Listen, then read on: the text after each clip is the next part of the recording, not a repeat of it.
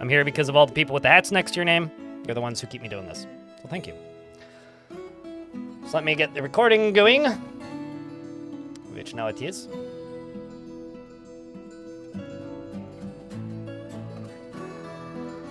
And if you want, you can say hi, YouTube, Twitch chat. You have a hat and a little gift basket. It's lovely. Hello, small bean lad, Raging Cave, Norstat, Psycho, Orc with Bow, Evento, Kjart, Valcosity, Chad Broski, Zelsty, Stone, Seashore as well. Hello, YouTube chat.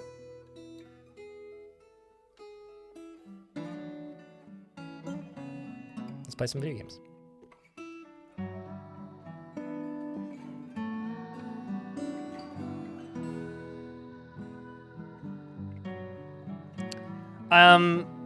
Yeah, I've never liked that about the gift sub badge. It's like you basically have to pay a subscription. Like, if you gift one subscription, you get it back, right?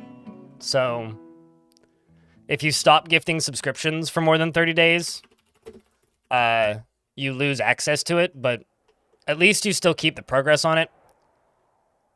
I'll say this, Suited. While, yes, it does suck, when you gift a sub, it does state on it that you do not keep the badge if you don't gift a sub for 30 days. It does say that. So it's not like they're hiding it, but it's not my favorite thing that they do. Today so happens to be your birthday. You're glad you get to tune in, and it might be the end of Winterthrone on your 20th birthday. Well, happy birthday, Alec. Hey, chats, say happy birthday, Alec. A-L-E-C. Alec has turned 20 today.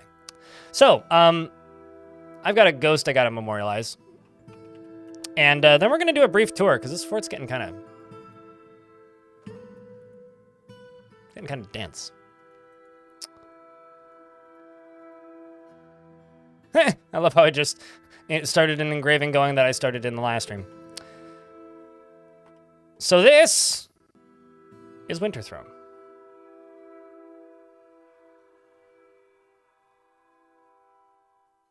Old enough in Canada. And most of Europe. 20's old enough for a beer in Canada.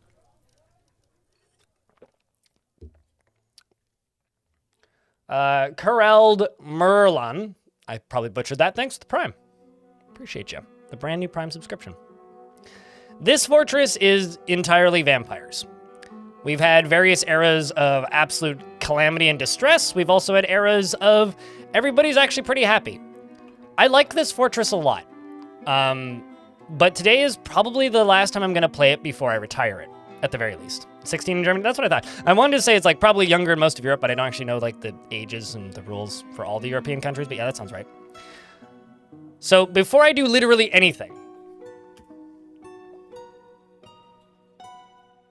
can I click on animals? Okay, goose doesn't crash the game. What about sheep? I can click on sheep. Okay, so that's what the 600 megabyte patch did. I can click on the farm animals again and the game don't crash, so that's good. This fortress is defended by lava, minecarts, and soon to be more lava and minecarts, as well as the massive population of vampires, such as Narc, Merlin Buff, and Dom, as well as Mortified the Penguin, Orc with a Bow, Stellantis, Asori, Mercury, Jack Narek, Amethyst, one of the longer-lived dwarves now, Richer, XI, Transplanter Sage, Red Fogel, Darius Cardin, Baka Glass, Mogwai, Fallout Rain,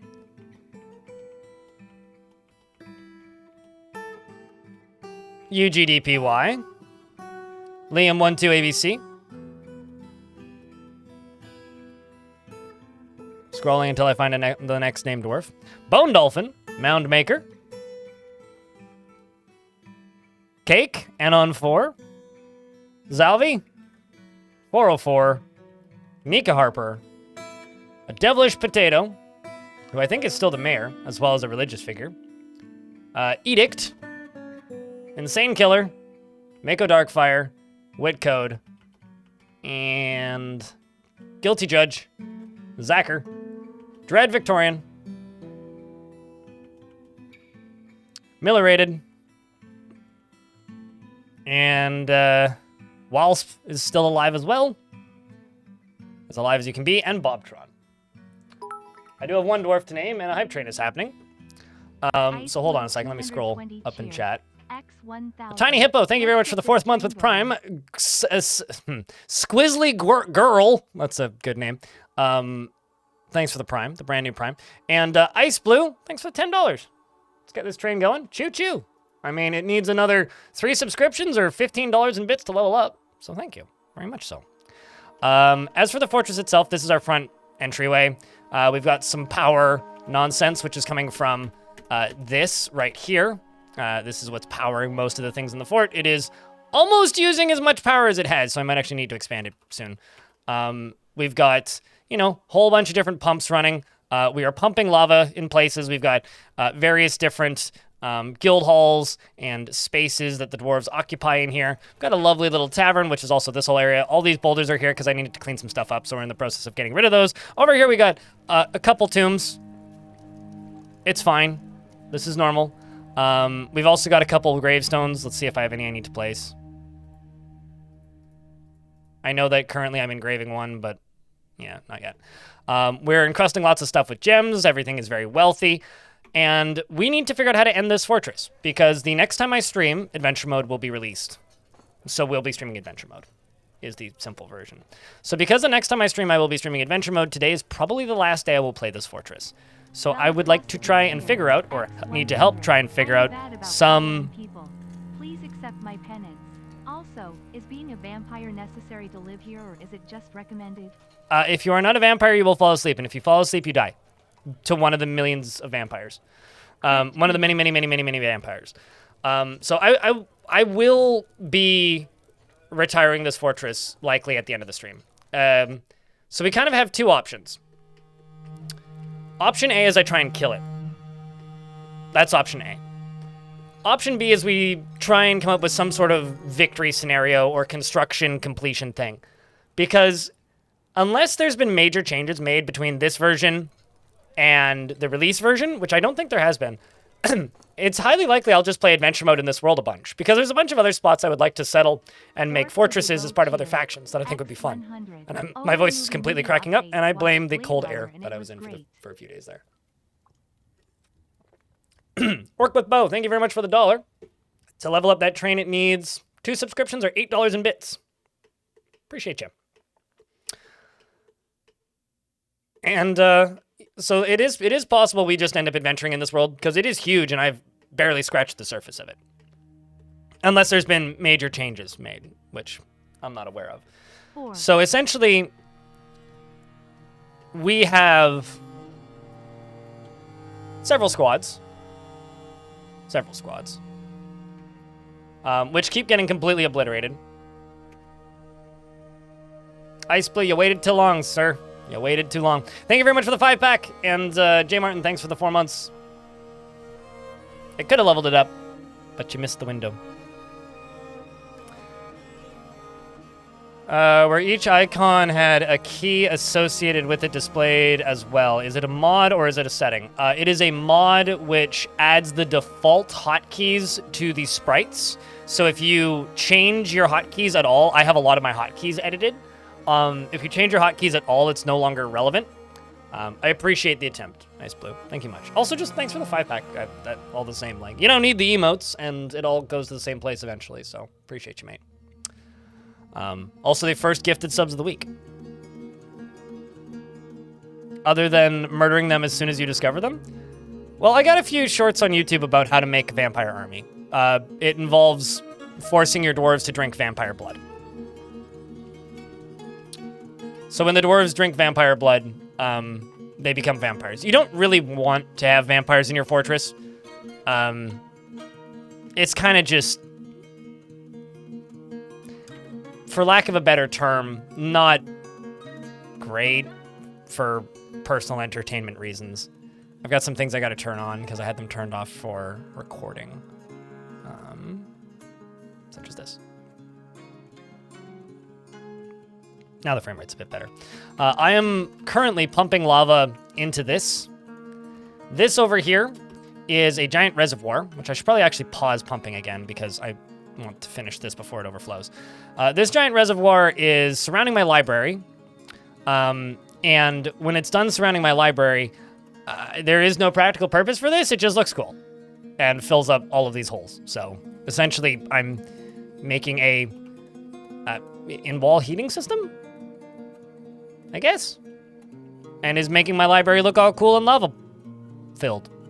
Full of lava, yeah. That. Can vampire dwarves go outside? Yes. Vampire dwarves are identical to normal dwarves. The only difference is whenever there is a intelligent creature or sentient creature who is sleeping, they will occasionally eat them. So they're basically just normal dwarves that occasionally drain a living creature of blood and then go feel terrible about it and report the crime. They are immortal. They don't need to eat or drink or sleep. And although they want to drink, so you have to have taverns and tavern keepers. And that's about it. They don't get tired, so they're stronger in combat by default because they can't get tired, and getting tired in combat is one of the quickest ways for a dwarf to die. And that's about it. No, there's absolutely detriments to being a vampire. There's absolutely detriments to being a vampire. They can't eat or drink. That's a detriment. A massive detriment. Because if they don't eat and if they don't drink, then they slow down.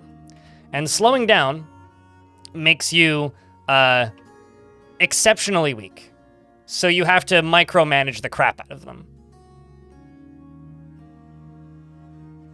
They actually have the exact same detriments as Necromancers.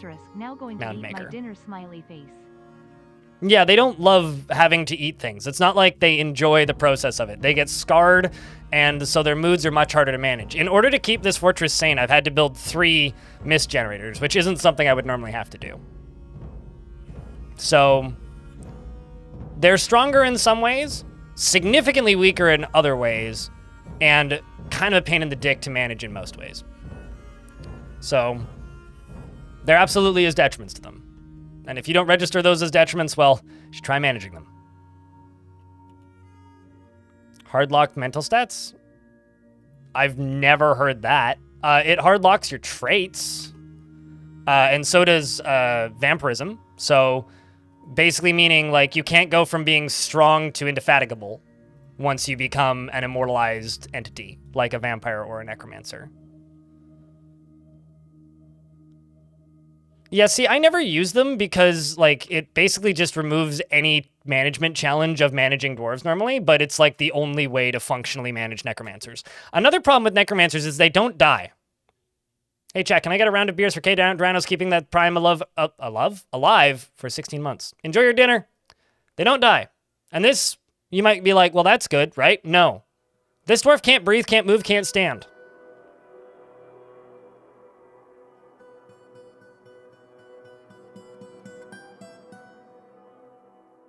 No, the necromancers can become battle-hardened. So, basically, these change, these don't. Does that make sense? So, and this is the same for necromancers. These change, these don't. These do change for normal dwarves. So, like, poor focus, a shortage of patience, those things.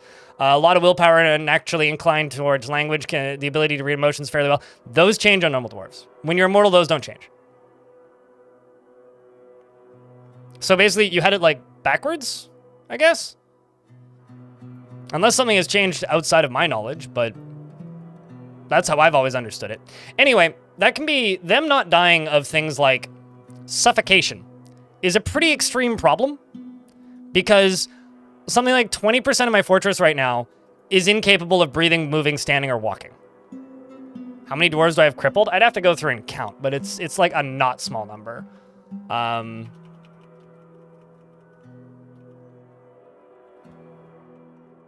One, two... Yeah, I'm not going to count. At least a dozen. Because it's hard to tell which ones are and which ones aren't. The only way to spot them is like the ones that are lying down, so... I know you're a vegetable, yeah. So I need to name Psyomegas, so I'm just going to do the happiest non-crippled dwarf who doesn't have a name.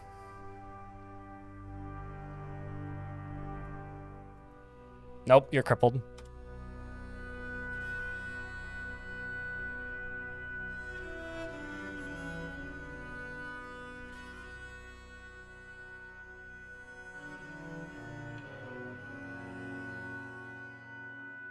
One of my choosing is what they said.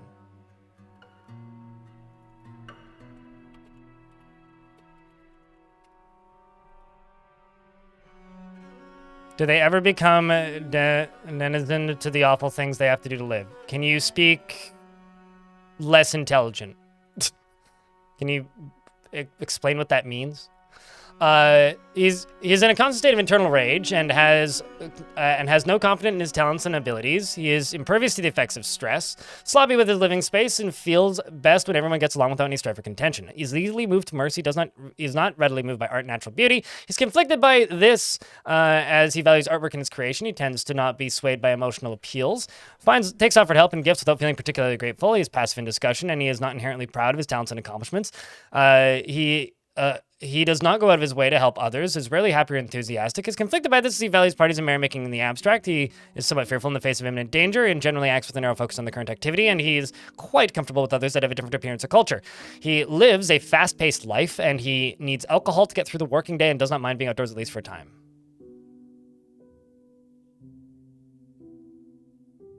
Do they become desensitized? So it's like any dwarf, right? If there's bodies everywhere, some dwarves will be fine, some dwarves won't. There is no guarantee in anything with this stuff, right? Like a dwarf like this who dreams of bathing the world in chaos and personally would have the world operate in complete harmony without the least bit of strife or disorder, that's odd, greatly respects those that observe decorum and maintain their dignity and believes war is preferable to peace in general. It's like anything, right? Some dwarves become like totally fine with being around violence. But that's always going to be a minority. If you are forced to commit crimes and cause violence, and you value the law and are a pacifist, that's going to disturb you forever, right? Which is why managing like vampires is a pain in the ass. I'm basically not letting them eat living creatures because if I did that, well, one, I'd probably be at war with basically everybody, and two, the moods would be a lot worse and harder to manage, and they'd constantly be committing crimes, and any dwarf that, like, values the law gets really pissed off whenever a murder happens and I'm not convicting it. Or if I am convicting it, then anybody who doesn't value the law is getting pissed off, and maybe that dwarf is getting pissed off.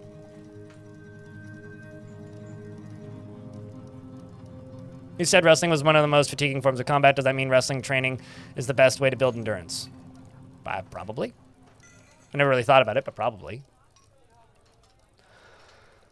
He sees combination his wasteful and Sicilian dreams of bathing the world in chaos, likes nickel, silver, and rubicel, as well as lion bone and giant moon snail, and nightmares for their unfathomably horrifying nature, and the copper iron, and when possible prefers to consume, my crap, broken statues, prefers to consume billaboo, pineapple wine, and hates moon snails. Welcome to the fortress, Ton. Golden power!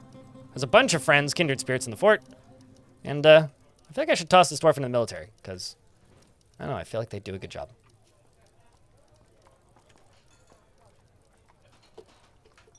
Good luck. Now to go take your clothes off and put on some equipment.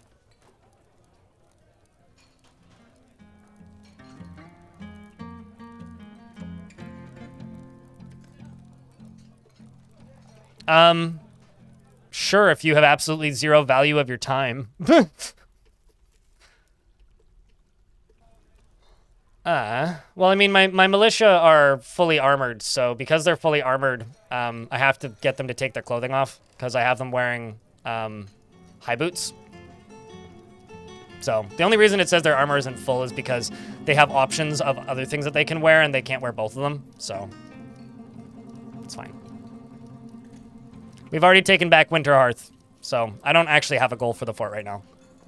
I tried to come up with one the other day, and chat was like the most undecided I think I've ever seen chat about a thing, so I kind of just gave up. Because I don't really have any ideas on what to do with this fort, aside from chill out until Adventure Mode releases.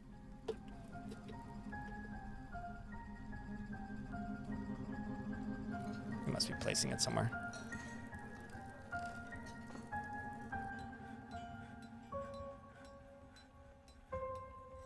Like it's time to take over the world. This is a very, very, very, very, very large world. It took me about 4 10-hour streams to take over one fortress that was taken over by goblins because of how much population it had. And I have until the end of today's stream to finish this. So I don't think you understand how time works. Unless I have like one of those like time avoidance training rooms like in... where are you dumping this?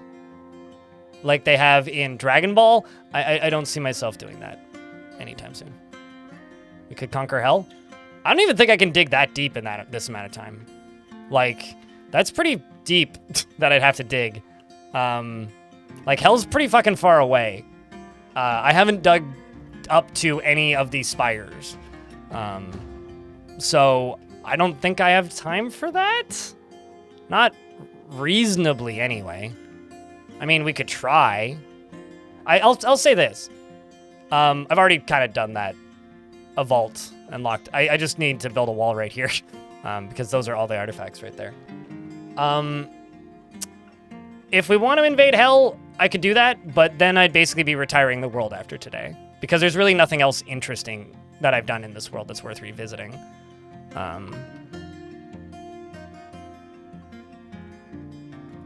Okay.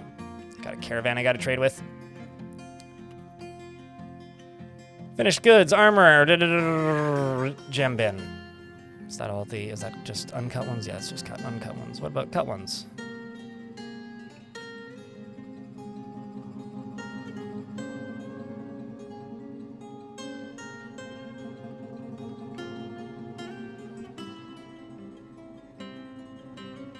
You don't have any cut gems? Maybe I encrusted all of them. Oh, there's some.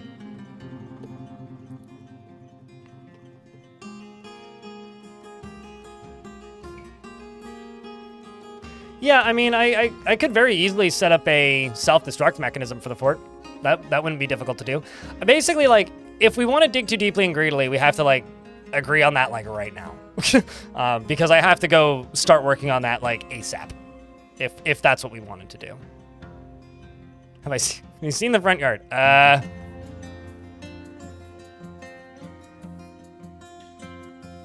This isn't even an OSHA violation. This is just normal.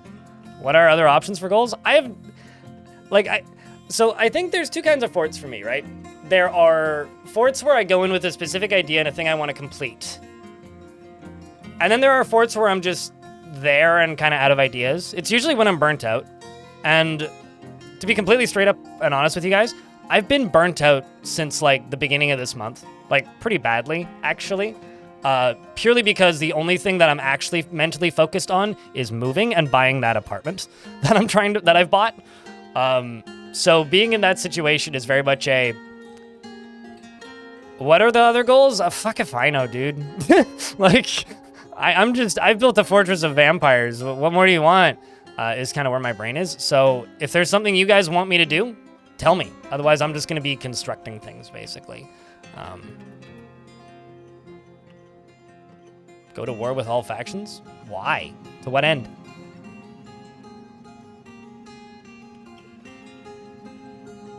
Basically, like, the question comes down to, am I abandoning this fortress today, or am I retiring this fortress today?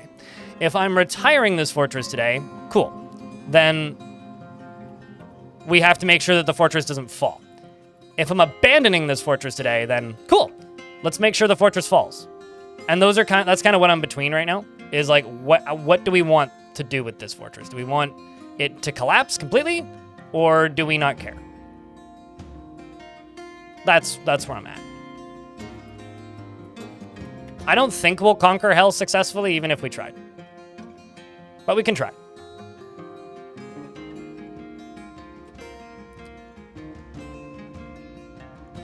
And Bordy, the Lancastrian, thanks for the 12th month. I don't recognize that name. Is that a new username? Of course I could. Hello. I'll also do this.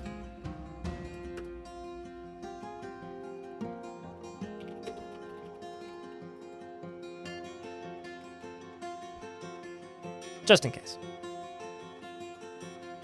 You had a while? I don't recognize your name. Well, anyways, thanks for keeping that sub alive. Appreciate you, mate.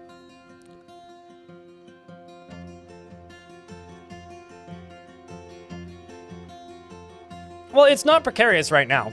It was. I've stabilized it.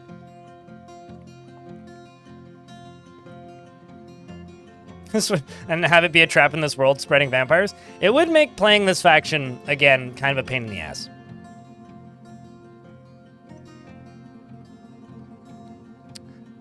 You think you should conquer this fortress as a vampire, as an adventure vampire slayer? I wonder, like, because right now in adventure mode, I don't think they've changed this. If you just walk into an area full of neutral entities and start stabbing people, they don't really, it doesn't cause them all to aggro you. So I don't actually think that would be as interesting as you're suggesting.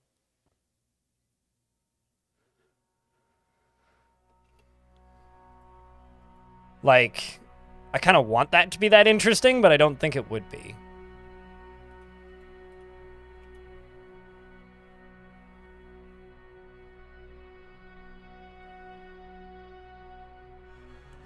Shouldn't you try not to abandon because this world will then be filled with vampires? That's the thing, is I'm not certain I'm going to keep playing this world after today, right?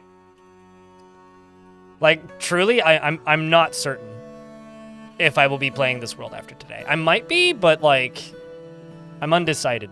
I've been very, like, all over the place recently when it comes to a lot of things. UGDPY is throwing yet another tantrum.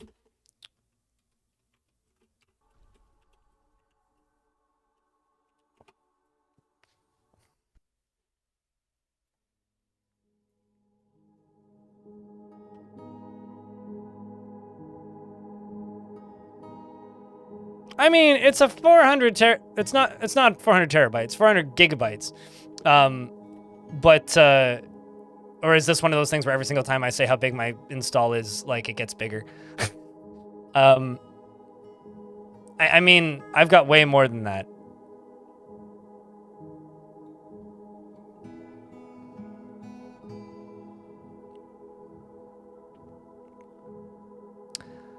Wouldn't that make the world interesting / unique if it filled it with vampires?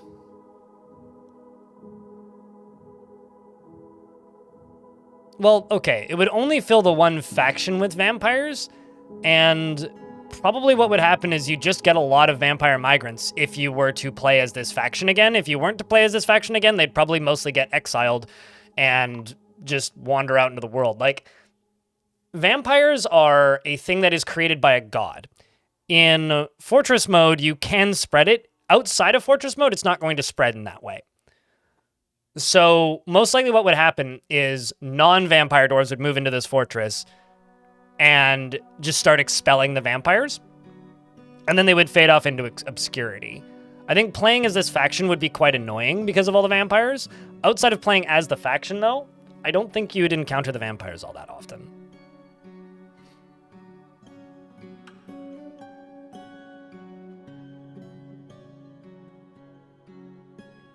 And then play a vampire slaying all the chat member named vampires in the world.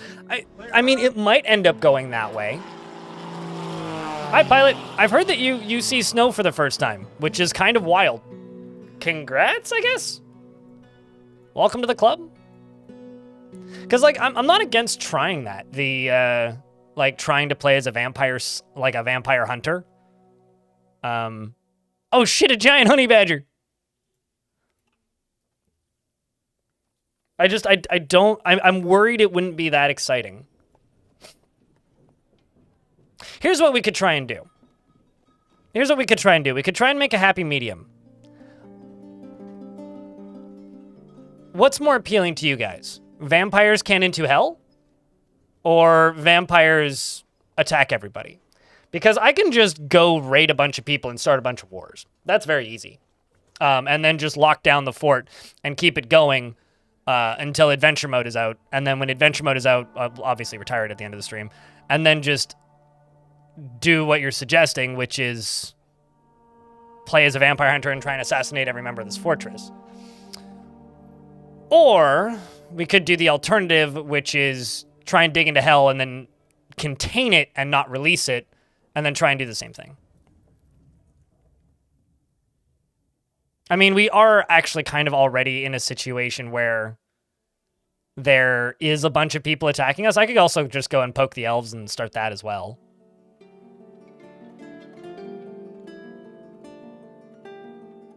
The other, like, logical thing to do if we wanted to do the vampire hunter idea. For a second there, I thought I screwed up that trade. Is I could go into here.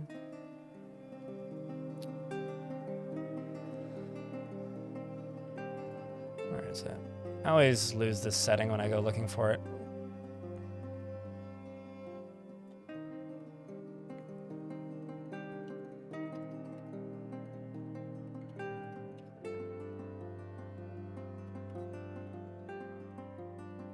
Just drastically increase the population cap. And the reason for that is you need as many vampires as possible. I mean, sort of. I won't be able to focus as much on wars if I'm opening up hell, basically. Like, can I do both? Yes. But I'd need to be cautious if I'm doing both. Can you have vampy necromancers? Yes. Have I done that? No. Yes, you can. Although killing them is kind of difficult, Plutarino. Because the easy way to cause resurrections is drowning, and vampires can't drown. So I could probably do it with, like, obsidian, like seal them into obsidian and then dig through it and then resurrect them. What if we seal the vampires into hell? Well, then they die. Most likely. All right, well, if you guys want me to dig to hell that friggin' badly, I can't remember, is this locked? There's gotta be a forgotten beast in here somewhere then.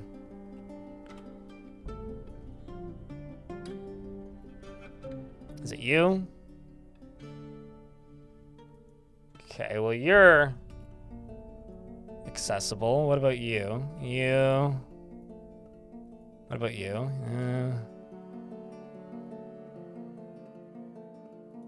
Okay, so there was a forgotten beast here.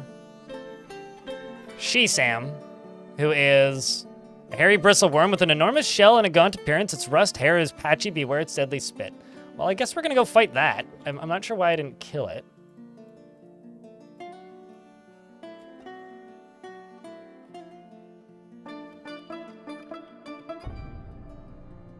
Kind of Belcosity, yeah.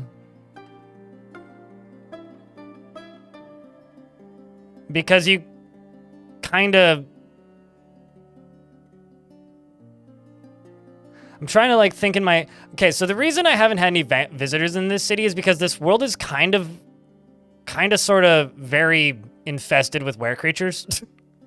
And I don't really want to have to deal with were creatures alongside of these vampires. Just make sure you tell them you love them before you seal them away. Totally. Got it. I'm on it. Don't worry about it.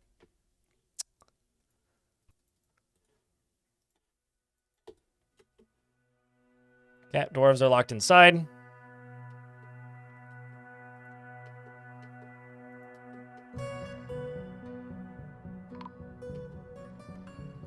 Oh, hey, I found Stukos, the sword dwarf who's dead.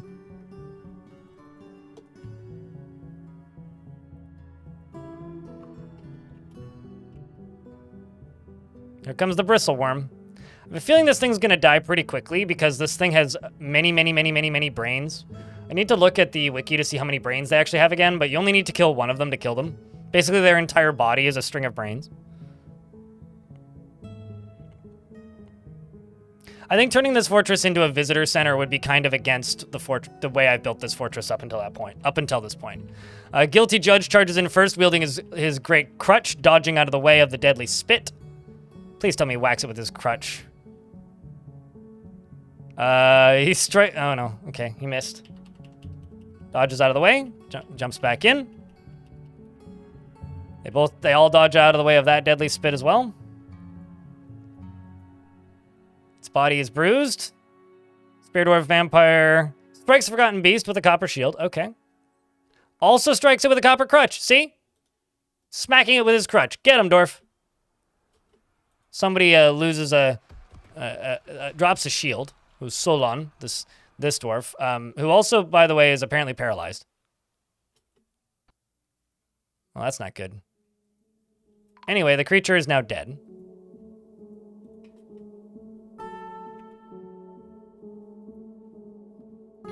Two of my dwarves are pretty injured, and Solon didn't make it.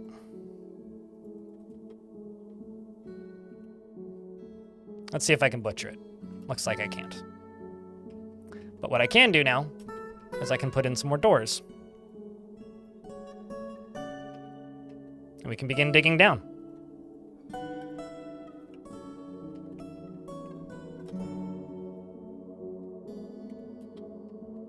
Let's get those dwarves back to training. You're gonna go store an item. That isn't what I would recommend you do, but like, hey. You're off to go collect webs. Great. Can somebody come rescue this soldier, please? Edsel needs a pickup. There you go.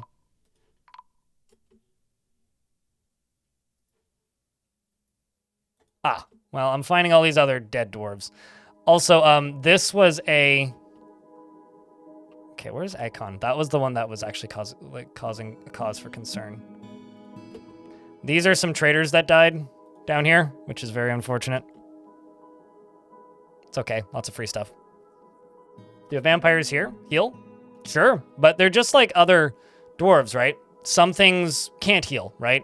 So one of the reasons I have so many paralyzed vampires is because I had 4 very large squads, and we had to fight a forgotten beast that had deadly dust. The deadly dust paralyzed and caused your lungs to stop working, which for a vampire won't kill you, but makes them do this, basically.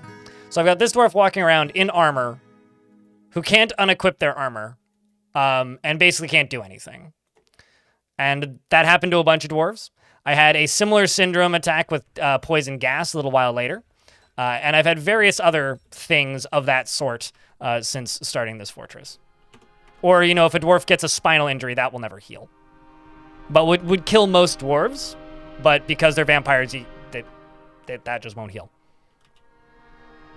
You never use crossbows? I'm sorry for your loss. You should use crossbows. They are phenomenally useful.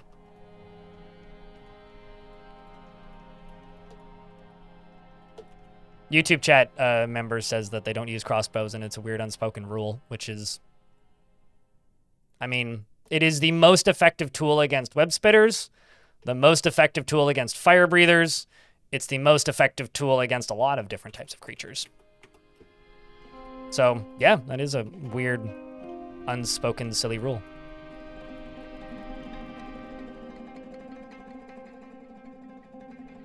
Yeah, no, I mean, like, that's the thing that I think that is a disconnect with vampires and Dwarf Fortress players, is people think vampire and they think, like, Skyrim's idea of vampires, or a lot of other fantasy series' idea of vampires, and they think it's a buff or a benefit. It's not. It's a debuff that is not a positive thing that you don't want. What's the difference between bow and crossbows? Bows are not dwarven weapons, meaning you can't make ammo for them. They are human weapons and elvish weapons and goblin weapons. Essentially meaning they are a foreign weapon design, so it's a really bad idea to use bows in any context ever, because bows, you'll inevitably run out of ammo for them, or it'll confuse your dwarves because they prioritize bolts by default. So use crossbows. Oh yeah, also very good against flying creatures, yeah. You tried using them in adventure mode? Pro tip about adventure mode: unless you have like a legendary archer, do not use a crossbow or a bow. Period. Just throw stuff. Because throwing trains archery, which is hysterical, and is a... This is the problem with vampires, they're very slow with these kinds of tasks. Whereas throwing is better in almost every way in adventure mode. Because it takes 10 ticks in adventure mode and fortress mode to load a bow or a crossbow, which is enough time in adventure mode to kill you because of the way time works. In fortress mode, it's a non-issue.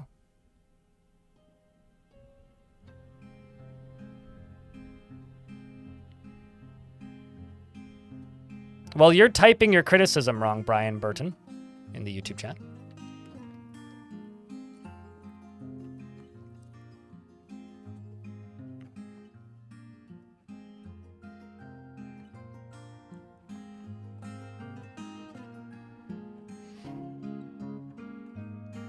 Yeah, I don't know. People just, I think it's sort of like a old habits die hard thing. You know, people were told for a very long time that Mark's dwarves are broken, which they're not and haven't been really. Although they're more straightforward now because they've been made to function better. They've never really been broken. Like, calling them broken is a bit of a misnomer. Okay, actually, I should probably dig over to here instead. Yeah. So the reality is, like, because everybody's just so used to hearing them being referred to as they don't work, just nobody uses them. Which I think is, like, kind of a shame because they are a very, very, very useful asset to any fortress. Just trying to figure out where the best spire is. There's one there.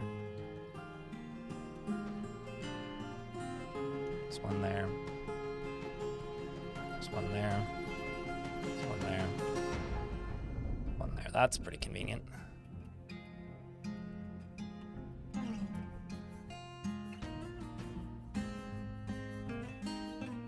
So if you have, like, a thing hammered into your brain for forever that something doesn't work, like, eventually you'll start to believe it.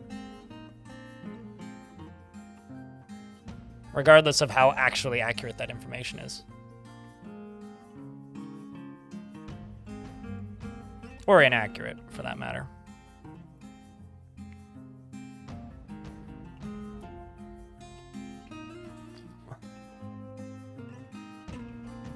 I'm not sure what the whip thing is. I mean, I know whips are OP, but what whip thing are you referring to?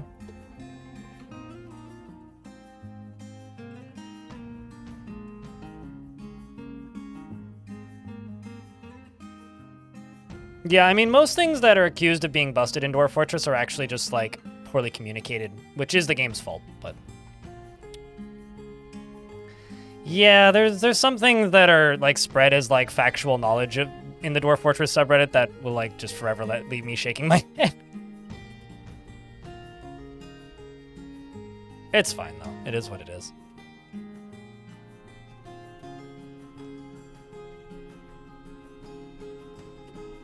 Gonna make a little meeting area down here, maybe a spot for soldiers to train.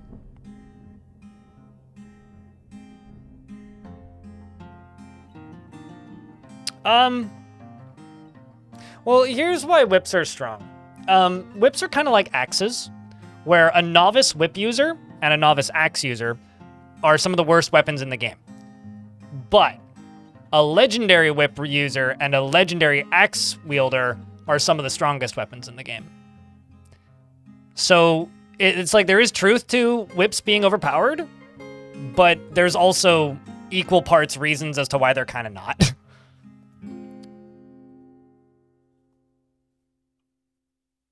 Because, like, they get over the lack of speed swing thing when they get better as weapons.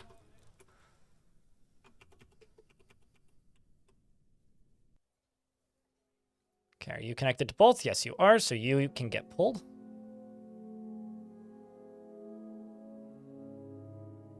What is another non-issue that Dwarf Fortress players think still is? Will you guys kill me if I say, like, FPS death?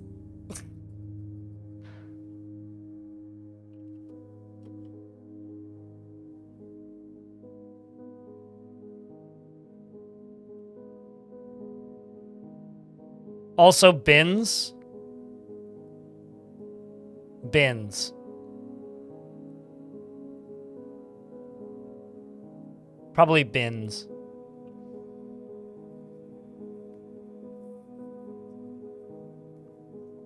Whips are high speed at a very small impact area. Yeah. Got the 200 dwarfs in the snout game runs at a snail pace. How many creatures are in your cavern layers? Because that's probably what's causing it to run at a snail pace.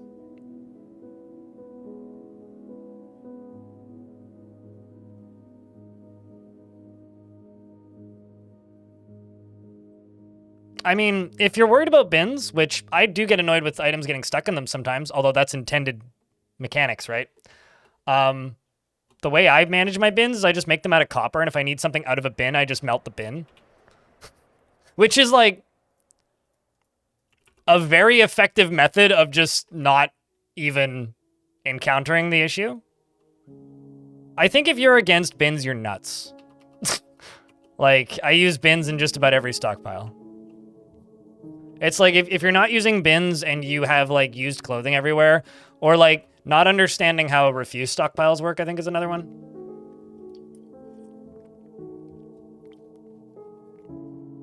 What was or is wrong with bins? People think that specific item types get stuck in bins, which they don't.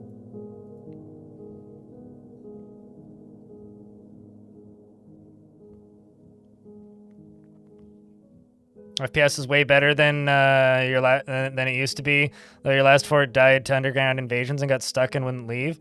Too many to kill before the game dropped to sub 10 frames. Sub 10 frames is better than sub 0 frames. As long as your frames aren't going, get over here, you're okay. Wait, is that Sub-Zero who says that? Shit. I haven't played Mortal Kombat in like 10 years. About storing bins is rock blocks? I mean, I don't use bins for rock blocks, but that's because I use, like, infinite stockpiles. That's Scorpion. Oh, damn. Well, okay. I'm close. Can I get a pass on that one? Can I get a close enough? I think I deserve a close enough. Game runs in reverse, man. If only... Imagine that. Wouldn't that be wild if the game started playing backwards if you went below 0 frames per second? Isn't blind technically right because there's multiverse which mix and match the characters? That's why it's so fucking confusing and I can't follow it anymore. I don't know who's who in the Mortal Kombat. It's like trying to keep track of what the fuck Disney's doing with Marvel. It's like, I don't fucking know. None of this shit makes sense to me. I'm a nerd, but not that kind of nerd.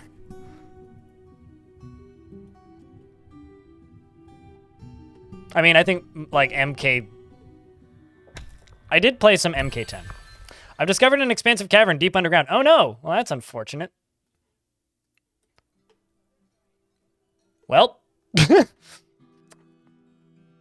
Found the lower one. So, I was kind of hoping I wouldn't hit that, but hey. Waste not, want not. I have to build a little construction here. Might as well hack all this down. Wall this sucker off. Actually, this is pretty easy to wall off. Why don't we just run up here. Wall that off. Wall this off. Actually, that'll be really easy to wall off. Just wall this off. So wall this off up here. Wait. Oh shit, that's the top of one? It's like, I was kind of going for this one. Maybe I could go for 2 simultaneously.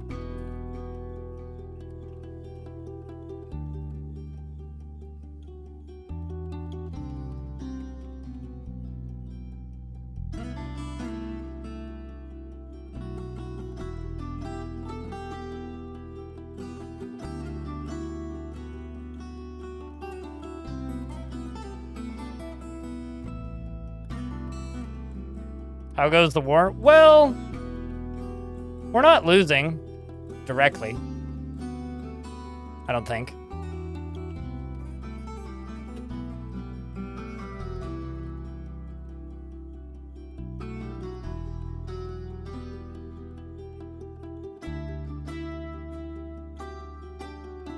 Why are caverns bad? They're not bad. They just have scary things in it that want you dead. Like, when people talk about fun in Dwarf Fortress, they're talking about things in the caverns killing you. So, there's nothing bad about them. You should go to the caverns. But just know that the caverns want you to die. Shh, Mound Maker. Although you should go into difficulties, custom settings, scroll down, and scroll to Cavern Dwellers, and just turn those numbers to 0 until they rebalance these. I do have them on, but they're so slight that I actually haven't found any yet.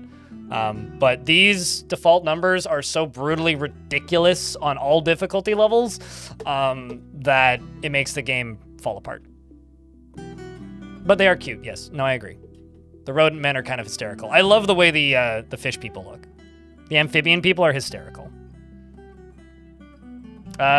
Twitch chat, I have a question for you. YouTube chat wants to know if chat is a cavern.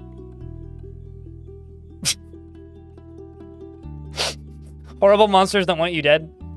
Maybe like Moist Criticals chat. I don't think my chat's a cavern.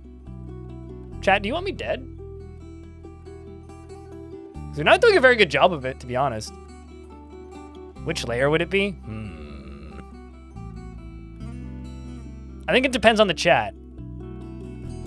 Are y'all a bunch of jabberers, or are we just troglodytes up in here? You know, honestly, I think Twitch chat is Cavern Layer 1, because you guys strike me more as like kind of Crundles, trolls, and troglodytes, and less like cavernous cave crawlers and like jabberers, you know? Like you guys just you just don't give off that vibe. And if you're trying to, it's not working.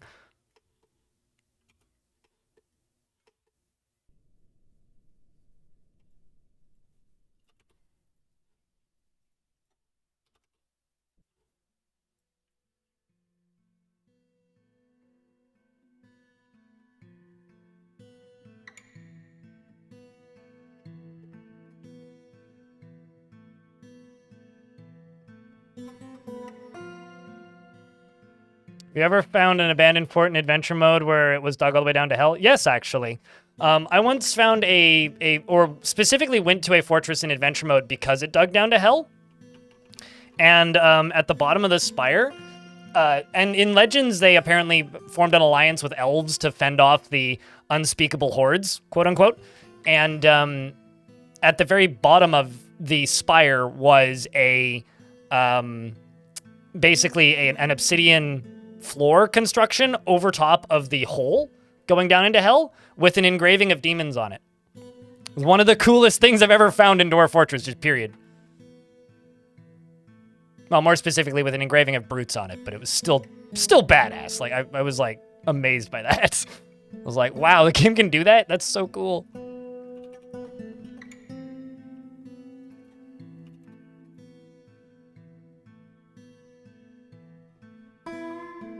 Call yourself a Crundle because watching this at work, so I guess that we can call that canceling jobs. Okay, so chat's a bunch of Crundles. We've now settled that discussion. The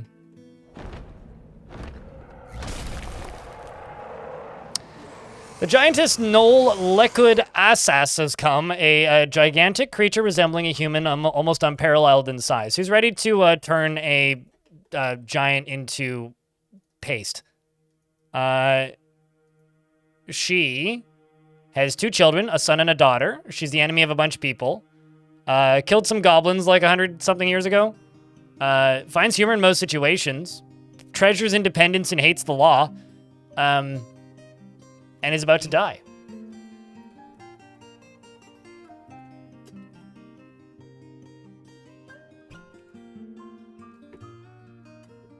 I've seen Drunians.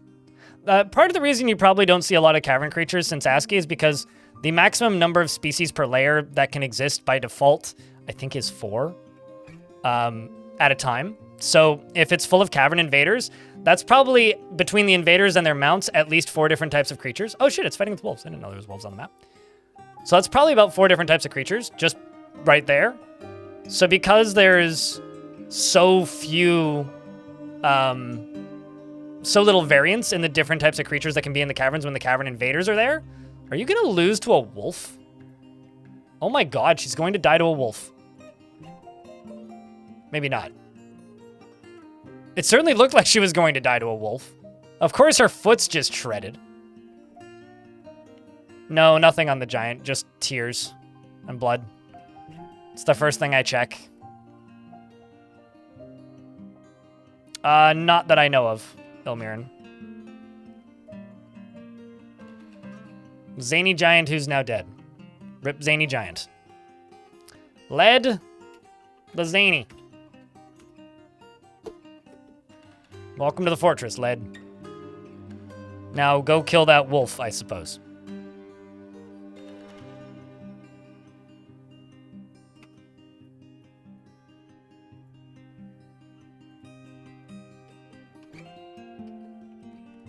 No, so there's some hard caps in the game that can't be modded, and that's one of them, as far as I know.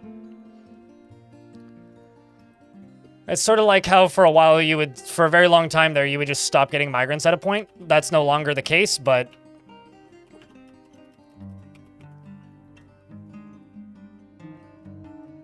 Okay, so let's get you pulled. Let's get this pumping again, because this is now full.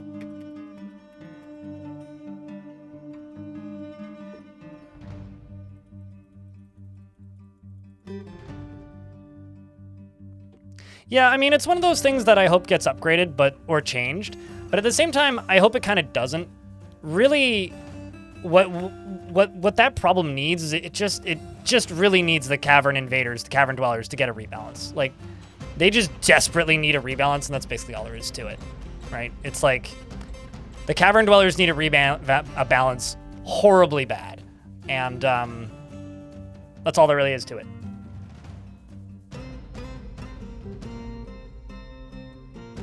Wait, which one? Mountain Maker?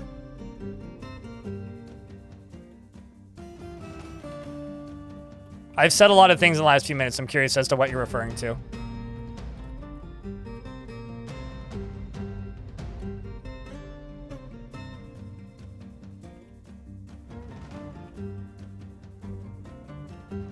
The migrant stopping? Yeah, that was patched out like...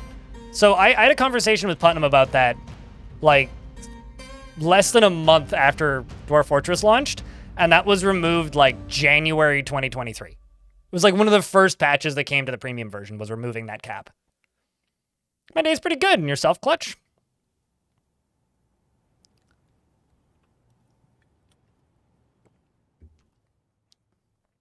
So this should fill decently quick. So I'm building this into a thing that I can pull a lever over here and cause artificial eruptions, just because that's fun and I like doing that. So I'm building a lava spiller. How's the adventure mode? It's in a really good place right now. It's basically feature complete to what it was in version 47 without the building stuff, which wasn't very like feature ready anyway. So it's not really missing much. It's perfectly playable. It's just a matter of it releasing in a few days. We'll be playing it in a few days when it releases. Because we'll be streaming today, and we're streaming Fortress mode right now. And then day after tomorrow, when Adventure mode releases, I will be streaming some Adventure mode. So, as far as I know, everything's coming along quite well. Just got to fly all the way down to here real quick, where we are digging. Let's hotkey this to F3, maybe. So that's all sealed off.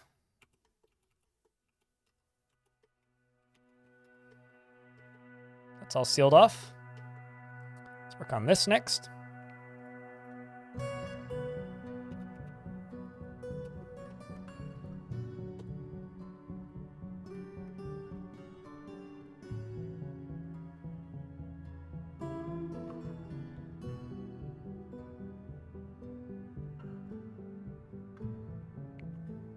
And Evil Lego 6. That reminds me very much of an old username I had back in the day. But Evil Lego, thank you very much for that Prime subscription. Appreciate you greatly. And the game decided to save. Early summer it is. Yeah, I really actually wonder how many people have been waiting. Because, like, I'm kind of in an echo chamber with Dwarf Fortress because I play so much of it. So, like, the people who frequent this channel kind of don't really stop playing Dwarf Fortress. So I'm very excited to see how many people come back. It's going to be interesting. How deep are we? We are on level minus. Nice! 69. Third cavern layer. Exactly, Fractabellum. Exactly. But yeah, today's stream isn't going to be crazy long either because I have to go over to my parents' house this evening, so... I'm trying to end this fortress in a satisfying manner that also won't completely end this fortress so that we can be a vampire slayer in adventure mode. I kind of want to do... Okay, so here's my pitch for adventure mode stream, launch stream. We do a hard start with no skills except for like reading and writing and poetry so that I can do all the crafting, and then just grind from level 0 to Vampire Hunter, and then be a Vampire Hunter Dwarf. What do you think, chat?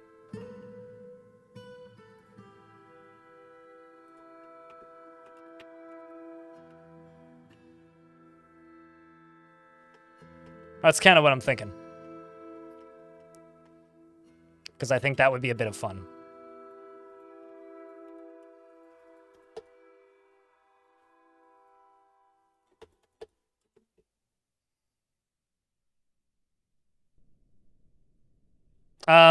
Well, let me tell you this. You can't... All adventurers in Dwarf Fortress are sterile and can't have kids. So starting a family would be mighty difficult. A force that is dark and vile has arrived. Thankfully, there's only a few of them, so I'm not too concerned. That's actually a pretty large raiding party. Like 1, 2, 3, 4, 5, 6, 7, 8, 9, 10, 11, 12, 13, 14, 15, 16, 17, 18, 19, 20 probably? Yeah, it's 20.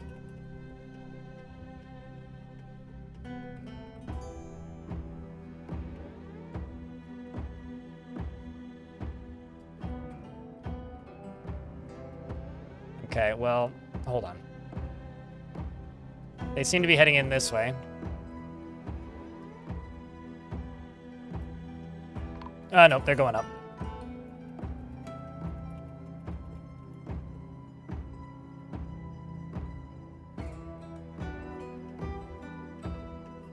Just trying to figure out where everything is. All right. That is a lot of thieves. Shut the camera off. Here comes the first of my soldiers.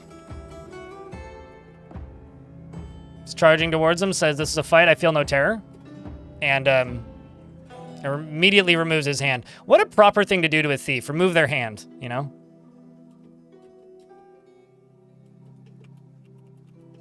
A lot of the thieves are just scampering up the hillside.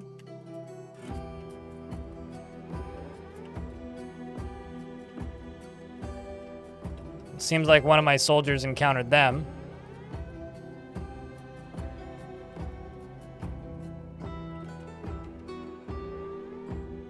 Oh, I see. There's the Spear Dwarf Vampire. Let's see if I can send them down here to help. He's bleeding, but he seems to be getting through pretty effectively. He's actually biting the goblin repeatedly. The goblin bowman kicks the Spear Dwarf Vampire Hunter. The Spear Dwarf Vampire scratches the goblin bowman in the upper leg, tearing the muscle, bruising the bone through the giant cave-toed leather leggings. And he is like, he's lost both of his weapons. And they finally were able to kill him, I think. Yep. Rest in peace, Spear Dwarf.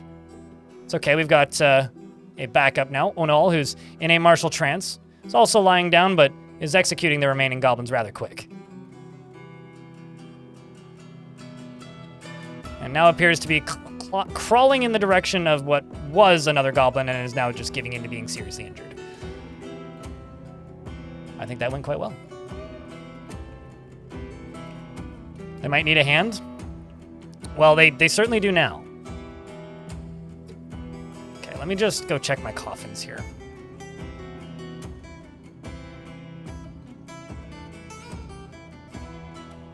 Because I need some more. Turns out.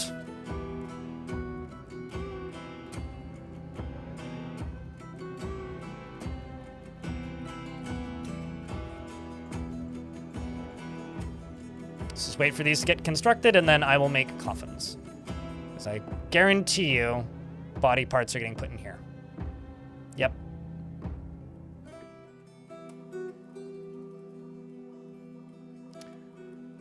In other news, Cybrek, the dwarf vampire, has been possessed and claimed a clother's shop. You raise a glass to the fighters. The brave warriors, round of beers.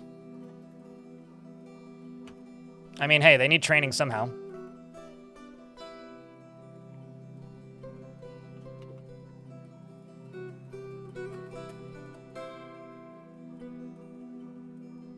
Oh, really? Do I actually have enough tombs?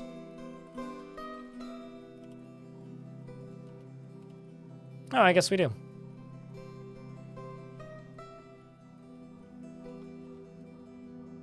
Yeah, okay. I do actually have enough tombs. We'll just get some more built and put together while we're at it. Let's drop back down to here. Keep on working on this. So chat, what'd you guys do this weekend? I mean, I went hiking and made a video of a toilet noodle. a toilet pine marten. Pine marten in a toilet is what I did. Or what I discovered, I guess. You watched Blade Runner? Which one? The original? Good movie.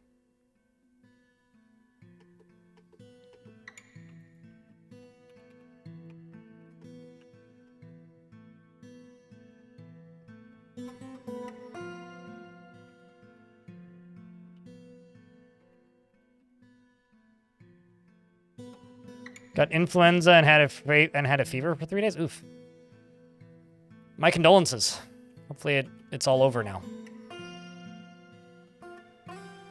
Built a bookshelf and watched Comey. What's Comey? Comey can't communicate? What that? Completed Subnautica. Damn. That game's pretty long, isn't it? Also, thanks for all the follows. I do see those. Played war games at local bookstore cafe. There you go. Made a pizza and did not play slots. Okay, well, good for not playing slots. Yeah, takeaway pizza and 1 on the slots. How much did you win, Buster? You introduced your youngest brother to FLCO. What have you done? You are not to be trusted. A human caravan has arrived. What do you need? Got rough gems, 3 cloth, and dog leather. You need trees. Well, we got plenty of that. Cloth thread, we got plenty of that. Leather skin, got plenty of that. It's a lot of leather. Oh. Zipped off to go get whatever else you need? Probably going for leather if I had to bet.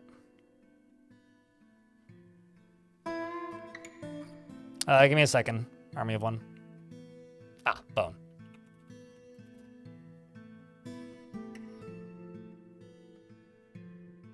Less than 60? Nah, it's not short, but 30 pounds. There you go. I mean, I sort of won the lottery the other week. I was walking home late at night with groceries, and my foot bounced off of something, and I looked down, and it was a wallet. And I picked it up thinking it was mine because it looked like mine.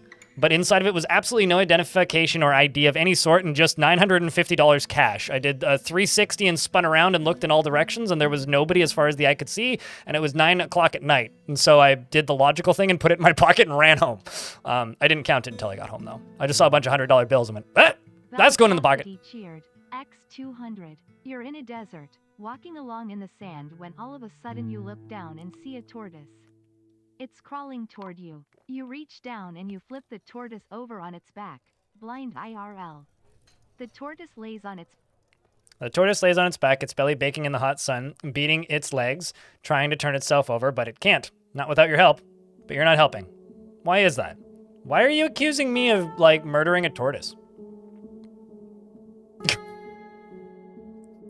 Also, I never did that. What? I mean, I know the story, but, like, why? Because, okay, so, I'm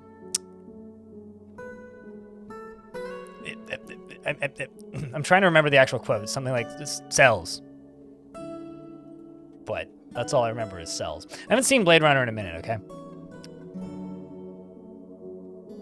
But why must you put me into that scene? Makes me sad. I guess I'm not an android. Let me extend my greetings to people. There's much to discuss, says the human lady consort. Okay. Bring me platinum. That's it. They want ammunition and powder. Okay, I'll give you lots of bolts next time. Yeah, I'm giving you arrows this time anyway.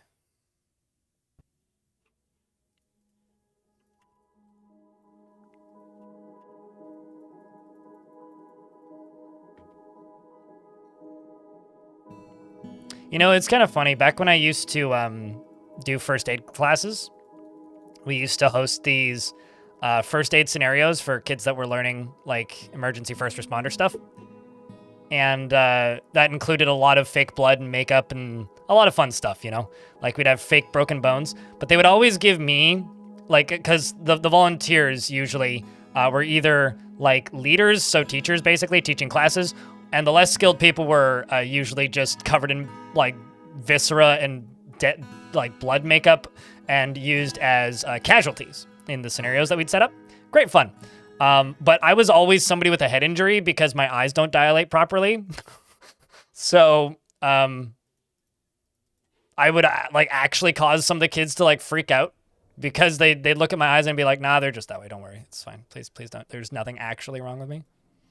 Although what was even better about doing those was then, like, after the day was over, or, like, during lunch break, walking across the street and into, like, A&W or, like, the gas station to buy chips and stuff with just, like, half an arm missing.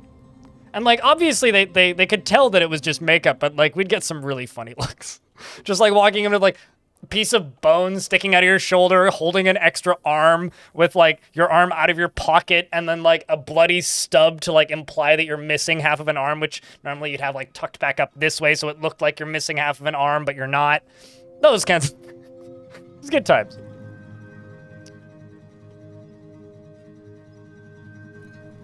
They called me a method actor, mound maker. When you were in the military, you had to do an exercise where you were the victim with a broken fibula, and the makeup artist did such a good job on your fake injury that when I posted it on Facebook to show your family, everybody thought it was legitimately broken to your fibula.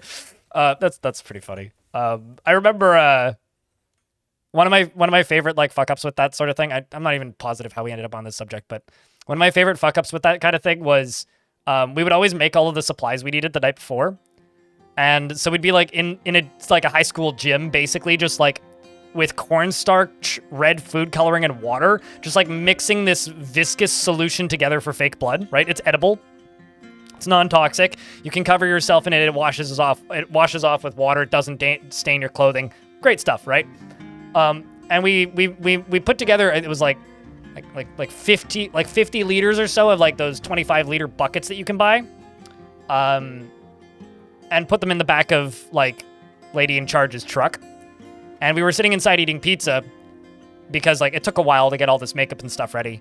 And then we see, like, police lights in the parking lot.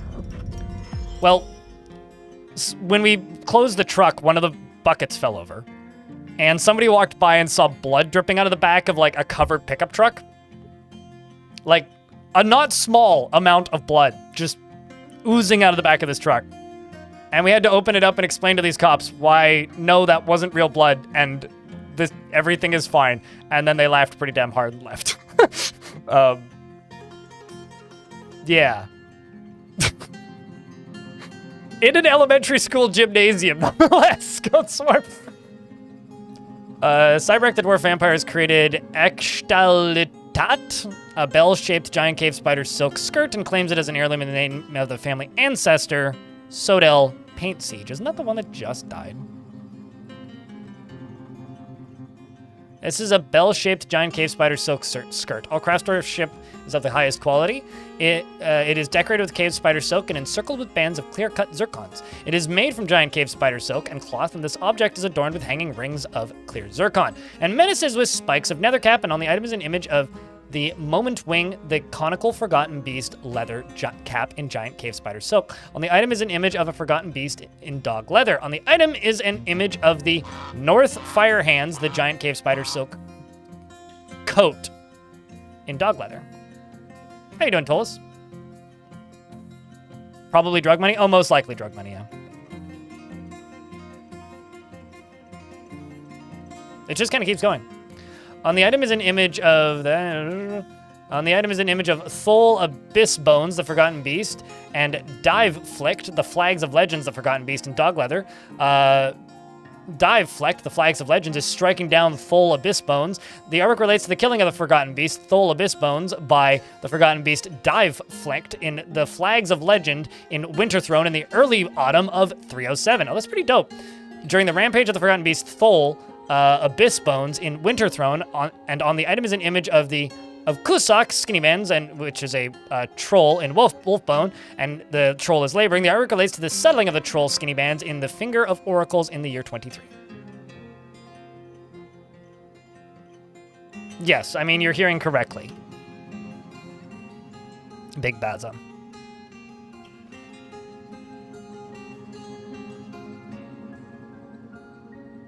As a LARPer, you and your crew once came back from an event and went into a service station in full zombie costume, acting the part. Does anybody else's cities have an annual zombie walk? Or is that like a thing that's just here? Where people just dress up as zombies and then just walk down the side of the road? Also, YouTube chat, don't forget to leave a like on the stream. It does help the YouTube machine go burr. Because like the zombie walk was always really funny if you weren't expecting it when it was happening, because randomly there'd just be zombies on the side of the road. You have a zombie bike ride? Okay, so a more efficient zombie walk. I've never seen a zombie ride a bike, though. I have seen zombies walk. Like, you'll just, like, be driving somewhere or, like, walking along the side of the road, and then suddenly there's, like, 30 zombies in front of you, and you're like... Right. That's happening today. I'm gonna walk around this.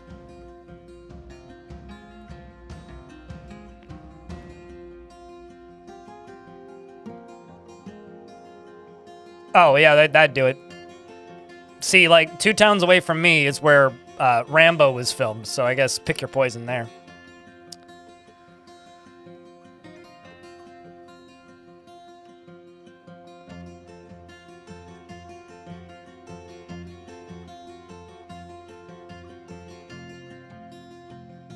How's it going? I mean, it's going, man.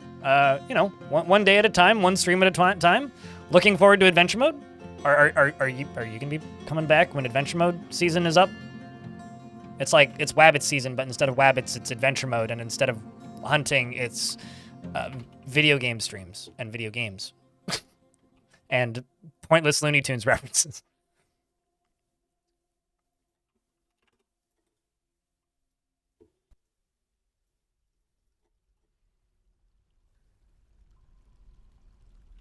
Yeah, it's like this Thursday. It leaves the beta.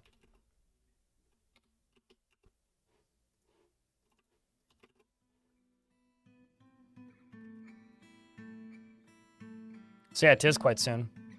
You're looking forward to adventuring? Me too. I'm just looking forward to other people trying it who haven't yet. I'm also looking forward to people coming back because, you know, it does get kind of lonely around here sometimes.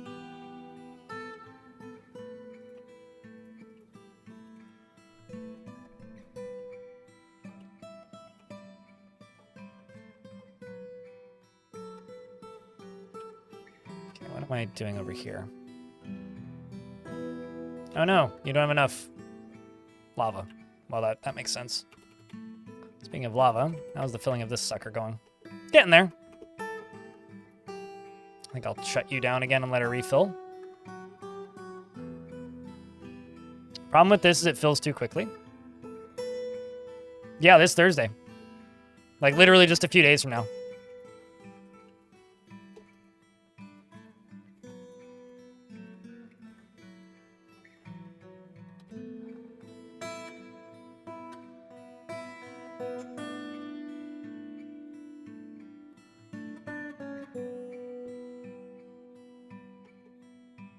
Slowly, this is all getting cleaned up. Very slowly. I may actually forbid all this. Too much basalt right there.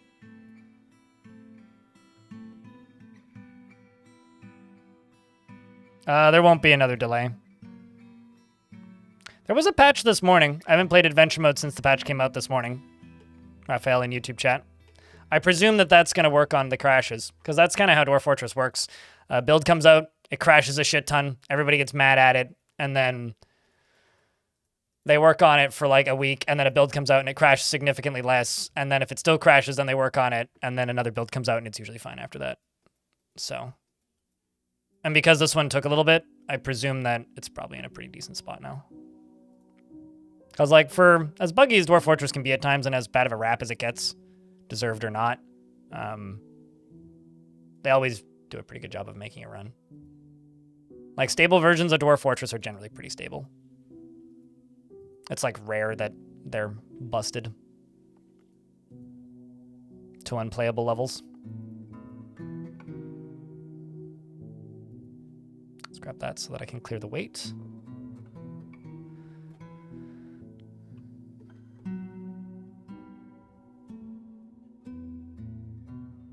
Buy that fancy jute amulet, why not?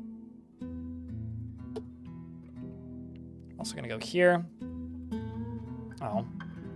I never made book bindings. I thought I did. When you remember Red Cross, who would do the train and car accidents, and he who was in the driver's seat when they went to straighten his head, and it would spit out crushed potato chips and cola over those who were straightening the head, and then couldn't let go of his head, and as there could be neck damage. Oh, that's funny.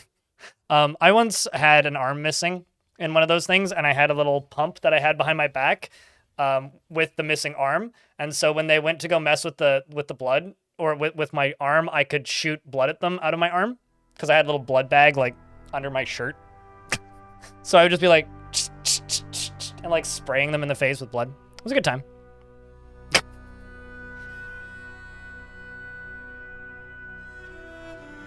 I mean, if you do potato PC management for Dwarf, it'll run just fine.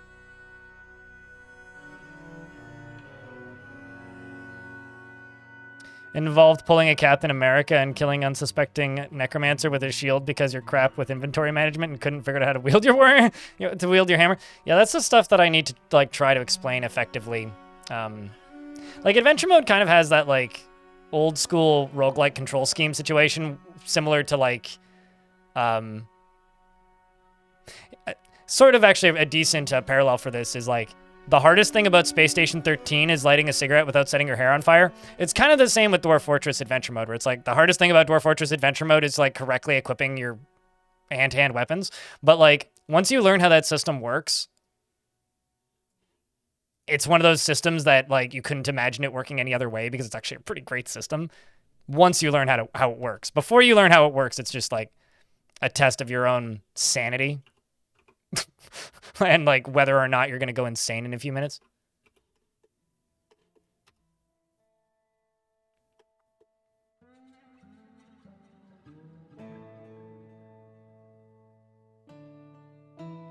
Getting there. As far as the fort goes. Getting there. Trying to end it today so that we can do adventure mode stuff the next time I stream, which won't be tomorrow, but the day after. Because tomorrow I have a doctor's appointment, which I need to attend. And that's happening when I normally would stream. And I have video stuff I need to work on for adventure mode launch anyway. And somebody else, which I can't talk about, recently reached out to me and asked me for more footage. So yeah, exciting stuff.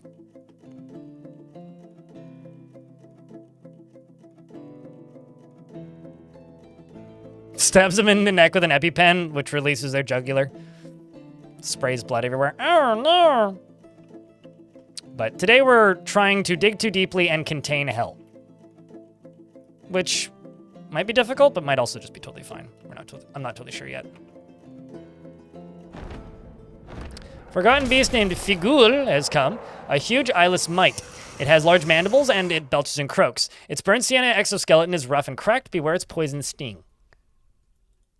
Okay, well, this one is on the middle layer, so it can't get to me.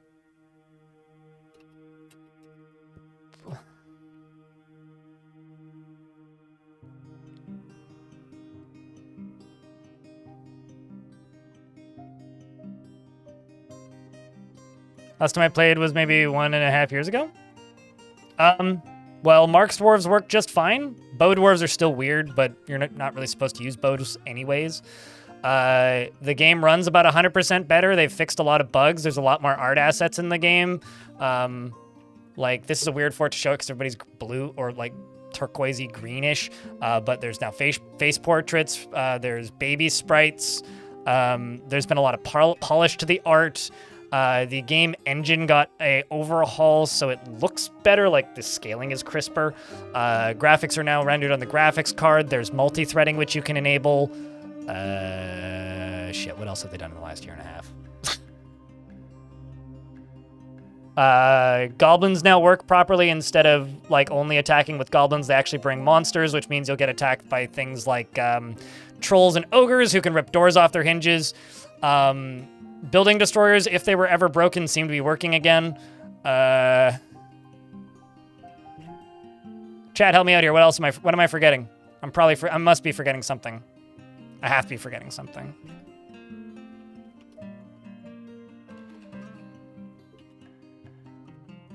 Yeah, and the goblin faction that's been sieging me on this map actually has been sieging me with trolls and ogres, who are very fucking strong, and I forgot how fucking strong they are. So that's unpleasant, but, you know, it's all part of the fun. Adventure mode isn't out yet, but adventure mode comes out on Thursday.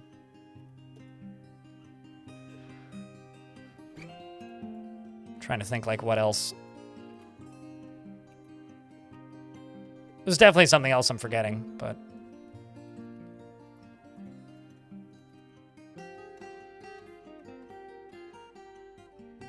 Got a lovely troll skin dress. It's troll skin? Not troll hair? Because goblins, because trolls are shearable like sheep for goblins, not for dwarves, unfortunately. But because they're shearable like sheep, dwarves... Oh yeah, also, for anybody who's been playing in the beta branch, I can click on animals again, so I presume that bug is fixed. Yeah, it's usually hair. Skin is, like, a little odd.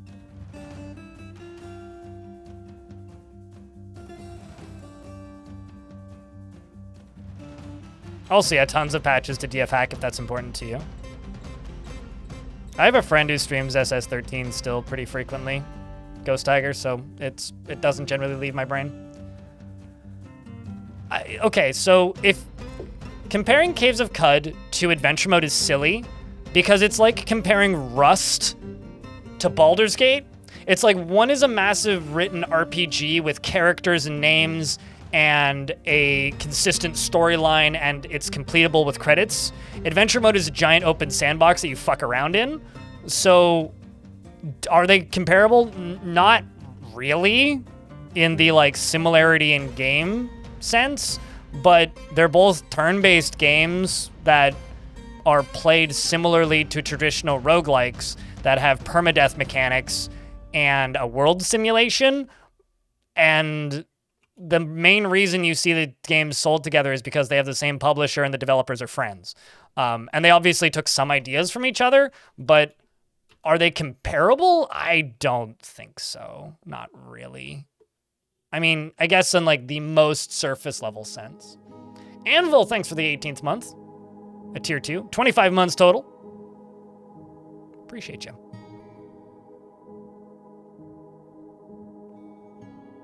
No, adventure mode is more about like trying to achieve goals that are unachievable in fortress mode.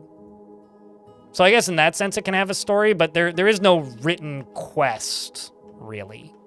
They're working on stuff like that, but none of that, well, it's all very surface level and not really something that you're actively interacting with in the current game.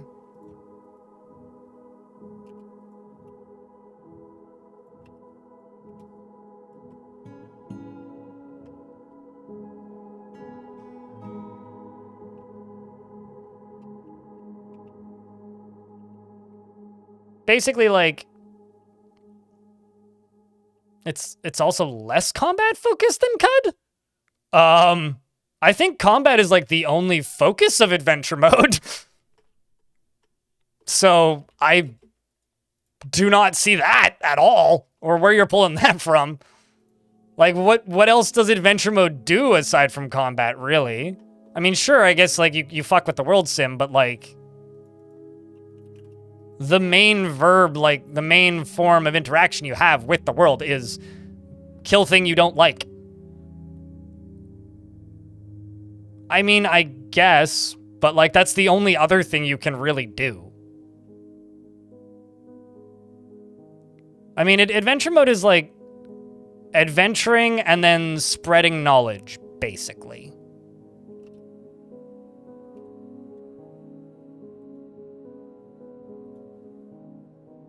Okay, so you have no idea what you're doing then. Like, because you typically get tired and then killed. Okay, got it. Play for more than... Gain some experience with the mode and then check back in. Because, like, the most interesting thing you can do in adventure mode is the combat. The combat is fascinating and really, really cool. But is also extremely deep and takes a really long time to properly learn, especially to learn to do it effectively. So, yeah, no. Caves of Cut is amazing. Like, this isn't like a one is better than the other, but like, the main thing you do in adventure mode is fight stuff.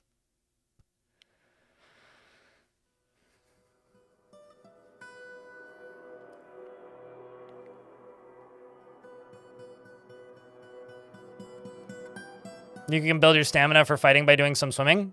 Swimming, climbing, sprinting, wrestling.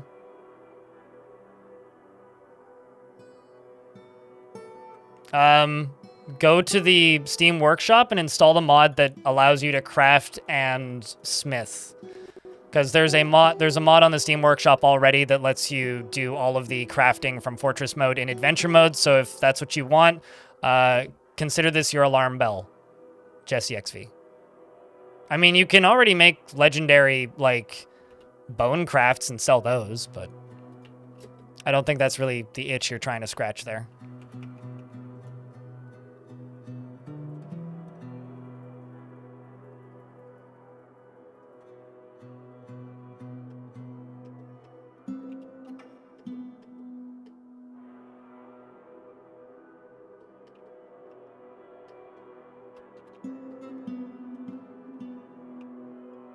Oh, I see the problem.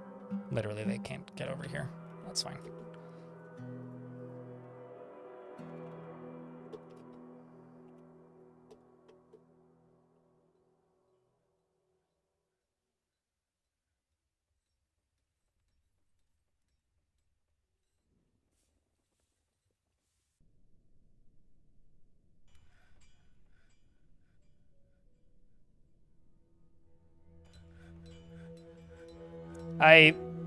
You know, this is just a really funny take in general. Like, you know, you need to remember that I play video games for a living, right? So I hear a lot of different takes and opinions about video games, and all of them are valid for different reasons, generally. This is just a really funny one to me, because the biggest complaint I've heard about Caves of Cud, up until the release of Caves of Cud, mind you, was always, I can't stop dying to monkeys. And you're just like, well, from the perspective of a new player, your adventurers die all the time. They get tired and die. Not an issue in Cud. It's like, man, you are the polar opposite of every single human being I've talked to about Cud for the past, I don't know, half a decade, if not longer. Like, I've been talking to people about Caves of Cud since 2017, I guess, when I first bought it. And that was the prevailing opinion on it for a very, very, very, very, very long time, was, I wish I could like that game, but I keep dying to monkeys. And I was just like, somebody's just like, well, I die all the time in adventure mode. Not an issue in Cud. Wow.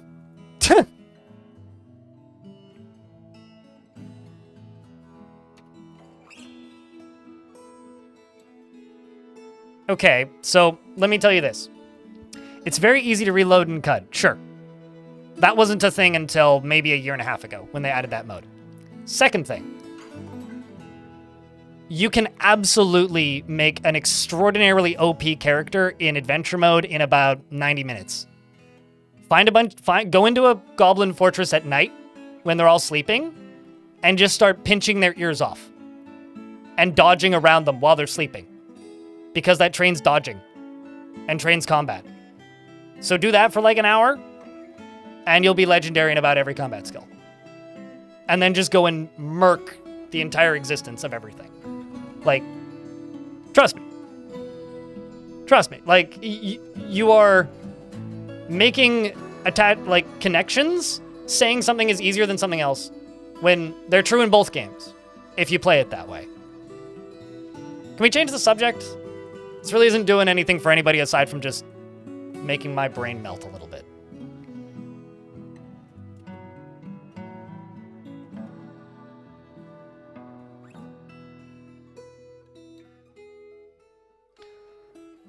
Or like me when I made a build about throwing things, so I brought 3 pet hamsters and just repeatedly threw them at a tree for an hour.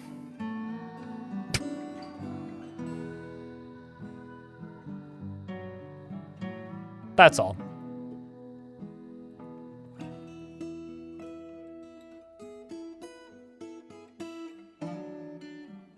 Then having them join your fortress guard, and once he's a legendary fighter like the others, you go vault hunting. Oh, you just like, so you park your adventurer in your fortress, make them into a legendary warrior in fortress mode, and then go back to legends mode and then play them, or go back to adventure mode and then play them. That's a valid way to do it. I find they all tend to die before I go back into adventure mode usually. Like I tend to kill adventurers in fortress mode more often than in adventure mode almost.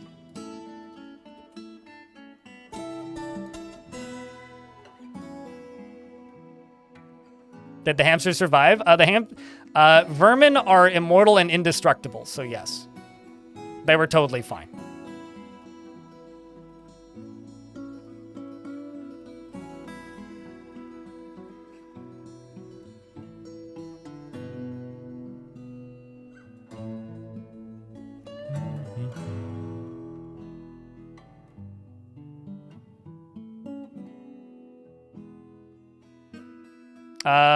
I mean, there is no wound care training in adventure mode. I mean, you can drink the potions. So what do you mean, what is your favorite part of wound care training? Unless you're talking about like in real life. There wasn't any, I quit.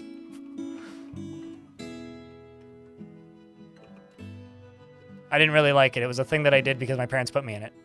Not because I particularly wanted to do it.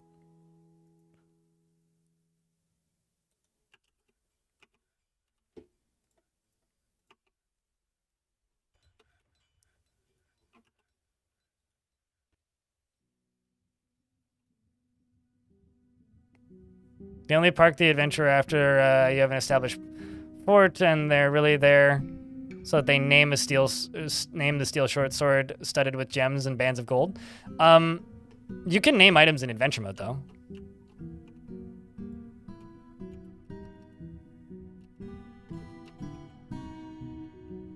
What? There it is.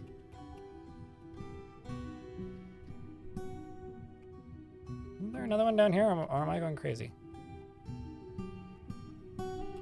Shit, I'm going crazy.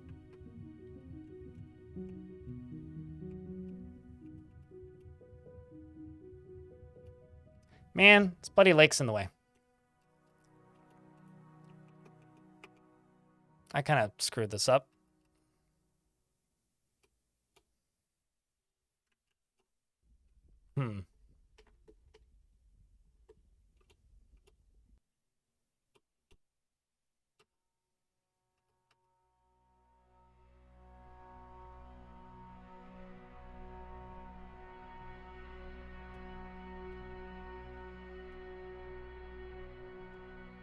Could go over it.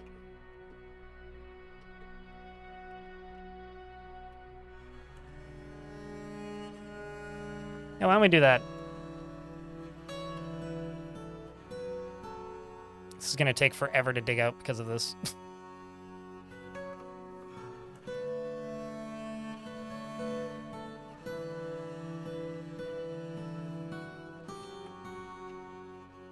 It's right there.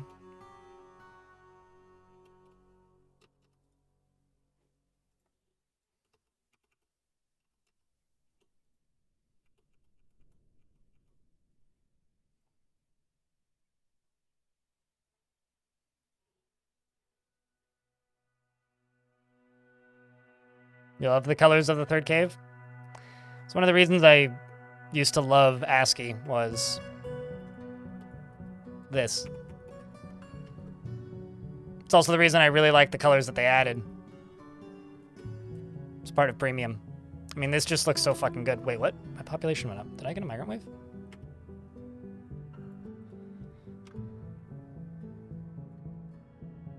Oh shit, I did.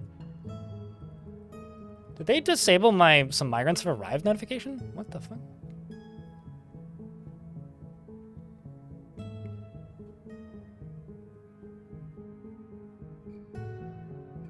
I must have missed that.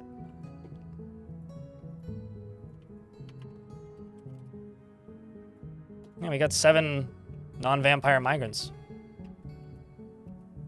Well is operational. 3 of 7 water in it. Ugh.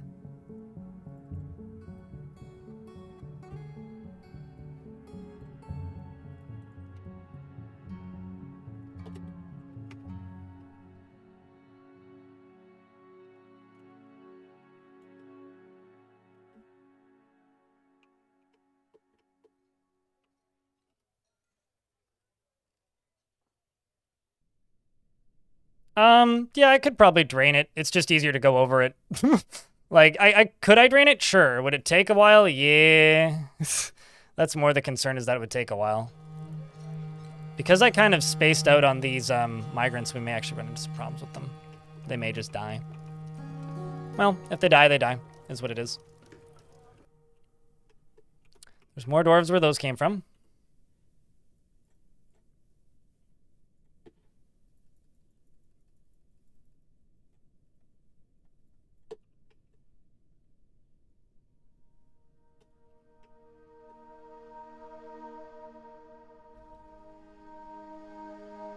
Heating bills must be 0.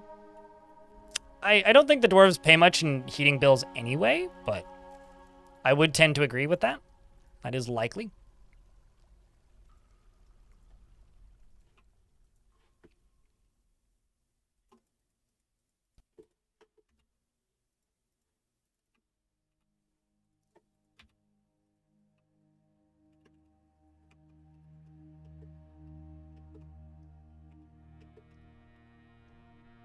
Let's also dig up here one. Never mind, I've got to go up more than one. Still getting filled in.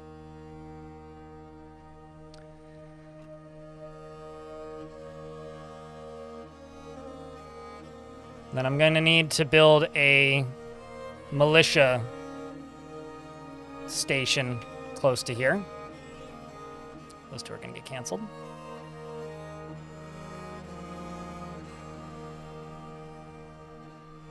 What do you mean? With the cavern layers? The different cavern layers kind of already have different fauna. They have different types of, like, ground fungus and different types of moss.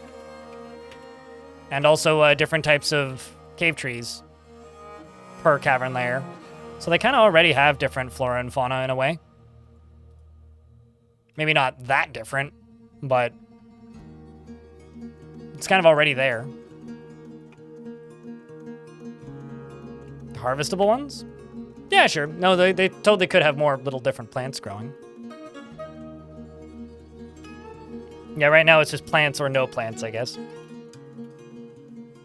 But I'm sure that's the sort of thing that we'll get in due time. Because the one thing they do vary is they have different types of trees.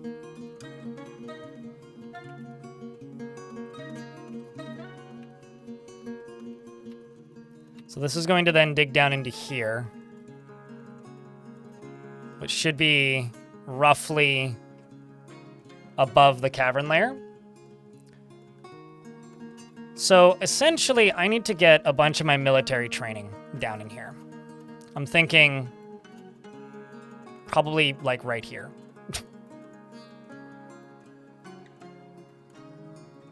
That's probably what I'm going to have to do. So let's set you to priority 2.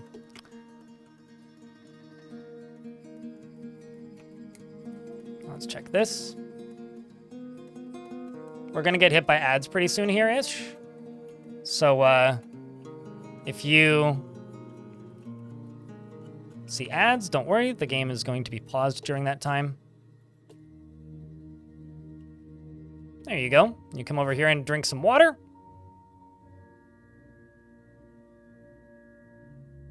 And quickly enough, become a vampire. Here come the rest of them.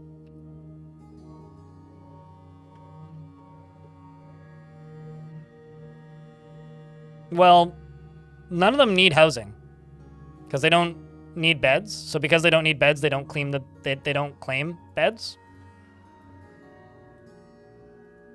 So in a way, there's no competition for housing here because they don't need them. I'm in an ad break right now. So I'm gonna go use the toilet. I'll be right back. Don't go anywhere too quickly unless you really want to.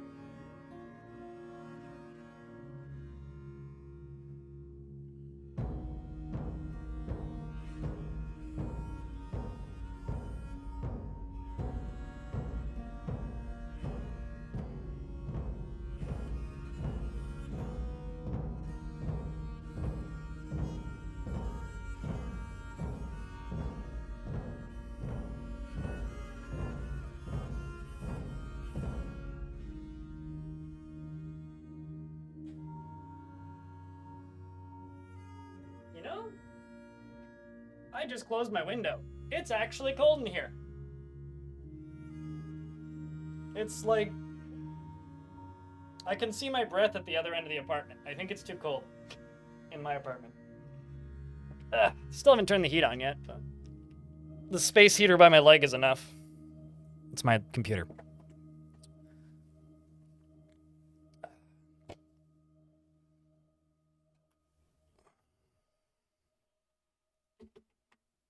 Yeah, I'm one of those weird people that basically just doesn't turn the heater on year-round. Kind of doesn't matter the weather. So, like, the weather has to be really cold for me to turn the heat on. And we're actually kind of getting there right now. Let's turn you on again. Oh no, there's another ghost. Greg and then some has risen and is haunting the fortress. I thought I already engraved a slab for you. I swear that I did. But I guess I didn't.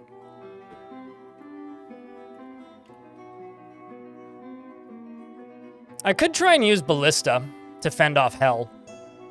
I do have a nice long hallway.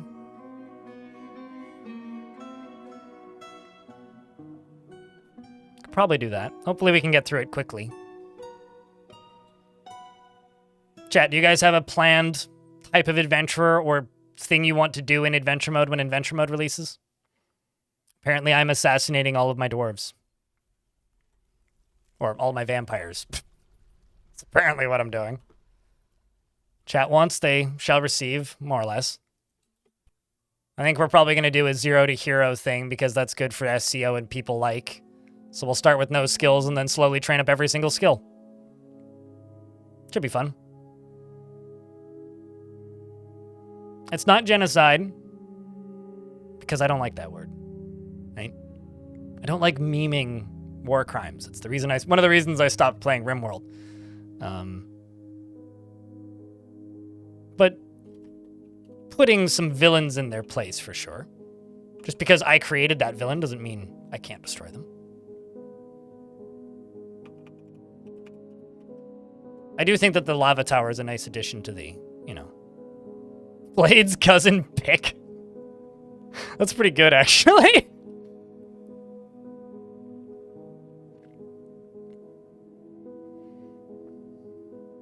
Just a big humid slosh.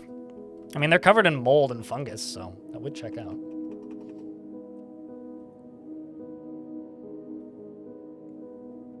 Start with a fort and then go back and forth in a younger world? Be cautious with the younger worlds, because Chosens don't tend to work in super young worlds.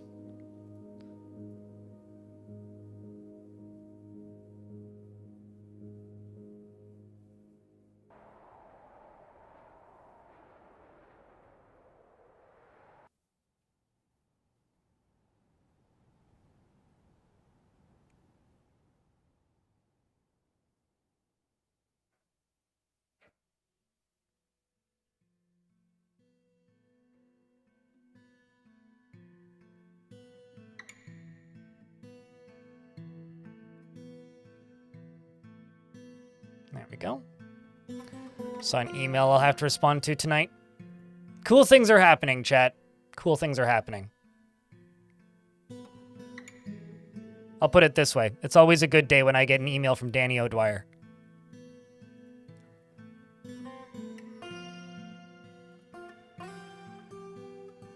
Getting more and more lava flowing in. How we doing, Pax Mac?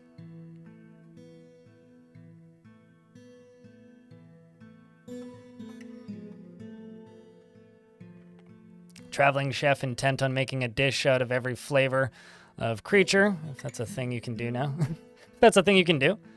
So you can't cook in Advent. I really wish that they would just implement a cooking system. Like, just let me make meals.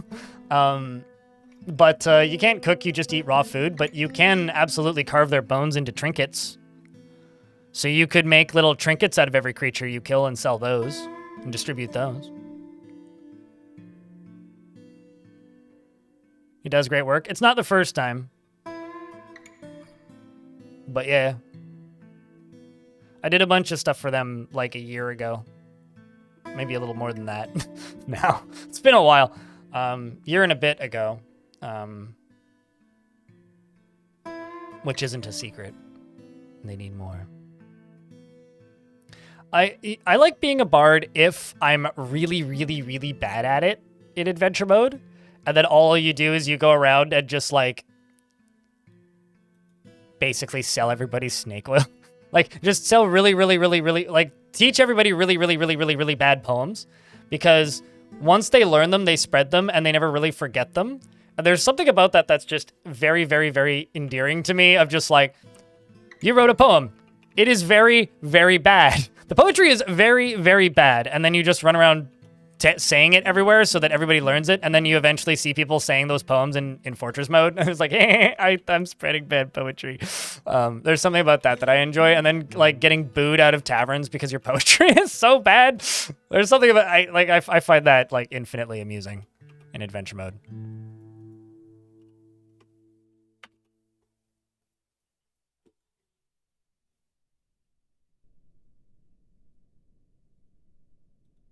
Like the bad orc bard? Sure, except you're the bad goblin bard, or the bad Gorlak bard, or the bad dwarven bard, or the bad, you know, insert your favorite species from the worlds of Dwarfort here bard.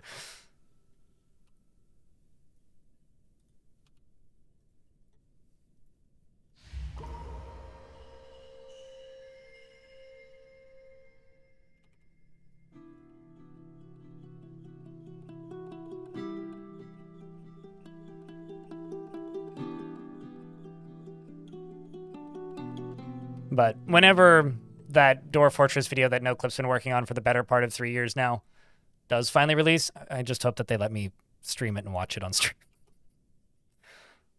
So, need to ask him about that. That wall's a little bit redundant in hindsight. Whoop. Help! At least I got a nice little area I can farm all this wood out of now. All right, going up to getting this done. Eventually. Getting you done. Sweet. Working on those.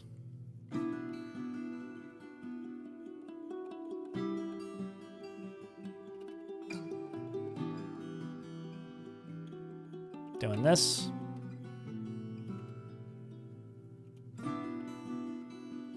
And this. If you're wondering what I'm doing, I use bridges as scaffolding because they can be deconstructed all at once.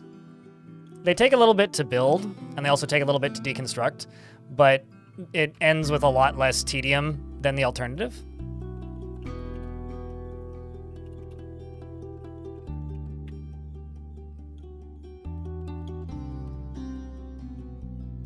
You accidentally get good at it. Eventually. Yeah, that is the unfortunate reality of being a shitty bard, is eventually you become a slightly less shitty bard, but you never live. Ideally, I guess you would never live long enough for them to. Well, actually, no, not really. You can become very good at saying poetry, but still be bad at writing poetry, right? So only write like 3 or 4 poems. So you present it flawlessly, but the actual poetry that you're reading is very bad, if that makes any sense. Right? Like, that's usually how it ends for me, anyway. Yeah, let's just butcher the giant honey badger. Over here. Right, so like you're flawless at the actual pronunciation. It's just the art that you've written is bad, right? It would be like, you know, like Robin Williams or something, just using jokes written by like a child. Actually, sorry, it would be like Robin Williams, but he can only deliver jokes that Joe Rogan wrote. How's that? Like, amazing comedian with horrible material.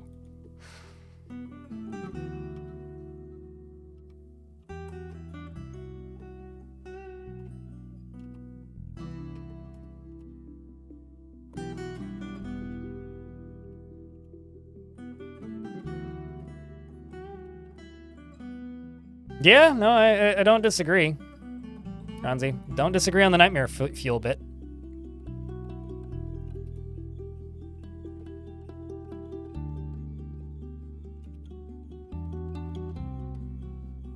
Like, say whatever you want about Joe Rogan. He's a really bad comedian.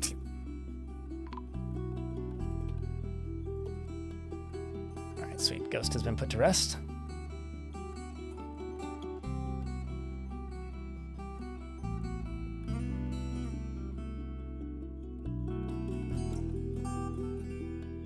You didn't even know he was a comedian? He's not really. He just claims to be. That's like me saying that I'm a scientist and educated. Which, I mean, I know way too much about how YouTube works, but like, barely an expert in anything. Outside of maybe Dwarf Fortress. All right, UGDPY, you get to go to prison again for tantruming. Same with one of my soldiers, apparently. He's more of the punchline. It still manages to not be funny, though, miraculously. But, yeah, I don't necessarily disagree with that. I think, to me, the one funny joke that I ever heard about Joe Rogan was when I realized that he was the host of Fear Factor.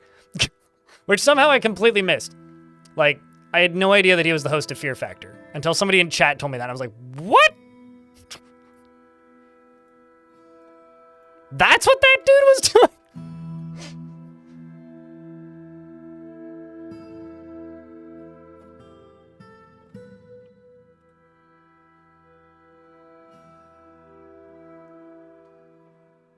He looked really different back then? Yeah, I don't know. Like, I saw a couple episodes of that show back in the day and, like, never put two and two together. You know, so I got on Drake Warrior in YouTube chat, just says he's a thumb man. You know Spy Kids? The first one? The evil minions that are all thumbs? They're like humanoid people constructed entirely out of thumbs. That's what I'm imagining now. So thank you for that.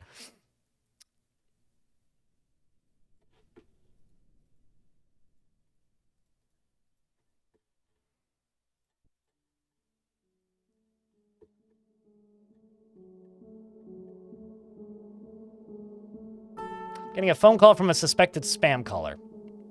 I'm gonna pick it up.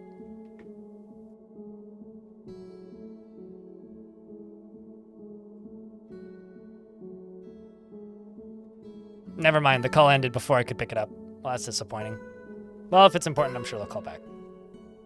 It actually looks like a real phone number, so it's one of those... Kind of looks like a baked potato.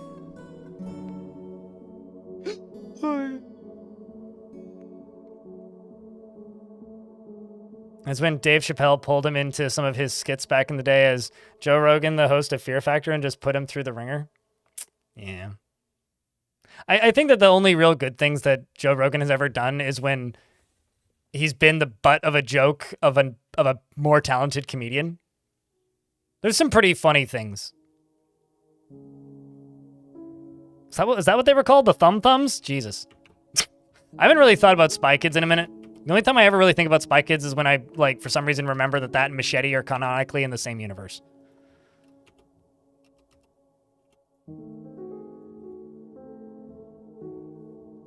You think about Spy Kids every day. Well, you also think about Creed every day, so you're just a special kind of person, okay?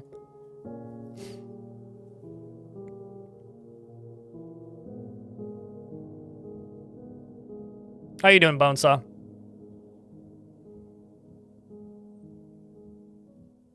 Yeah, YouTube chat just completely unlocked a memory of Thumb Thumb.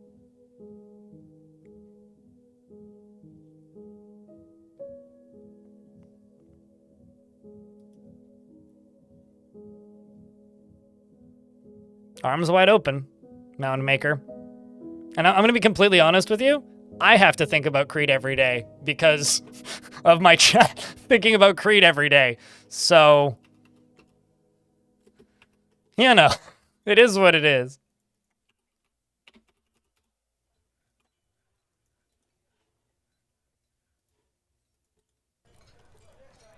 What else do you need? Bones, yes. Oh, do you need more bones?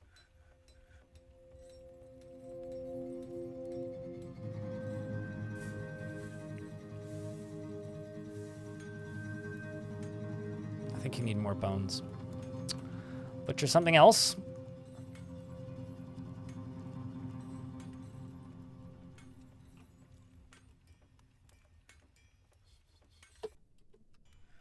Let's butcher a few things even.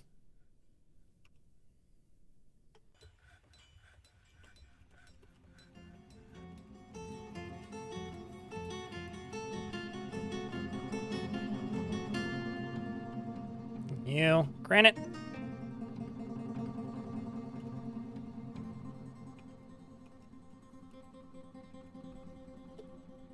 It's getting there. It's getting there. That got suspended for some reason.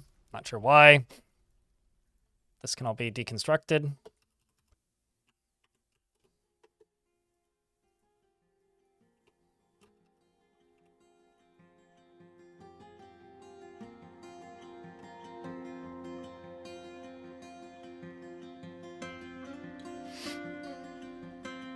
About Apollo Creed all the time from Rocky. Different Creed, but... You know, you might be surprised about this, chat. I've never seen Rocky. It's like, I know what it's about. I know the basic story beats. I know who's in it. I know they've made a lot of them.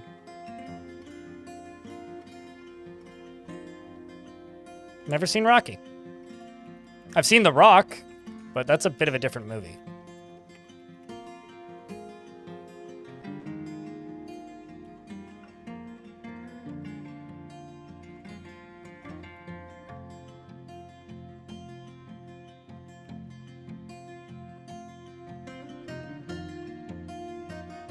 Let me tell you this. Me being from Canada has nothing to do with this. Like, most people I know have seen that movie. Thinking like, oh, well, Canadians haven't seen this thing. Maybe if it's a TV show that's not on in Canada, but even then we've probably seen it. Like, when it comes to media consumption, the Western world is pretty monoculture.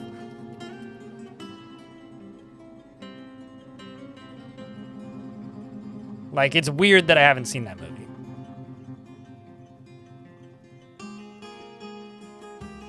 Yeah, like that, sure. Rather, I stand corrected. That era was pretty monoculture. The era before, like, everybody saw everything because streaming services.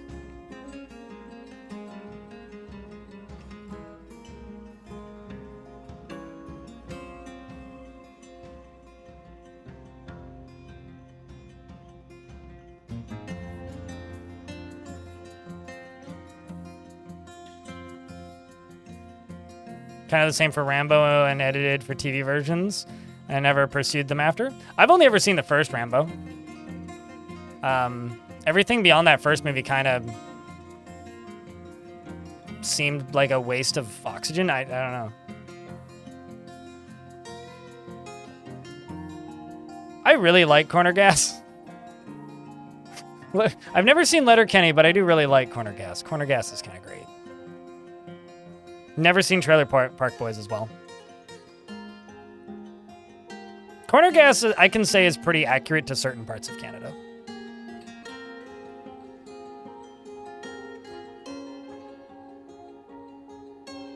I mean, he is a man, and he certainly is kind of a sphere, Majestic, in YouTube chat. YouTube chat just said that Joe Rogan is the head of the manosphere. I'm like, well, he's a sphere. Have you looked at his head recently?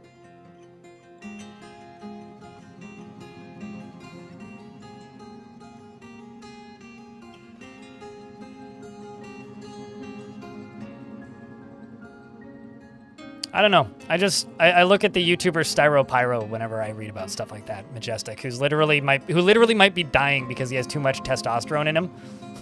And it's like,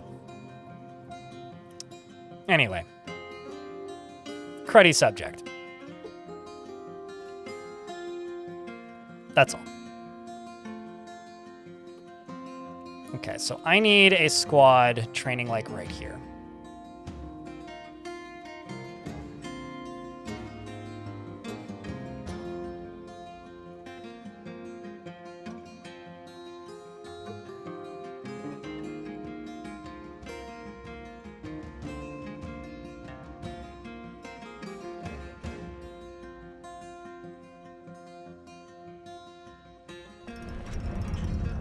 Saigon, the dwarf armorer, has created Thadburdum, an iron low boot, and offers it to the Firefrost.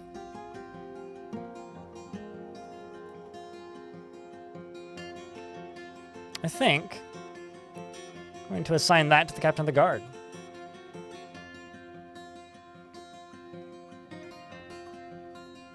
It's an expensive shoe. And also the vampire scholar Mako Darkfire has discovered the use of shadows to tell direction and time. No, I'm about as far away from Nova Scotia as you can get while still being in Canada. And I'm about to be further away from Nova Scotia in a week and a half. Yeah, I've never seen Letterkenny, but I've heard it's good as far as being very Manitoba. All I know about Manitoba is that, well, I know more about Manitoba than this, but my favorite thing about Manitoba is Canada at one point had a joke political party called the Rhino Party. And they had a thing that they stood for, which is they were going to pave over Manitoba and make the world's largest parking lot. With the reasoning of, well, it's only Manitoba.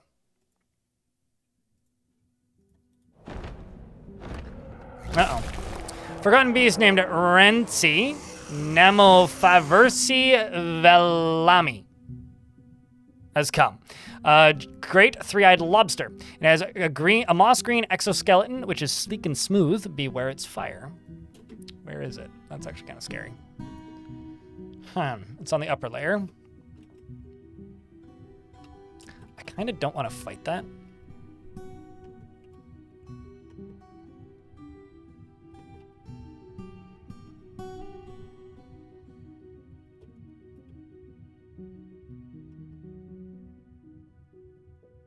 Giant lobster does sound kind of delicious, though.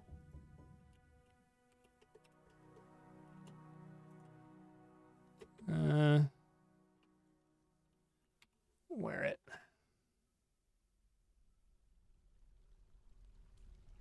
Well, it's off of... It's out of my line of sight. I can't actually see it right now.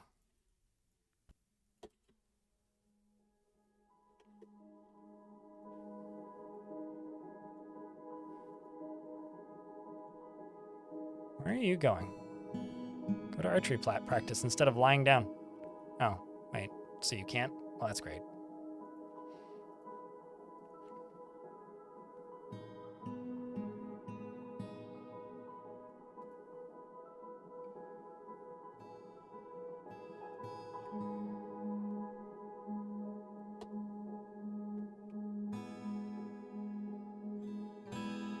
Prepare the butter vats. And boil the dwarven oil.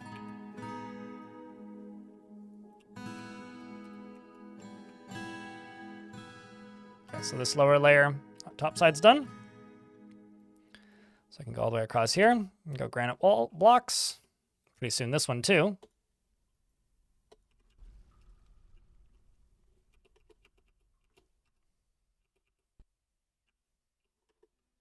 I'm not sure why they're not here just yet. Let's just send them out, get them out of here. Replace this.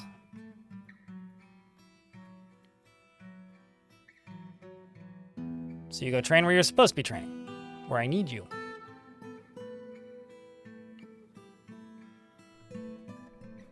It's supposed to be Manitoba, not... Or, although rural Ontario is pretty similar to Manitoba.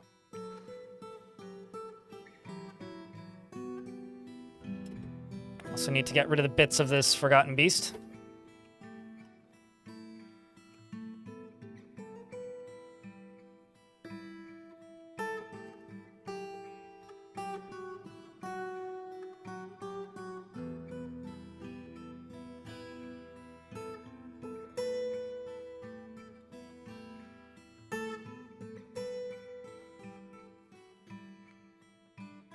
Well, I mean, Dwarven oil is just like crushed seeds, right?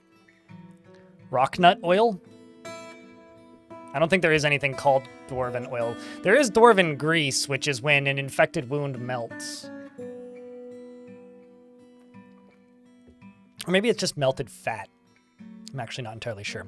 Some migrants have arrived. Let's watch the population climb.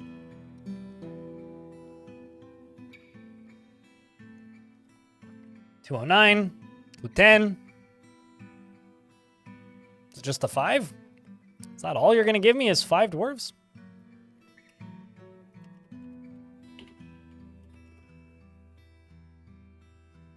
Nope, 7 it looks like. Dwarven grease to cook burgers? Yeah. Not the kind of burgers you want to cook, though.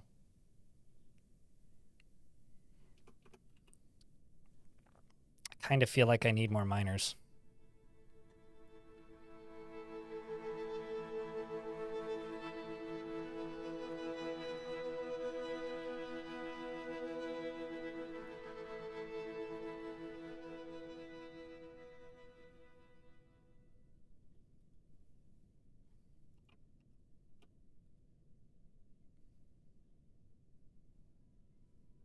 You wish it was Dwarven Tallow. You wish it was Dwarven Tallow and wish it could be soaped. I mean, you could mod that.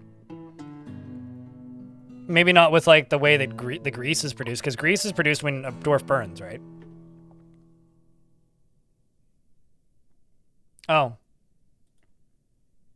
Did you die to a forgotten beast? You probably did. Something evil is emerging from the newly exposed pocket, and that's why I needed the military there.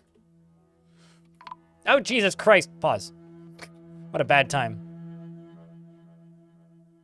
So Nark and Edzul were both found dead. Hold on. We need to go and explore that. Zasset. What was your last name? Yeah. All right, hold on. Hold on. This needs to be... There's webs there. That's scary. So it's a tapir devil, which is a very large feathered tapir. It is twisted into humanoid form. It squirms and fidgets, and its turquoise feathers are patchy, and beware its webs. Also, there's lava spilling out everywhere. I'm just going to erase all of this. I thought it just caught fire, but it didn't. It's called Combat Legend? Well, we're all fucked.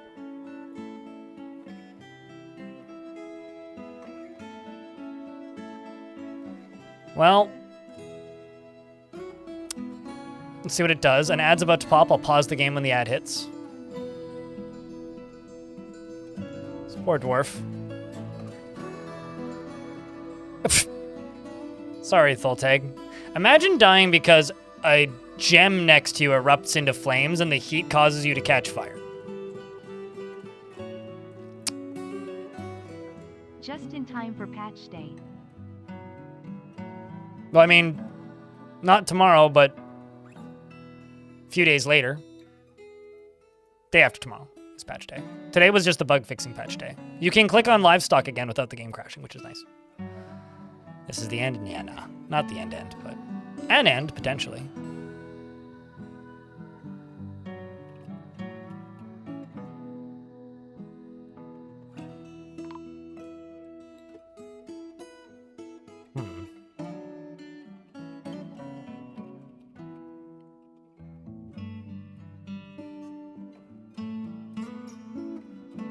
How many of you actually have bolts? Please go update your equipment.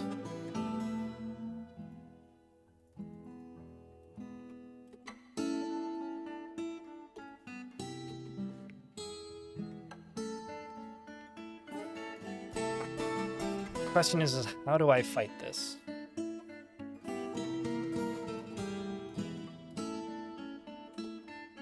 Oh, we're in the outbreak itself. Just might as well leave it paused.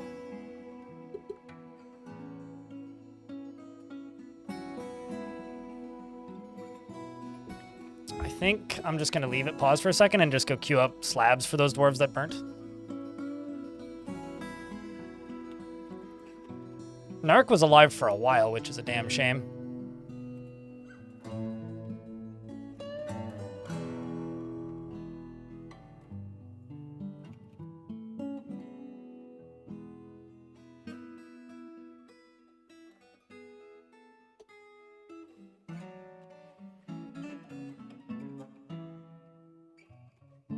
So now...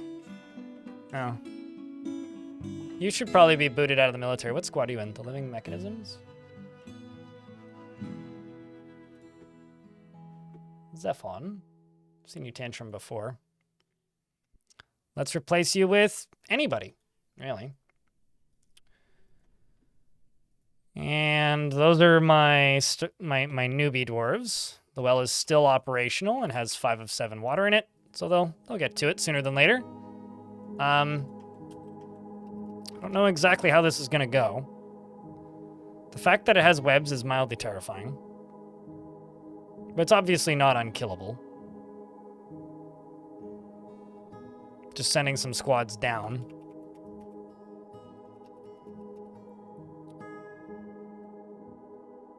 If I could actually get the Marks dwarves back here, they may be able to do something.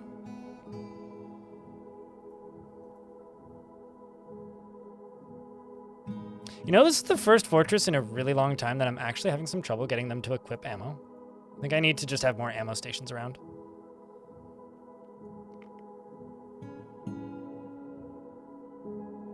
It's like, do they just not have quivers on? Maybe it's quivers is the issue.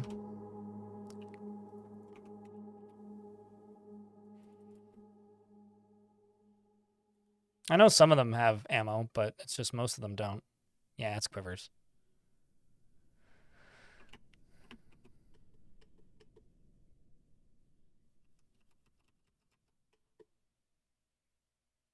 I also can't tell the squads to go in here and fight because they will, you know, just go die, basically.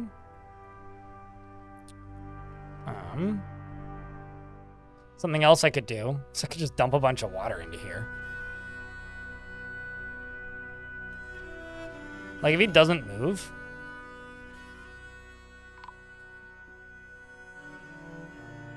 What if we do that? Let's just seal this. Because that'll get done pretty quick. I can go down through this and forbid all this.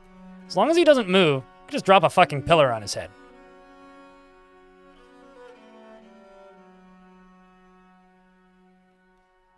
What do you think? Drop a pillar on him? That's what I'm thinking.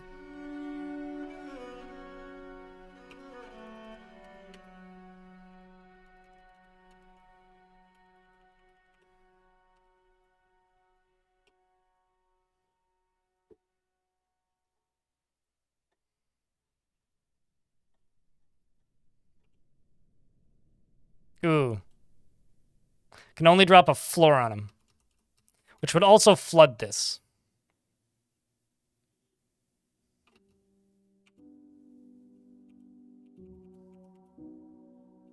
Well. It's the only option I got.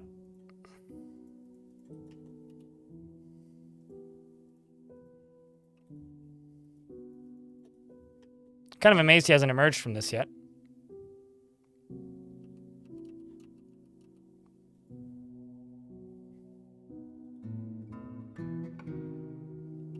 It'll also put the fire out, so that's nice. What did you miss? There is a scary creature in the basement. I'm working on making it into a dead scary creature. Did I ever do that last one?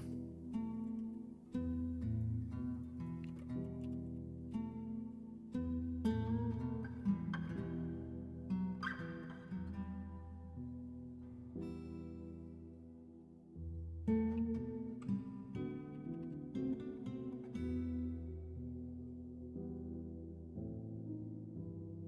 I also typed in the wrong name. Oh, well, it's fine. He's shy. He seems to be. I mean, he killed 2 of my dwarves, so he can't be that shy.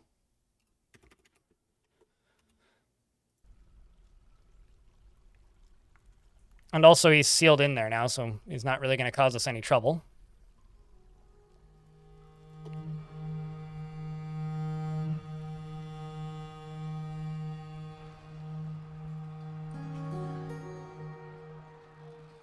That's going to get constructed at some point this year. Going to need to put a pillar in the middle of this. The pillar will then be connected to this lever. And then I can channel this in, get rid of that. And then pull the lever. And if he hasn't moved, should kill him. And also flood this area. Combat Legend? Yeah, it is pretty good, actually. If it didn't have webs, or if I was set up to fight webs a little better, I would just fight him. I also probably should make an area up here for caving in stuff anyway. It's going to be good. Yeah.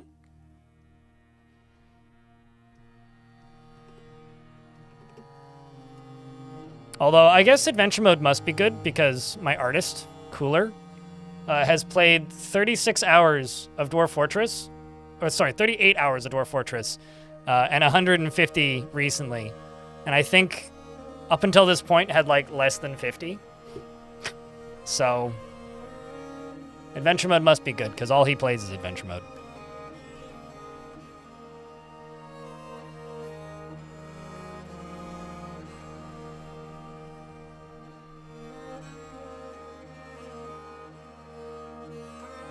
That should get done at some point too. Are you mining through the side? Okay, you're mining straight line forward. They're going to go do the one next to him. Oh, I didn't need a second one. Welp.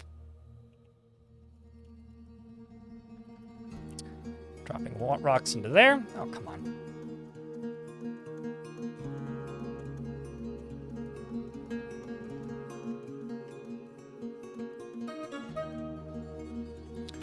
I think you guys are just going to go back to training.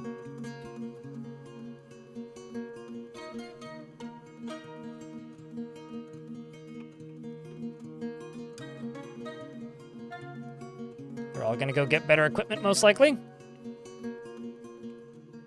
We already knew Cooler had good taste. He also 100%ed Warframe, which hurts my brain.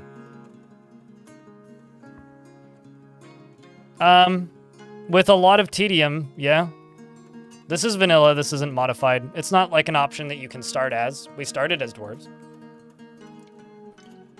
Speaking of dwarves, have I converted my last round? Yes, I have. Get into the fortress, newbies. As someone who has done that, how many hours did it take you?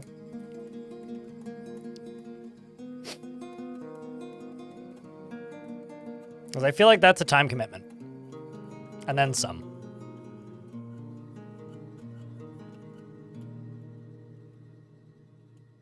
Really hope that doesn't hold it up. Do you think you're at 2,500?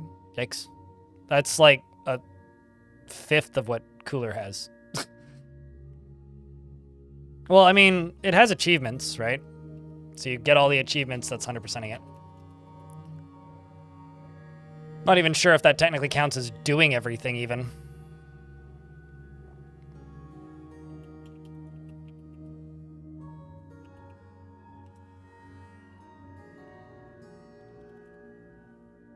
Alrighty, Dulmat.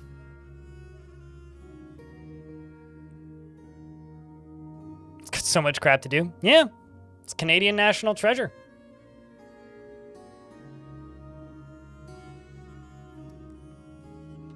So, pilot guy, is the snow throwing a wrench into your flying schedule? Or are you still able to fly even with the snow? Oh, also, I managed to sell a single Steam trading card for $1.50, and I'm very proud. I'm still on the quest to sell all of my Steam trading cards, and I have $14, I think. Hold on, let me check. Is it 14 or was it lower than that? I currently have $15.22 in my Steam wallet. Canadian. From selling like 200 something Steam trading cards. I'm pretty sure it's not worth like the 2 hours that I've put into manually listing every single one of those because I refuse to use the dodgy ass web extensions. I still have like 600 plus left. Takes you back. They're still there, man. They're still there. There you go, Taylor D. Grace. Happy to help. I'm a blessing in disguise? I don't know if learning to play Dwarf Fortress is necessarily a blessing. I think it depends on how much you value your free time. If you don't, then certainly. If you do, I mean, it is one of those time sinks that you may never see the outside again. But, you know, hey, if that's what you're looking for, then more power to you.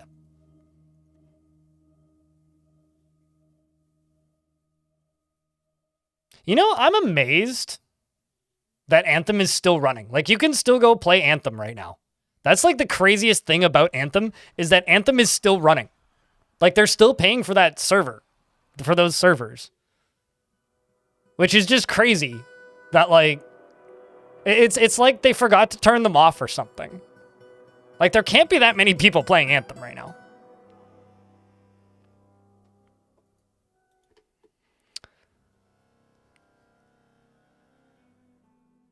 Well, I mean, a Ubisoft, a Sony, a lot of, like, mainstream game devs. We're getting assaulted by chinchillas again. Unrelated, but...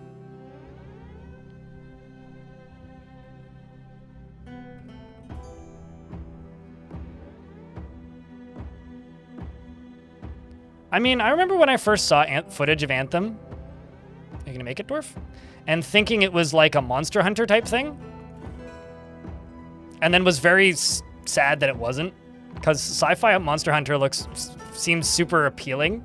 And I'm kind of amazed that nobody's done something like that yet.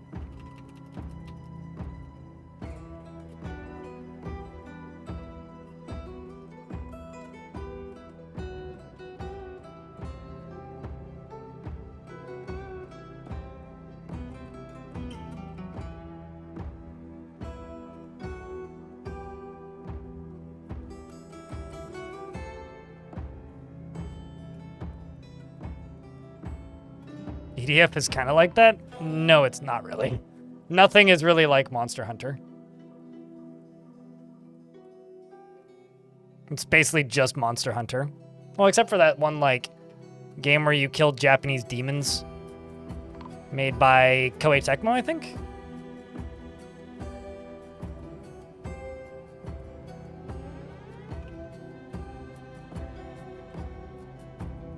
It was like Oni Hunters or something. But really, like, nothing is like Monster Hunter.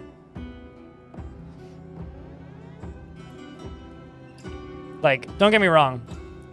I enjoy EDF. But those games are fucking terrible.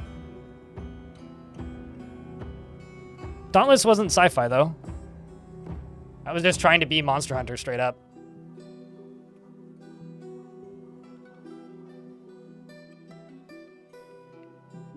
Although, here's a way you could get me to play Monster Hunter. Is they need a versus mode, similar to Left 4 Dead's versus mode.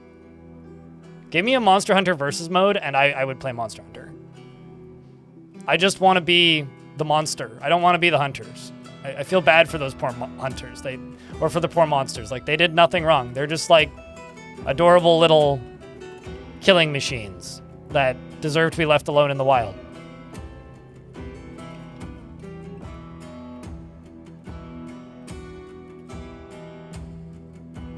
Rip Evolve. I don't know about that.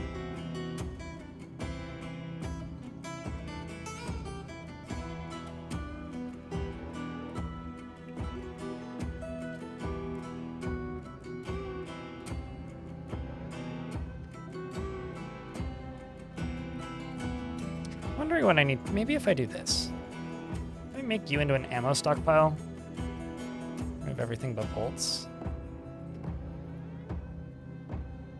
It's like I've got tons of bolts. Is it the uniform that's the issue?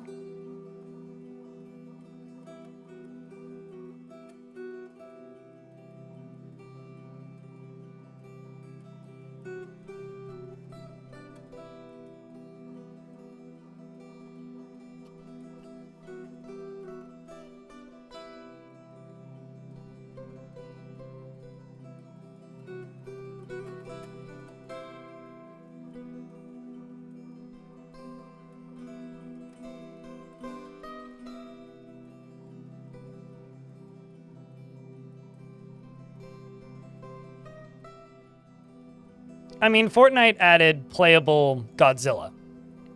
So basically, I want that. They got quivers? Yeah, no, I mean, we have quivers. Quivers aren't the issue. I have them. I'm just trying to figure out why they're not equipping them. Taylor, thanks for the $2.79. Appreciate you. Hey, Twitch chat, can I get a round of beers for the lovely little super chat I just got? I'll check in on them in a minute. See what they're equipping. Yeah, there's something going on with the quivers. I'm not sure what's up with that. Although these vampires are developing a lot of oddities, so it's not too weird.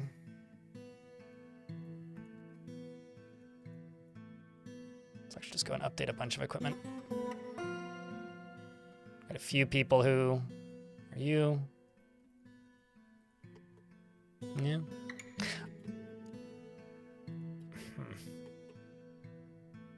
Somebody's fighting a chinchilla. Got it. All right, so you are all hooked up. Let's get these channeled out. Once those are all channeled out, then we just pull this lever and drop this. And hopefully it actually falls. Oh no, he's moved. Fuck. Well.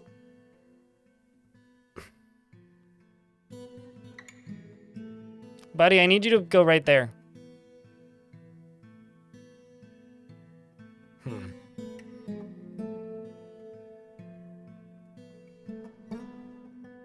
God damn.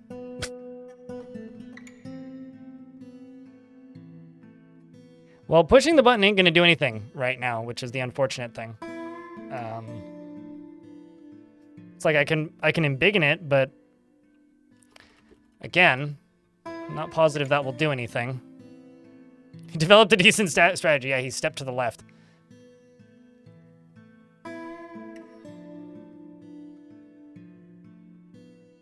Oh, it's all good. I'm not sure why that one didn't count towards it. I think that's a teal super chat. The goal is literally just there because supposedly YouTube promotes channels that... YouTube, stop. Because supposedly YouTube promotes live streams that have a goal. So that's the only reason it's actually there. All right, well, let's just drop... Oh, well, he moved again. Maybe we'll luck out and like, splat him. So... Let's pull it. Here comes the Dwarf. In a moment, I presume. Coming to pull the lever from the other end of the map, of course.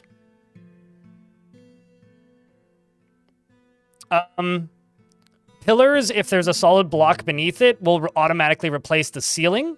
The floor will not. So if I drop a block of solid rock, it'll land as that shape of solid rock. If I drop a floor, it'll just become one with the floor. So that's the functional difference there. Now you're hooked. I'm sorry. Rip your free time, Evan, at OPQ. I think I did a pretty good job of summarizing Caves of Cut as a newbie-friendly game.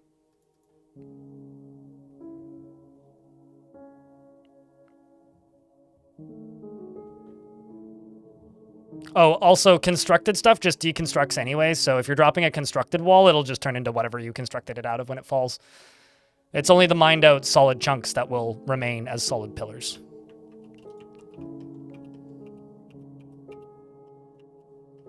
All right. Let's see what happens. I was kind of hoping he'd move back, but because right now he's right there. So maybe the ricochet will get him?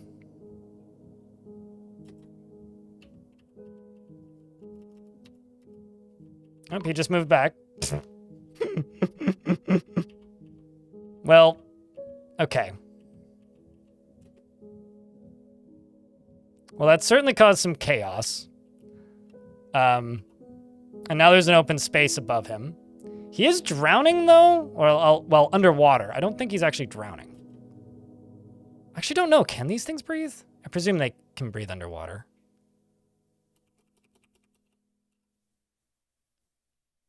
Let's pause again.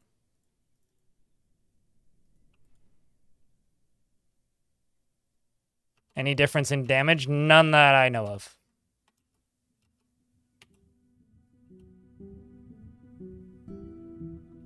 Yeah, it's named Combat Legend, which is kind of perfect.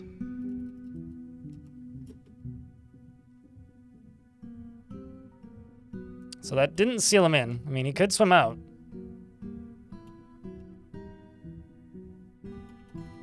The Tapir Devil.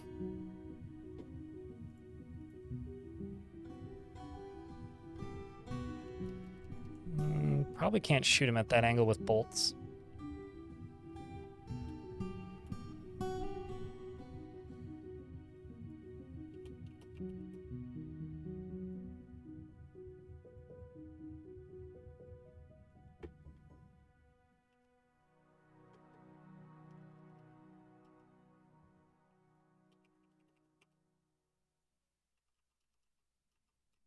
I mean, maybe he'll dig out, maybe he won't.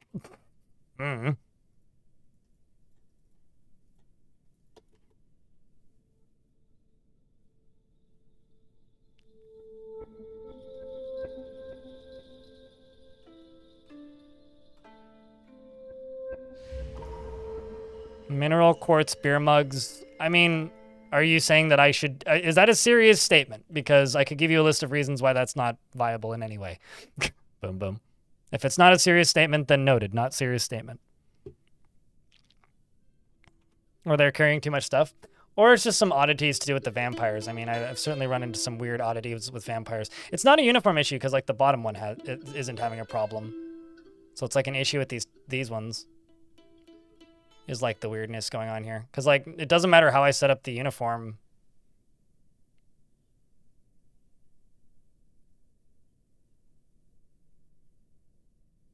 Lower one doesn't seem to have an issue. Whereas these ones all do.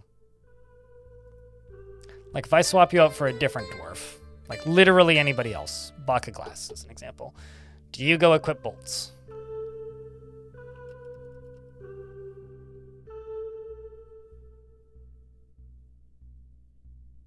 I've literally never had that problem before. Do shields stop them from being able to pick up quivers? Because, like, bottom dwarf here has bolts, has a quiver, and a shield. So I don't think that's a concern.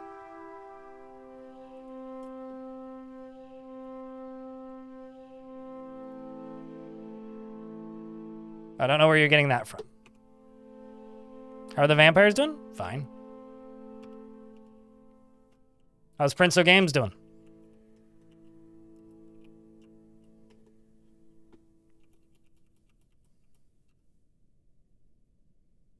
Well, if that dude there doesn't move, I could try and drop another tile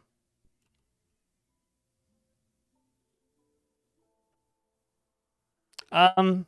Yeah, that doesn't happen with bolts. Do they have hands is a better question? Yeah, that's why I've just tried putting in a new dwarf as leader of the squad to see if they equip stuff. But we'll give them some time to run around and pick everything up.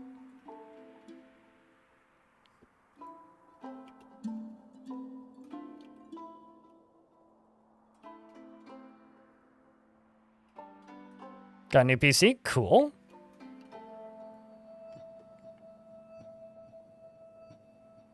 You don't have work today? Sounds like a solid way to start the day.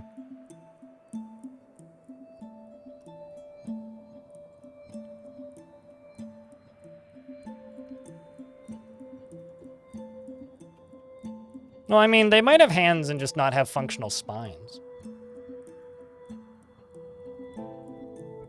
So you're still waiting to equip stuff.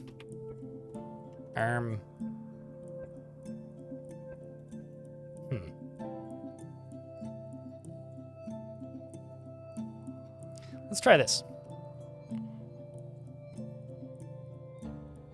And just do this. Oh.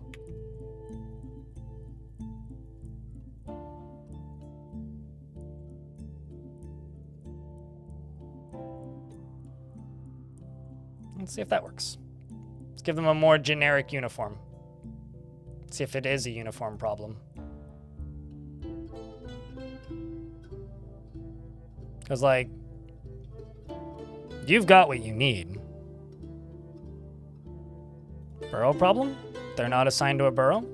Also, they're set to ignore burrows. So it's not a burrow problem. I already tried that, actually. I already tried adding a separate...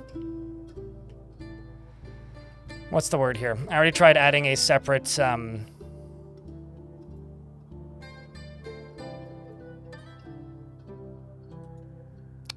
addition to the burrows so that that would be covered. Oh, fuck it. Let's just dig down.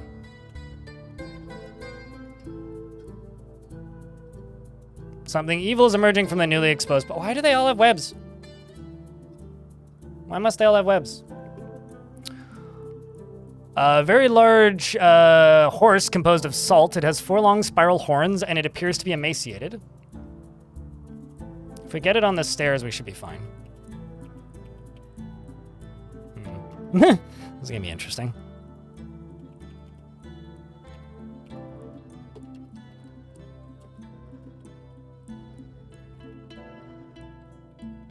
Didn't get to it on the stairs.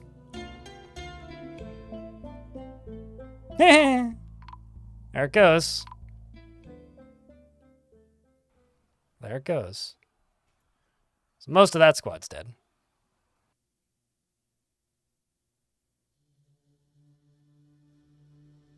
Yeah, the equipment mismatch with bows and arrows is pretty brutal.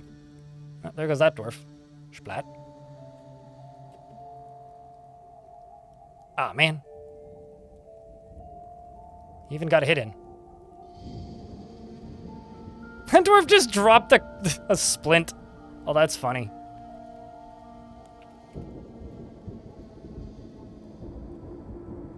All right, dwarves, everybody get upstairs. Or try to, anyway.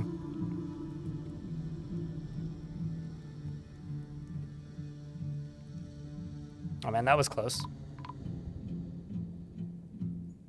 You're dead, too. We just lost Zany. Man, this thing is brutal. It's like, what, 20 dwarves it's killed? 24. More than that now.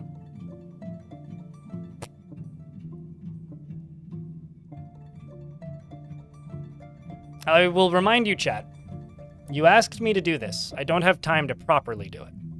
So, if the fortress falls, the fortress falls.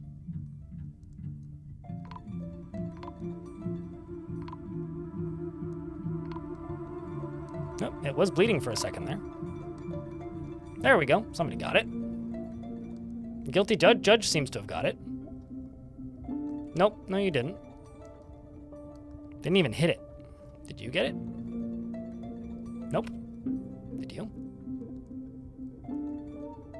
Strikes at the right, misses it. Did stab it in the right front hoof. So you must have gotten it, Dread. You're not credited with the kill. Nobody was beneath it. It just bled out, I guess. Lost an entire squad, and then some. Plus a good number of non-squad dwarves.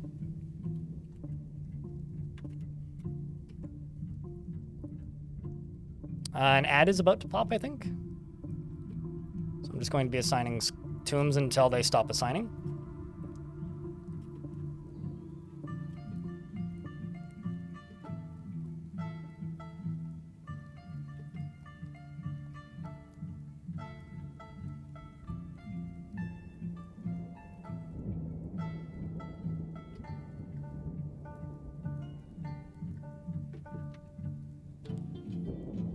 Right to the better end? Mm-hmm.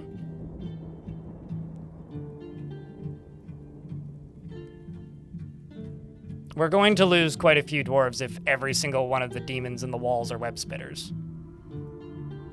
That's just kind of an inevitability.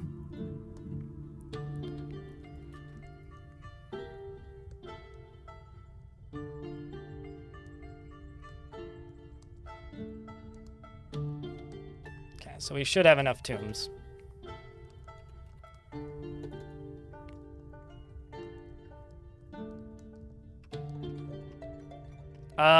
I want to know exactly how many tombs I need. It depends on the fort, though. This fort, I'm trying to be particular about it. Just because I'm not using something all of the time, every time, doesn't mean I don't like to use it. I do a lot of things situationally. For the same reason I don't always use multi-bedroom to assign bedrooms and sometimes do manual bedrooms.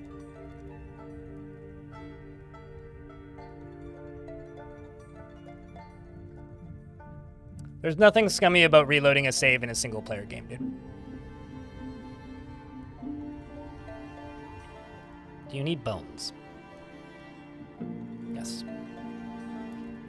It's not the first time we've had a loss this rough in this fort, so it's nothing new. All right. Got a bunch of dwarves that are pale and seriously injured.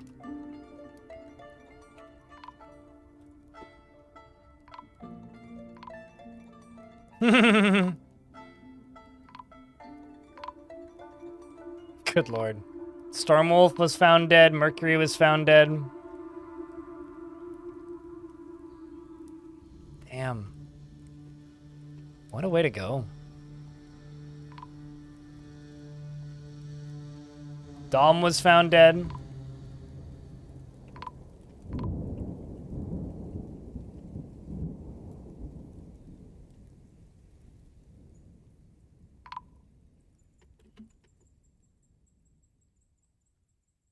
Okay, let's go back to this.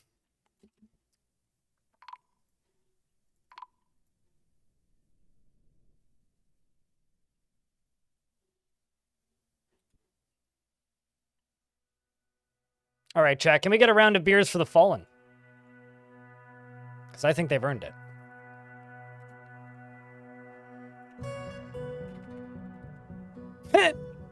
Holy shit. You know, like, we lose 25 dwarves and I have to tell you guys to post beers? I'm disappointed.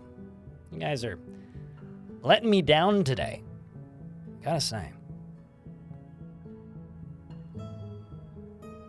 No, they'll be fine, Buster. This is not one of those situations where I just need to seal it off.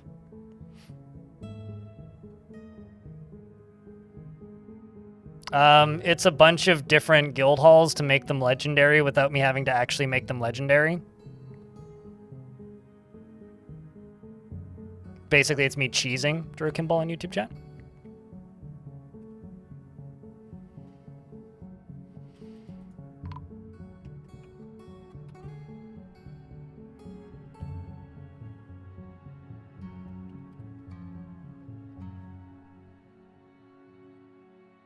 Yeah, they're fine.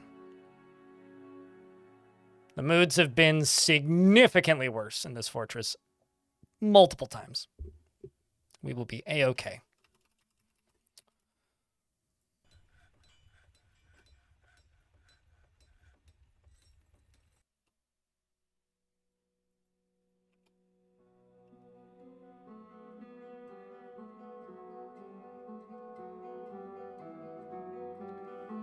But I need to rebuild this squad.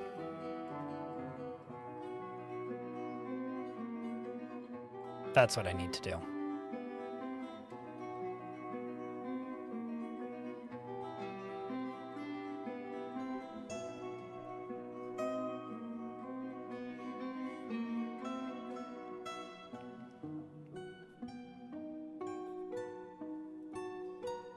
I think I'm really tempted to just put all of these disabled dwarves into a squad. You know what? Fuck it. Why not?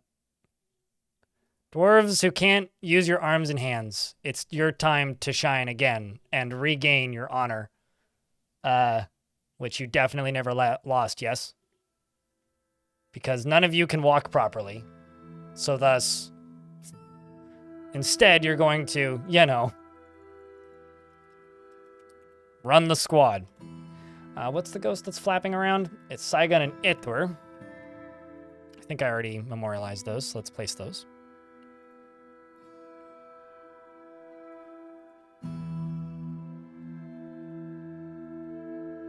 Actually, kind of got a few that I need to place.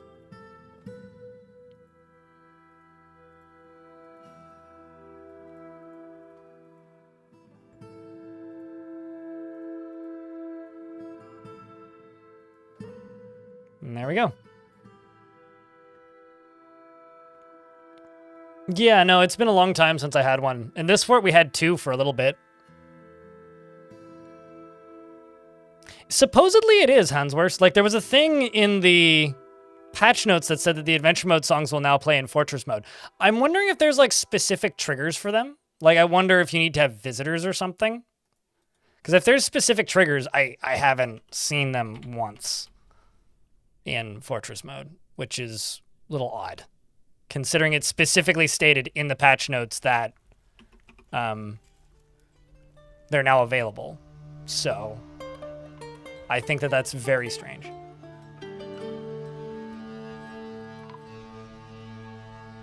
I kind of just figured it was a Linux thing. Emilia Leaves says they get all the music all the time, but do you think it's because it's an old save? I don't think that would have anything to do with it. You ordered the DF soundtrack on vinyl. You will make sure to only play it when the household rates require triggers. It's like, we're having a party. Quick, everybody, we're all singing the same song at the same time because Bon Jovi is playing for the 18th time today, so that means it's time to play Drinkin' Industry. The Dwarf Woodcrafter Vampire has created a goblin cap toy boat. I'll let the kids play with it. Lovely.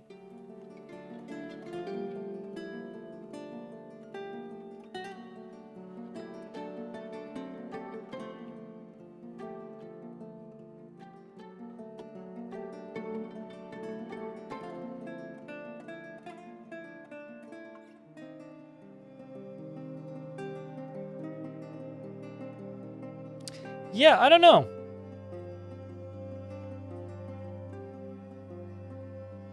What the heck is going on with these squads? Although you're running around with a blowgun, so that's probably what's going on with you. Let's just I can give you crossbows.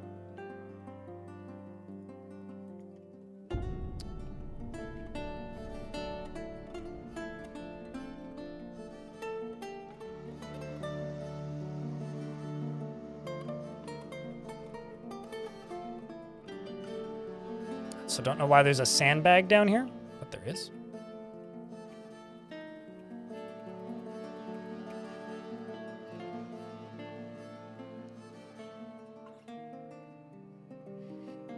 Sisters of War took its place. Solid choice.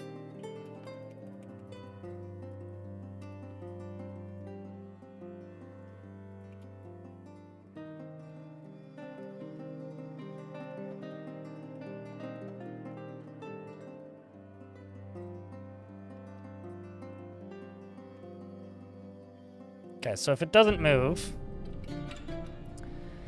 you can try a second time right here.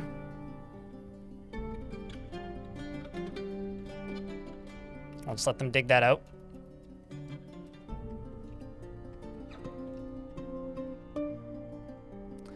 So I guess that there's lava beneath this. Let's try digging down here. Let's just dig manually into that and just see what's down there. I mean, cooler, if you draw a crypt arrive, maybe we'll have a crypt arrive. Also, hey, Cooler, what's up? We were talking about you earlier. Oh. I see you drew a crypt arrive. Well, shit. Hey, Chad, I think we're getting a new emote. That's kind of great, actually. Holy shit.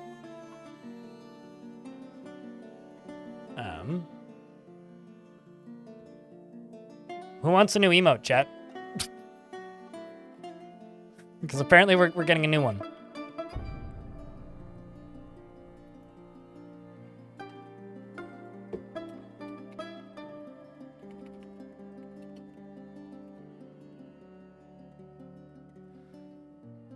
All right, Crypt Arrived should now be active if you refresh to see it.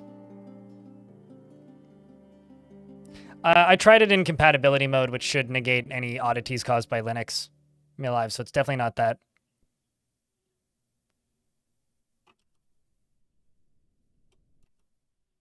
Okay, so if you don't do that, instead we just dig down here. Oh, sweet. Should land us in the rightish spot.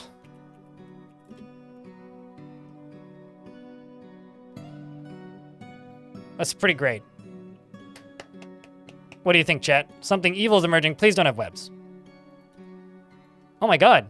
I've never seen that sprite before. The fuck is that? I mean, it's a scorpion, obviously, but like... It's a scorpion turtle? It's got poisonous sting, duh. And it's a very large eyeless scorpion. It has an enormous shell and a bloated body. Its olive exoskeleton is wrinkled. Beware its poison sting. Well, damn.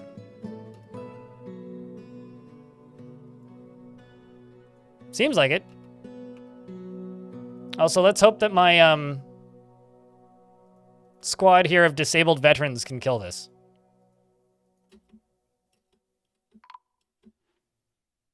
Immediately just like murks a dwarf.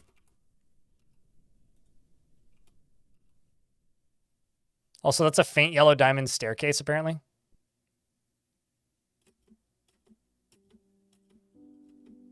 Got several dwarves fighting with it. Rith here. Rith can't grasp anything, but can walk. Got charged at. Looked surprised. Chat, can everybody arrive, please? Let's double check and judge the quality of this emote, please. The vampire wrestler stands up. The elite wrestler misses the scorpion fiend. The scorpion fiend misses the dwarf elite wrestler vampire. Okay, how about you? Have you hit it? This one here did stab it in the tail, which chipped it, and lodged the spear firmly in the wound. It, by the way, the fiend, because fiends can do this, after killing that first dwarf, equipped a sock and a mitten. So it's wielding a sock and a mitten. It's now fighting with more dwarves. And there is blood on the ground. In fact, that is its goo. It appears to also have taken some more hits. The elite wrestler is just jumping out of the way, missed it a couple of times. And the Scorpion Fiend says, I've improved my miscellaneous object fighting. That was not satisfying. What is your miscellaneous object skill? Novice. So it's a novice at sock slapping. I've got a dwarf up here who's bleeding heavily. It's probably Mercy. Rest in peace, dwarf. The beast is also continuing to bleed. Can't stand or grasp anymore, but is somehow still holding the sock. Is continuing to get knocked around by the different wrestlers. A finger got knocked onto the ground, which is in the form of a bone, which is kind of funny. Rith, one of the disabled dwarves, has fallen and the creature's skeleton is now left on the ground. I do have Zeph on here who is bleeding and now just haggard and seriously injured instead of bleeding, haggard, and seriously injured. And I feel like I should make a butcher shop over here.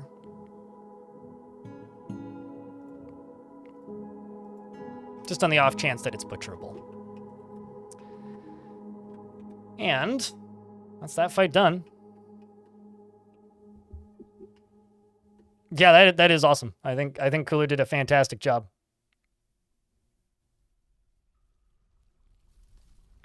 Truly, Cooler did a fantastic job.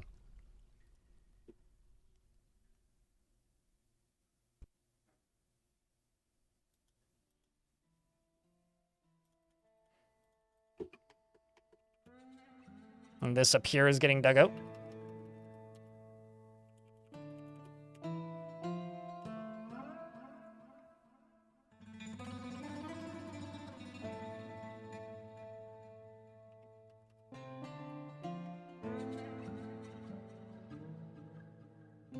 And various items are getting taken away. Should probably rescue the injured dwarf, if you ask me, but...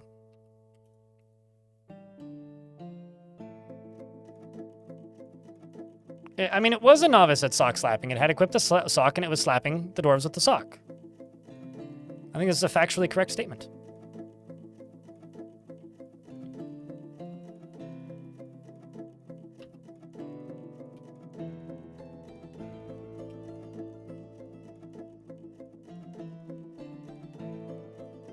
Also, once again, could I be doing this significantly safer? Yes. Why am I not? Because I don't have time. Digging down to hell takes a lot of time. Digging to hell is very time consuming, okay?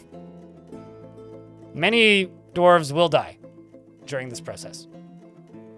It's unfortunate, but there's not much else I can do.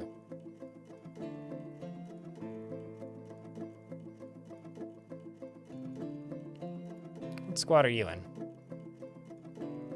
Well, at least you can leave now.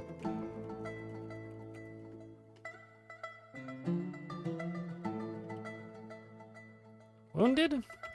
Okay, some dwarves are coming to recover wounded.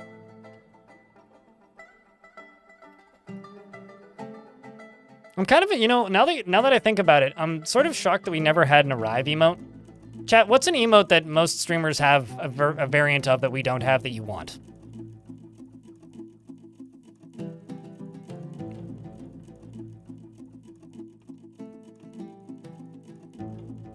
What do you think? Is there anything in particular that pops into your mind? Spin? What kind of thing would that be, though? A dwarf spinning? Something else? A beer spinning? A pig spinning, maybe? A sock spinning?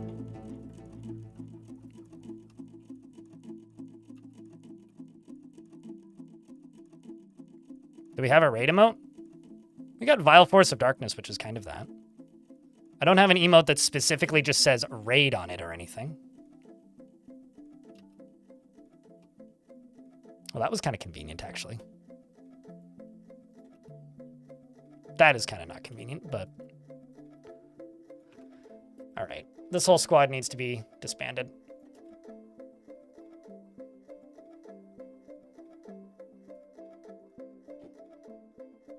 Because half those dwarves are all religious figures, and the problem with dwarves that are religious figures being in the military is then people want to go have meetings with them, and then they can't, and then they just, like, their brains shut down.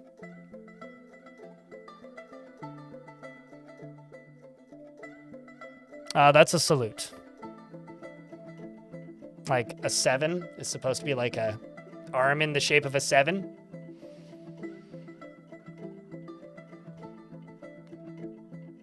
I guess we don't have a pat emote.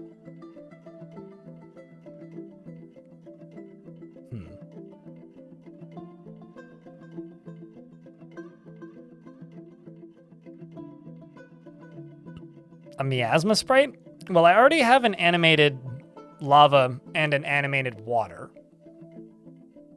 I guess we do have pet moss. That's kind of a pet emote.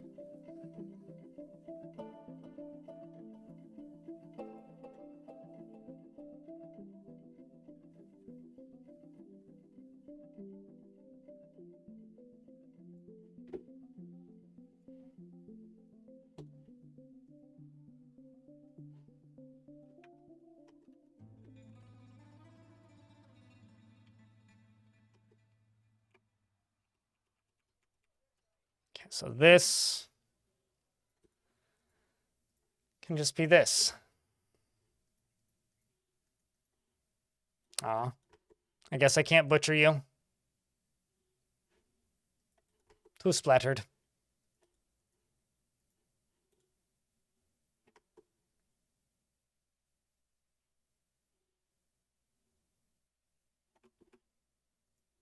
Did you guys ever figure out how to equip bolts? No. Yeah, I don't know what's up with this squad. Or what's up with the bolt situation here. I think maybe what I should do is just make a new one. Just a new squad. Assign somebody completely new to it and see what they do.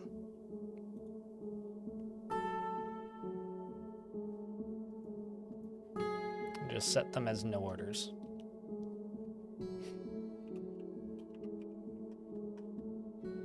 Yeah, I don't know. I don't really know. I'm like kind of bad at emotes these days, and to be completely honest with you, I used to pride myself on the emotes that I have here, and these days there's just so many. It's just kind of an analysis paralysis thing. Like there's so many emotes on Twitch that like I don't know what anybody wants anymore. Wow, these fucking dwarfs is crazy. That's such an oddly specific number of bits. Chat, can I get a big wall of beers to keep the chat alive, and also as a thank you to Bonesaw. Thanks for the $30.69.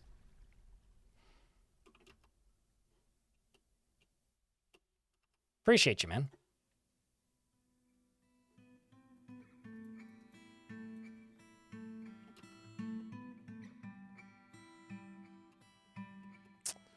Well, this sucks.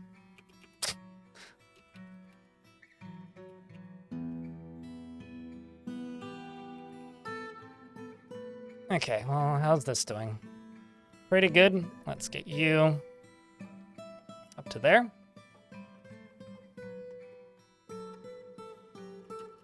I guess they just can't get to it because fire in the way. I'm just gonna do this. I almost never use this command, but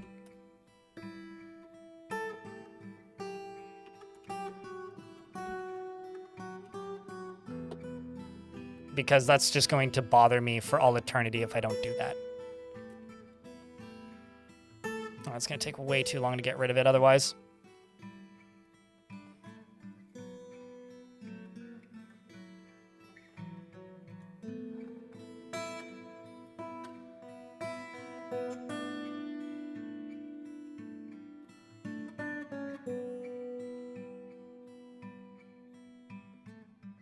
It's also... guess I could dig over to there and make it out that way. Could also just dig over top of it. Dig down that way. I'll try and do both. Combination of two. See what happens.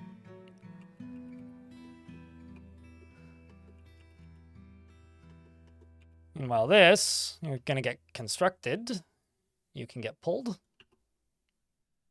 and then connected.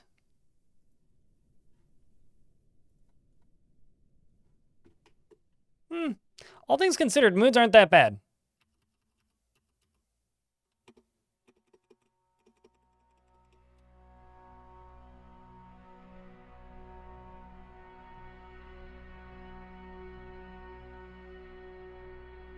Cooler tried to make some minor improvements to the emotes, so let's upload the new version. Oh, great. YouTube tabs are crashing. So if I'm not seeing YouTube chat for a bit, it might be because of tabs crashing. Also, I don't have any real indicator that somebody used one of these, but Bonesaw, thank you very much for the additional $1. Chat, Bonesaw's just carrying the stream. Appreciate you, mate. Thanks for carrying the stream today. Somebody's gotta. If not you, then who? Keep it up and you'll do it again. Well, that sounds like a threat. I don't know why, but it does. Keep it up and I'll do it again. Better, like, learn to duck because there's gonna be coins flying at your head.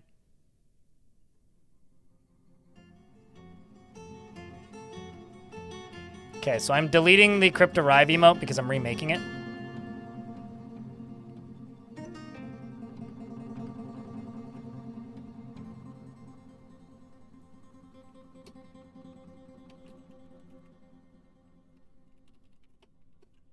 Because Cooler adjusted it, so I'm going to need you guys to test this again. Okay, it's been re-uploaded.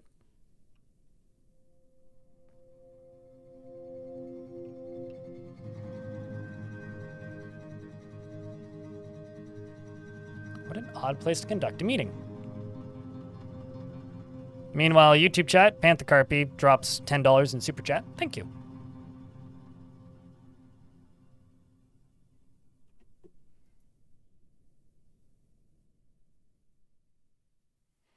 There's some very odd meetings taking place here.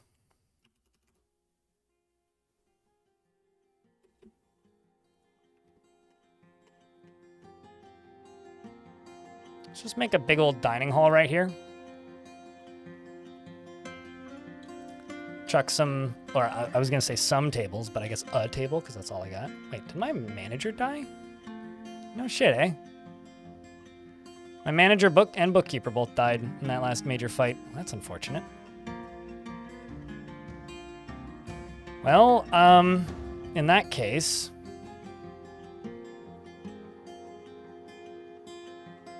let's give it to the Sacred Treasure Dwarf. I'll give you this office. Okay, not that office. This office. Manager.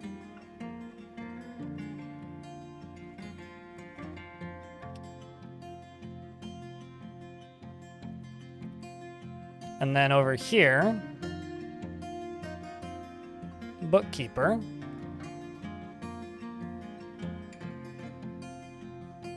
Can be you. Who also needs an office. Why is there goats in my fort? Random unnamed mountain goats are in my fort.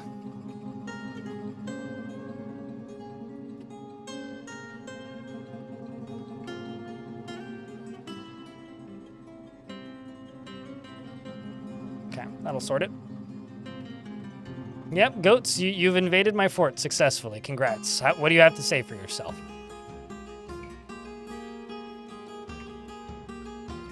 Okay, that's placed. You're going to get linked to this.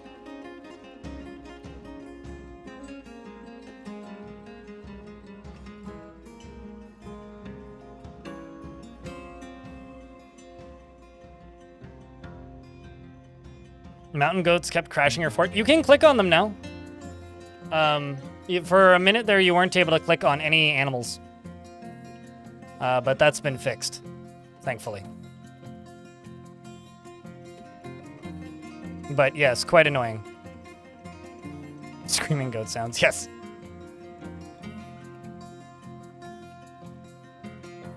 Oh my word. Well, there goes another dwarf.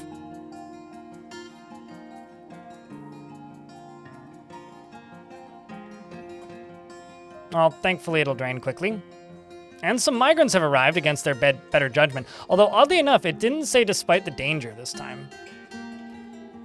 That's kind of interesting. Normally you see some migrants have arrived despite the danger warning. But I guess there's not much danger for them despite this time. Yeah, no, that's fair. D3 Mountain Maker. I generally just slaughter all animals that I can because I just don't like managing livestock in this game usually.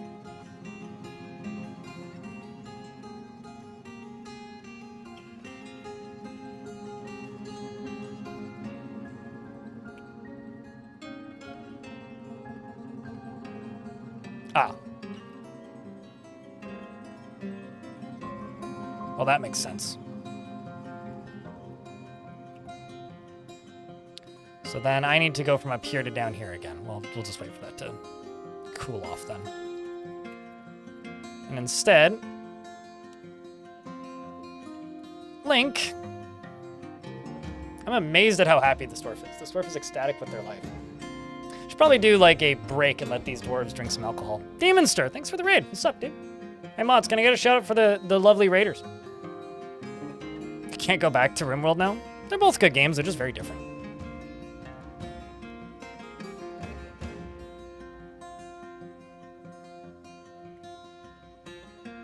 Thanks, mods. Hey, chat. Can I get some crypto rives for the raiders? I would like to see the slightly updated version because Cooler sent it to me. Sent it to me a second time, so that it wouldn't flicker. It is still flickering. Tisk. It does look great. I don't mind the flickering personally, but yeah, we didn't need to work on that. I don't think I accidentally uploaded the wrong one. What do you think, Hobo? New emote as of this morning. Or as of like 10 minutes ago, actually, not this morning. Can I explain this lava project? I'm trying to dig into hell. And also drop a rock on a demon's head, because it has webs. And the last one killed like 25 dwarves. And that just won't do.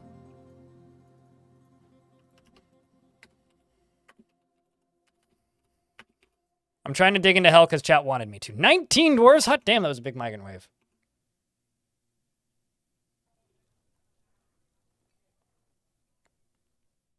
Oh, it pours. It does kind of look like it lights up while they're pouring it, doesn't it?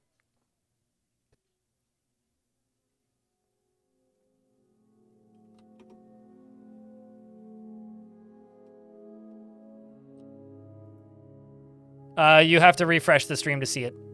Because it is brand new. Shadow.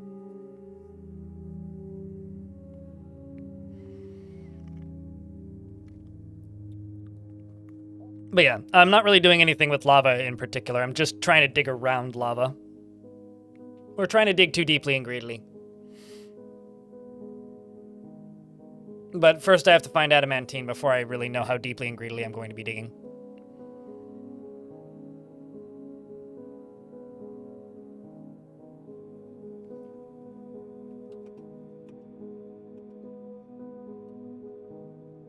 But thank you very much, Bonesaw, for the very, very generous super chat. Or not super chat, bits, rather. And Panthercarpy with the generous super chat. There's too many different terminologies for things on too many different platforms. Thanks for the money. It's the easiest way to say that. Krosky, thank you very much for that Prime subscription.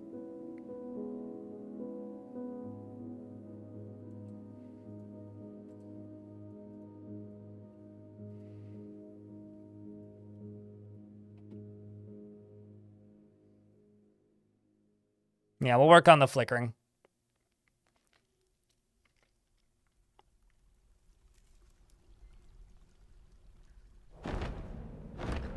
Forgotten beast named Saucepin, a saucepan? Saucepan, has come. A gigantic eyeless salamander. It has thin wings of stretched skin and scrums and fidgets. Its carmine skin is waxy. Beware its flames. What is it with the game throwing all these mean monsters at me all of a sudden? Do I even have access to this cavern lair right now? No, I do not. Well, also I found Dead's acid, so that explains that. The well is operational. Okay, I'm gonna need to dump some buckets into here.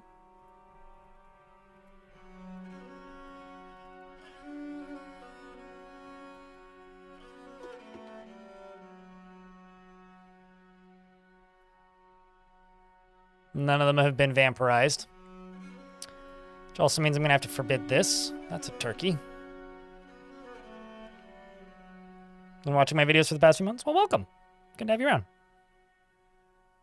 It is always fascinating to see people in the chat for the first time or first-ish time who've never talked in the chat before, who've been watching my videos for a while, because it's like, you know more about me than I know about you. Well, I guess such is the way of the industry. See, you have bolts. Interesting. What if I add somebody else to this squad?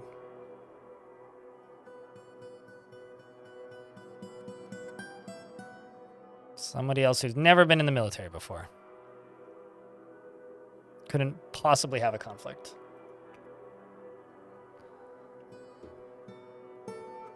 Papermaker's been missing for a week. What was your name?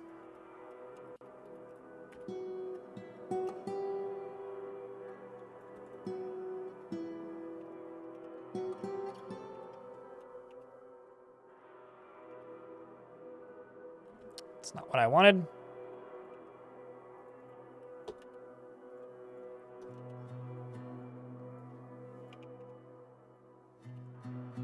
Granted.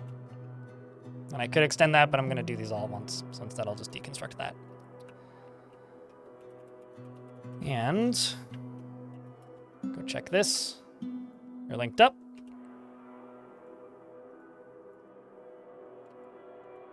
Okay, so all I need is that to get dug out. Then we're good to crash the thing down. It sounded like Arthur Morgan. It's an odd one, but got you rolling into the convenience store right now? Yeah, there you go. Another one, Forgotten Beast Worry, has come. An enormous eyeless dung beetle. It has a long, straight horn, and it undulates rhythmically. Its emerald exoskeleton is rough and cracked. Beware its fire. Why? Also, it's stuck behind a bunch of trees. Oh, no, it's not. This one is Sosh, who's killed 2 forgotten beasts, including one that we drew an image of, and this one has poison vapors, who just fucking murked the beetle and is now walking away. What did you even do? Headbutt it? Kicked it. Oh. Well, okay. Sure. Good for you. I was like, well, that beast is dead. Nope, apparently not.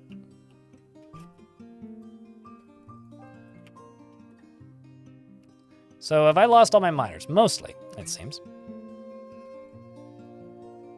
Once all these dwarves get vampirized, gonna desperately need some more miners.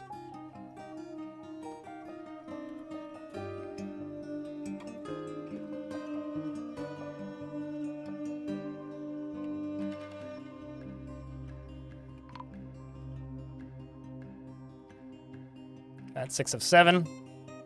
Dwarf boy, your vampire's been found dead? Oh. Well done.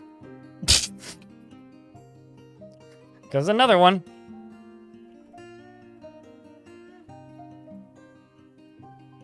What a Dolmas. Typical Dolmas.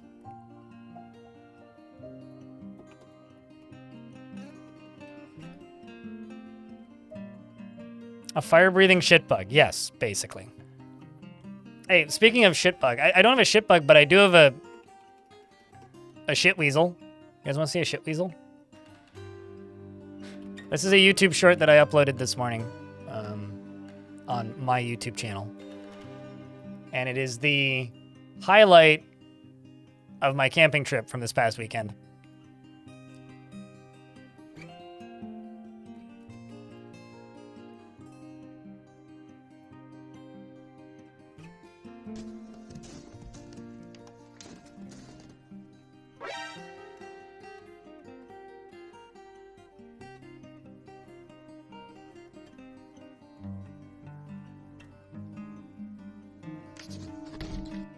Just saying.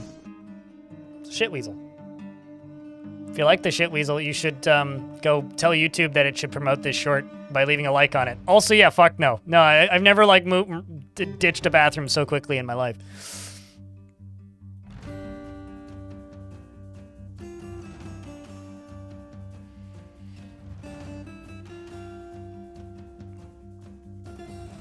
You looking for nuts? I think he's just hiding, but I think that works too.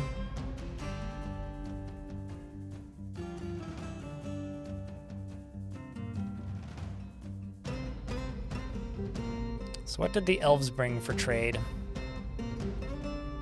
They've got a giant jaguar, a tiger, and a giant peregrine falcon. Is that really the best you could do? For real, you can't do better than that? Oh, they're also done trading, so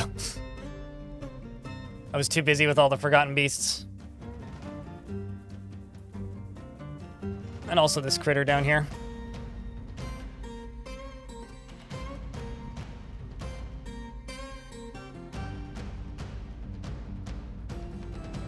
Location drop-off inaccessible.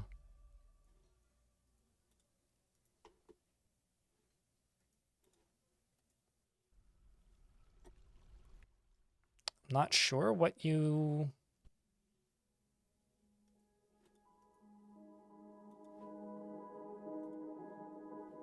We're running into an issue with there, Dwarf?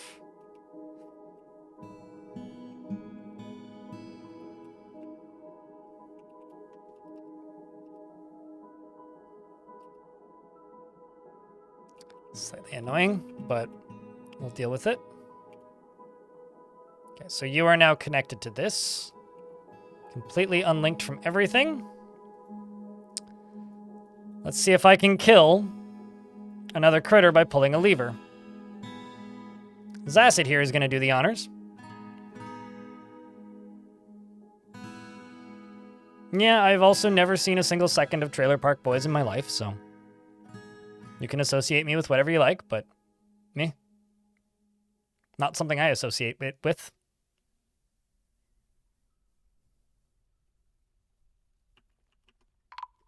I would say that I'm kind of nothing like the Trailer Park Boys, but, you know. We all have our associations. Did that kill it? Yay! I killed it. Now I can ignore it, as Armok intended.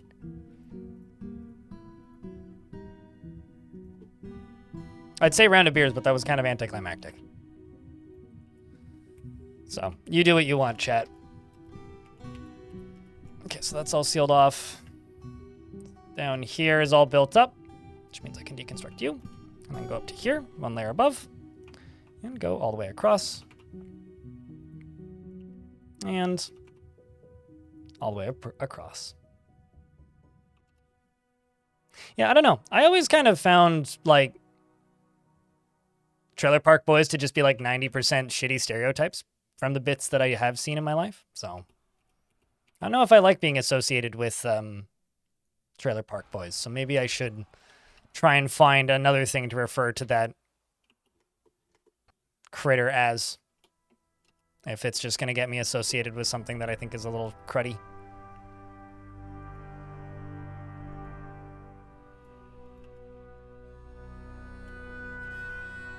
It's just not my vibe, you know what I mean? A good old Armrock's hammer drop. Yeah, exactly.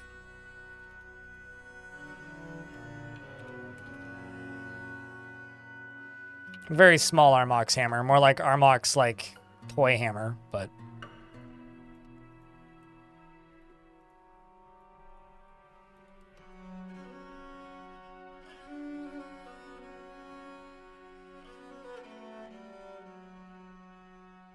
now that's bizarre that I'm only kind of like this guy you watch called Blind.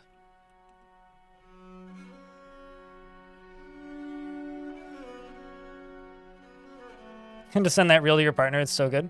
My mom like took one look at that and says that if it doesn't go viral, she will be shocked. And I'm like, I don't think it will, because I don't think YouTube's going to promote it to anybody. And I'm very correct that currently YouTube is promoting it to nobody, because it's in the animals category on a YouTube channel that primarily uploads video game videos. So it just like doesn't know who to serve it to, because the YouTube algorithm is really silly. Ah, got it. All of the Trailer Park Boys I know is from GIFs, and I never, or like GIFs, memes, and other people's references. And because of that, like, all I have is like them out of context, and I never found it to be particularly funny. So it's just something I've never gone after. Deep within this strange place, we've uncovered what must be a treasure of the gods. What is it, though? Oh, shit. A large slick metal gauntlet. So it's a human-sized gauntlet that I can't use. Great. It's pretty cool, though. I do like the color. It's like a darker bronze.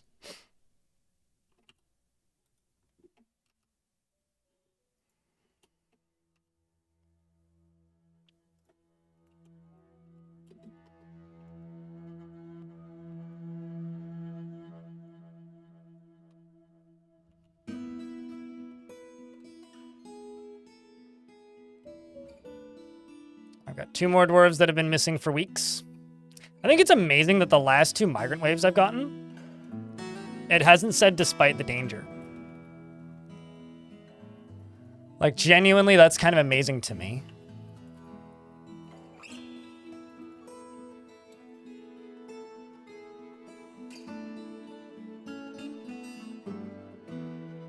You've seen my Dwarf Fortress bids, but I think it's basically literally all I watch is Dwarf Fortress stuff and research on insects and flatworms. Huh. Why insects and flatworms specifically? Are you studying that or something, or is that just an interest?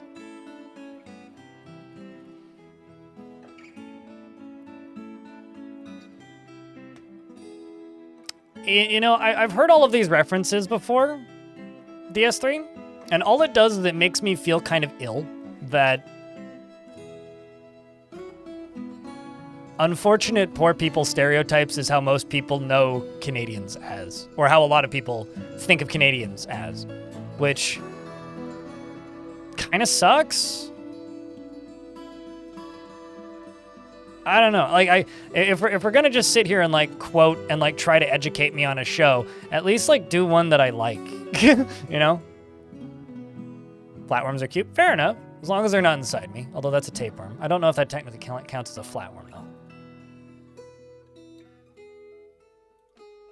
You know, like I don't know. I've always kind of found the little bits of Trailer Park Boys to be kind of repulsive and not funny. So explaining the bits doesn't really do much for me.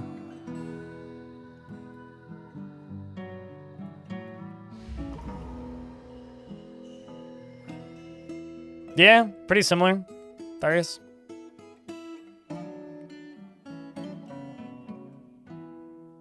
Like, it's kind of a... If all of the UK was known for just being Gordon Ramsay. It's like, well, that's just kind of crappy stereotypes compounded into one person. That being said, I do quite like corner gas.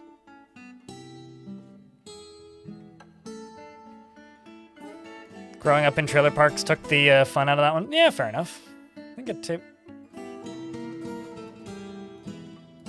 Is a flatworm not triclad living? What? Although the funny thing about Canadians being polite is we say the word sorry a lot as part of like our vocabulary, but it's not an apology most of the time. The stereotype for Canada is the last stereotype people were exposed to. So in some cases it's Trailer Park Boys, which is kind of crappy at the best of times. Sometimes it's, oh great, here goes another one. Sometimes it's like corner gas, which is similar to Trailer Park Boys, but also kind of not.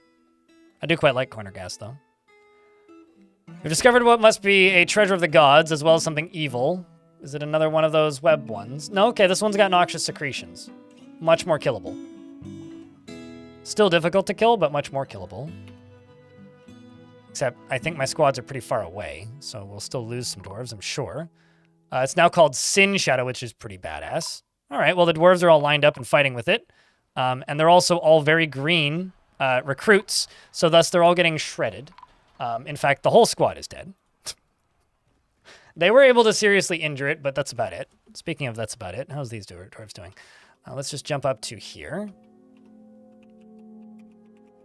And wish that I was dead. Let's get those dwarves drinking that booze. Little do they know they're actually in the safest place they could possibly be in right now.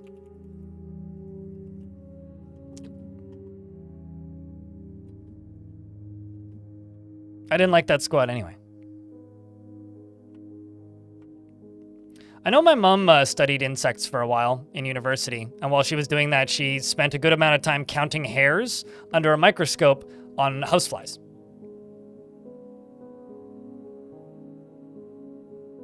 As a method of determining what kind of housefly it was. All right, well, let's just get the skilled dwarves into this. Even though they're like all wounded and injured and not in a good state, might as well just go that route with it.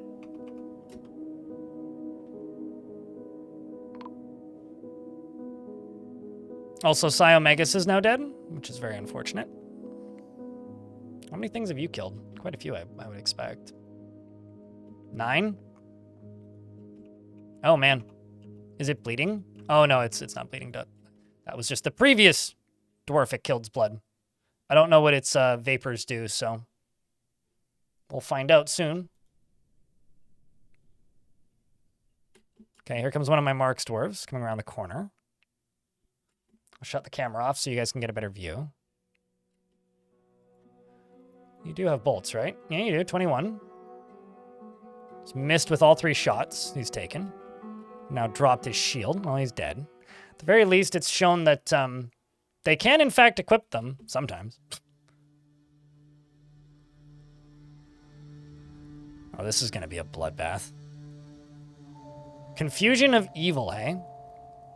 It's up to 10. Dwarves are surrounding it.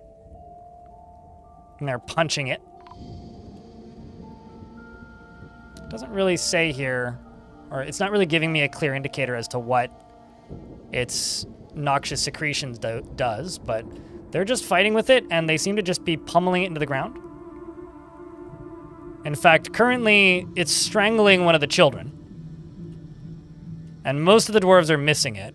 This is probably some really good wrestling training, though, on the bright side. I mean, look, punches it, bruising it, punches it. All right. This is how many dwarves are in this pile. It's quite a big pile of them. So if they needed to train, like, actually, look at this. Watch their fighting skills go up.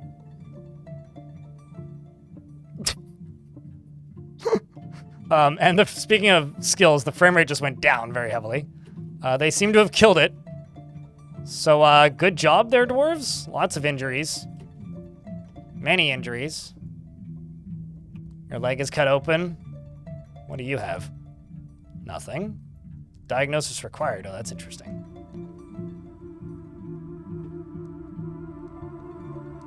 I'm sure that was excellent for morale, just in general. I've also, like I said, lost my entire squad again. Let's just nuke that squad. Nuke that squad.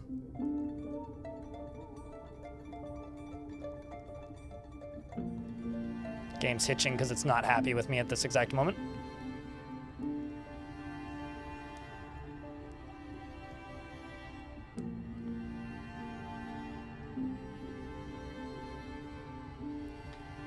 Yeah, no, my mom just, like, has always had a lot to say about different types of bugs.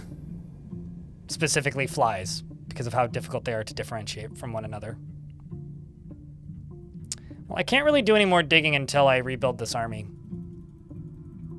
At least it wasn't deadly dust. Well, we don't know what it's done yet. It hasn't done anything visibly obvious. So we'll have to find out once they start getting, like, tended to.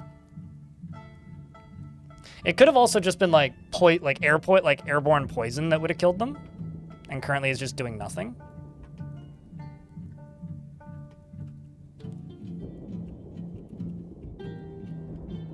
It's certainly possible.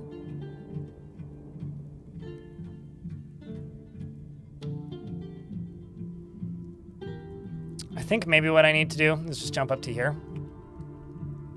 Go to Tavern time, right here. Just make sure that the whole hospital is also permitted. Let's just lock the dwarves in the tavern for a bit.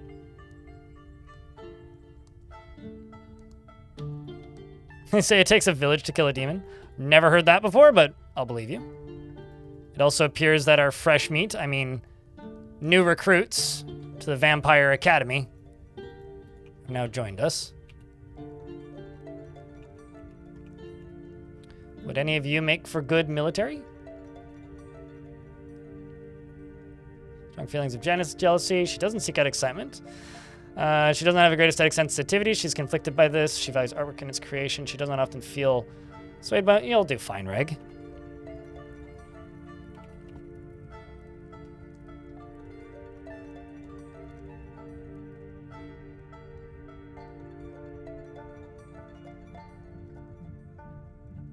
How about you? Oh, these are all of these dwarves are set as minors. Well, that's fine. How about you, Bembul?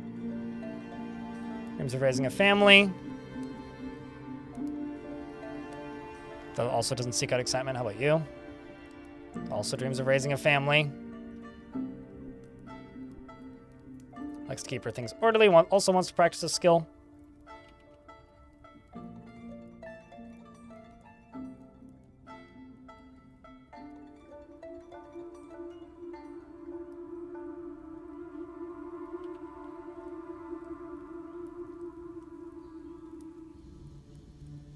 Let's get rid of that. How about you? You want to be with family and friends. You also want to practice a skill. Dreams of mastering a skill. It's a little tight with resources when working on projects.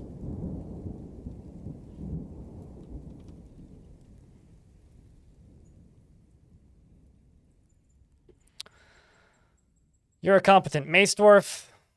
Already, Deduk. Got poor empathy. Excellent. Wants to practice a skill. Doesn't see the point of working hard.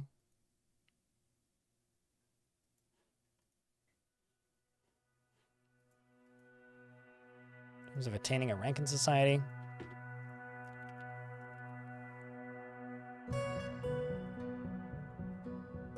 Well, attain a rank through the glory of combat.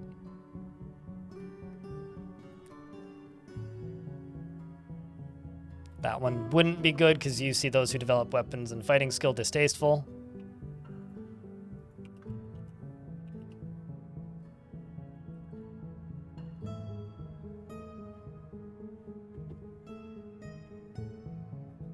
The cook.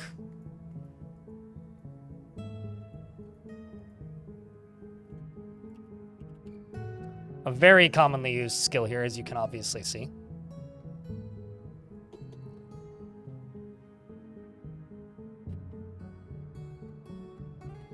The amount of blood on the ground that's getting washed off in this.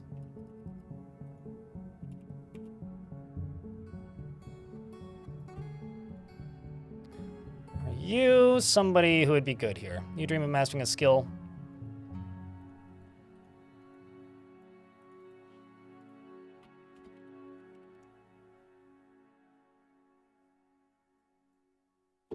Just chuck both of you in there. And I'll just get them training over here. Are you still alive? I don't think so. No, you are, actually. You're running around naked. That's why I thought you weren't. You're one of the dwarves that got caught in the deadly dust, which paralyzed you.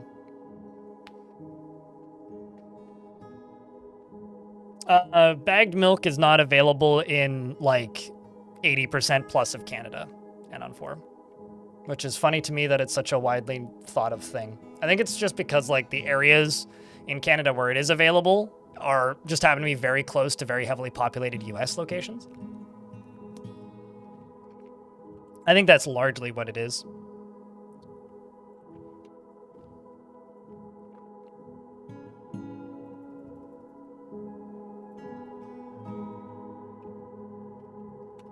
Let's just increase these numbers. Oh shit, I should make soap.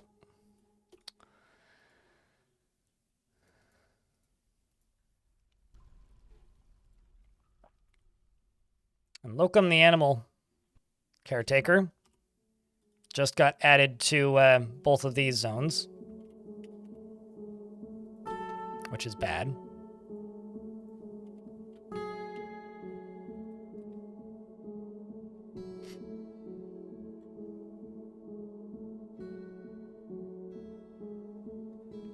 You were fit for active duty until you got paralyzed and are now crawling around unbodied, basically. And I think this is going to get worse.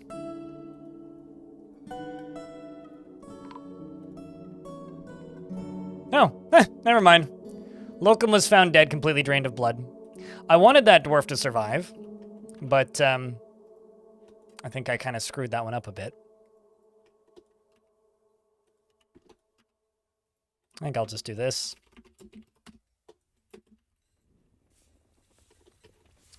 Now I gotta chuck some more tombs in.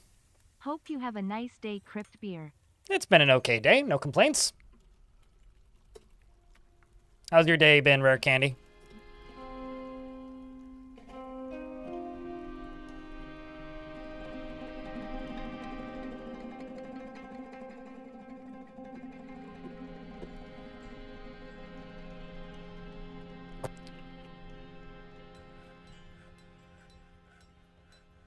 A lot of work to do, seems.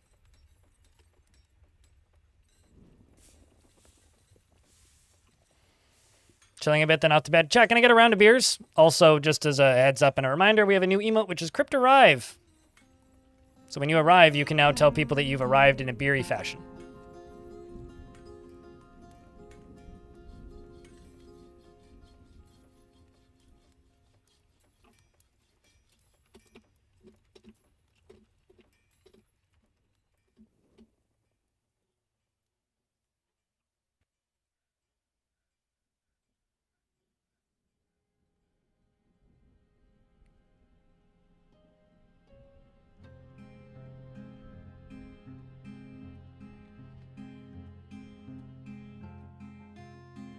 Until we get invaded by a solitary vampire hunter wielding a whip with the surname Belmont. You know, honestly, like, we've been talking about that. Chat just wants me to dig deeply and greedily before we do that. So I'm trying to dig deeply and greedily while also not completely ending the fortress. So we're kind of teetering right now.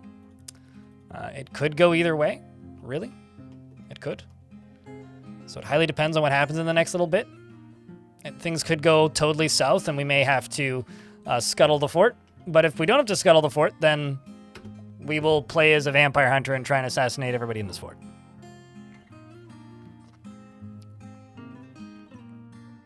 Although I think the word bell is a word in the Dwarven language. Like Simon Belmont. The human lasher vampire hunter. Yeah, no, I see the logic. DS3 Mount Maker. It's it's not a bad end game idea for an adventure. You spend months, weeks, years just exploring the rest of the world, and then eventually work your way back to here and kill the place. I mean, I kind of want to do a Zero to Hero adventurer because I think that would be fun.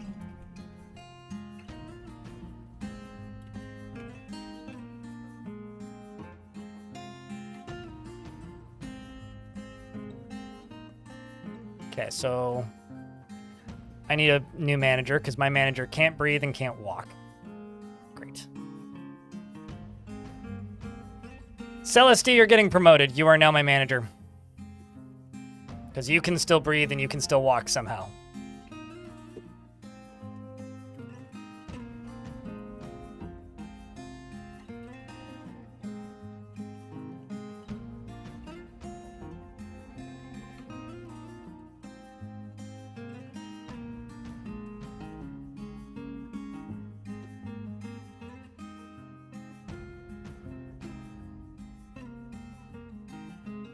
You have to become a legendary human lasher first? Totally. Not actually that difficult to do. It just would take time.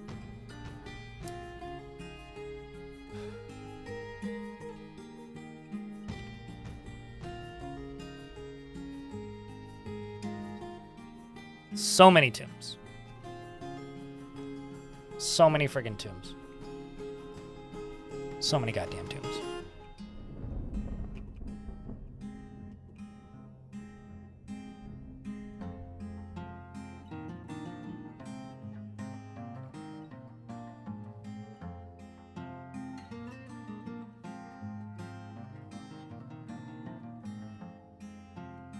You walking? You breathing? Get in the squads. It's not even a service guarantees citizenship. It's like without service, there is no citizenship.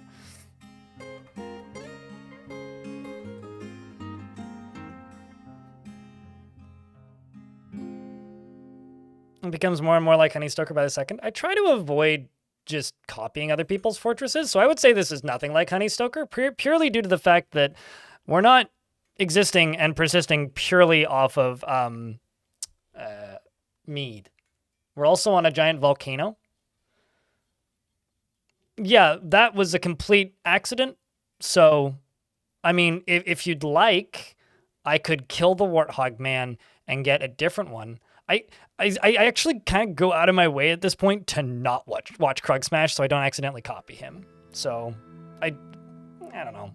You make me feel like I'm a fake. I sometimes wonder about how well Dwarven voting works anyway. Thanks. I feel awful. Because I'm not capable of any creative, unique, interesting ideas. I'm just a clone of those who came before me. Feels good.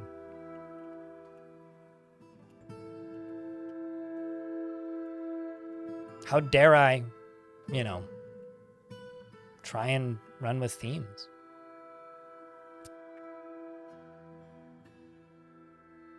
No, I'm just a very negative person.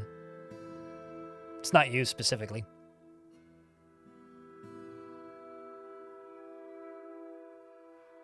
But I do specifically go out of my way to not, like, watch Honeystoker so that I don't...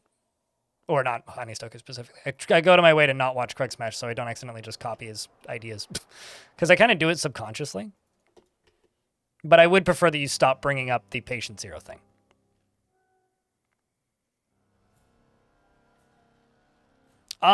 Not when everybody who sees it just goes, oh, it's that thing again.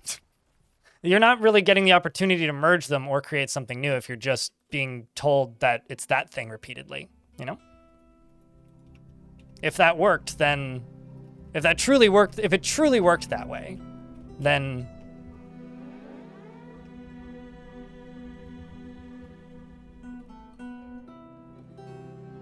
I wouldn't be being told constantly that it's just that thing, because then it's not a new, unique idea. It's just that thing again.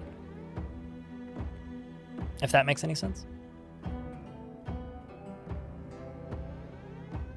Because, like, if you actually look at the events of Honeystoker and you look at the events of this fortress, it is totally different. But what it does do when you constantly remind me of that is it makes me feel like this fortress is cheaper. I get that it's funny that this story turned out similar.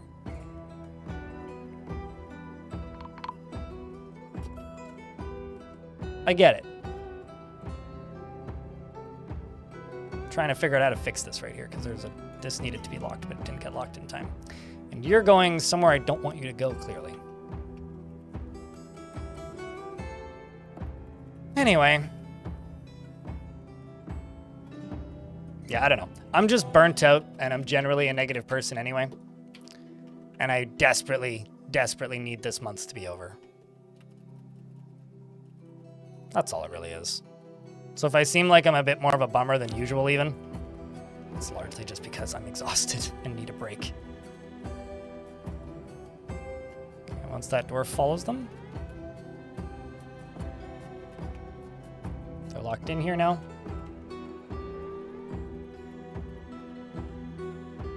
It's the first one.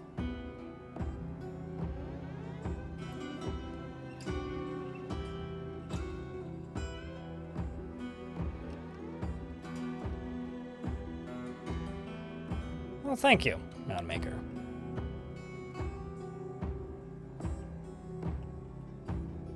It's because I mean, no one does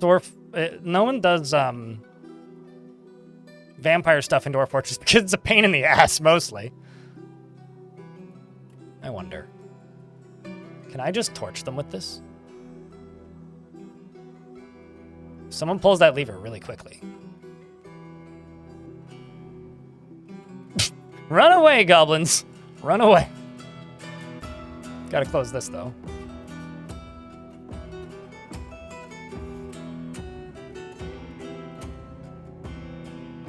Wasn't, in fact, able to torch them. That's a bit of a shame.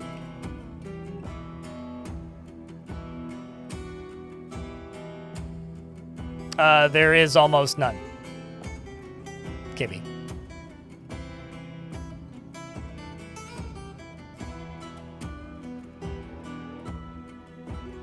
In regards to the advantages of running a vampire fort, there really is none.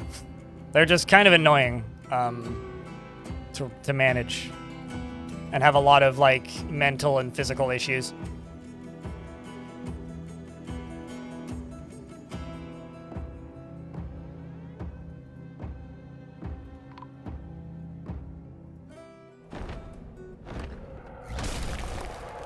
Some Etten has arrived, named Grono Usmazmug, a giant humanoid monster with 2 heads,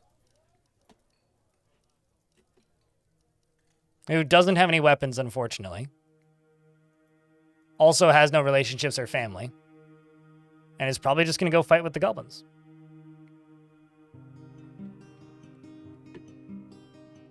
Yeah, I mean, it's a mechanic that's supposed to be just a negative to your fortress and you simultaneously. So it makes running a fortress populated by them kind of just a pain. I'm doing it, like, the advantages that they do have is that they can't get cave adapted and that they are immortal and don't get tired, which can be useful. Like, those are all useful traits to have in a fortress. But the reality is that it's a curse and it's supposed to be a curse, so it's kind of more annoying than it's worth. Really? That was a good opportunity to set this off, though.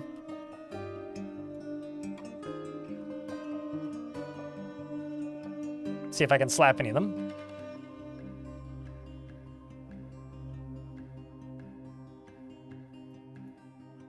So there go the minecarts.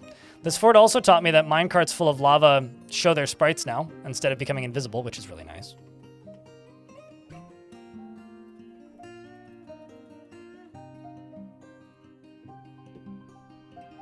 So if they're full of lava, which they're not, because it's not deep enough yet, they do in fact not go invisible, which is really nice. Like, let's see how long until they get full. It's getting there, actually.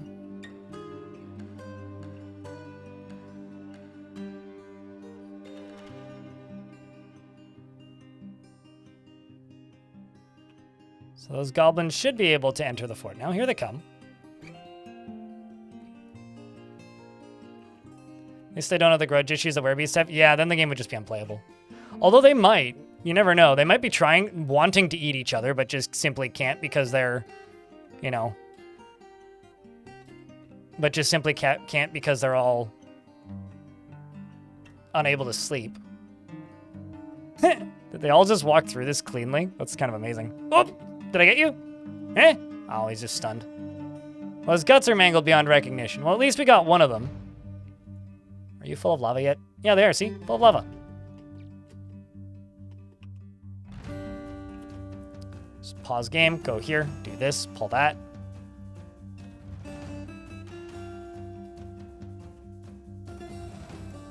We need to actually make some ballista arrows. Let's hope that gets pulled quickly. Oh, hey, there's a ghost.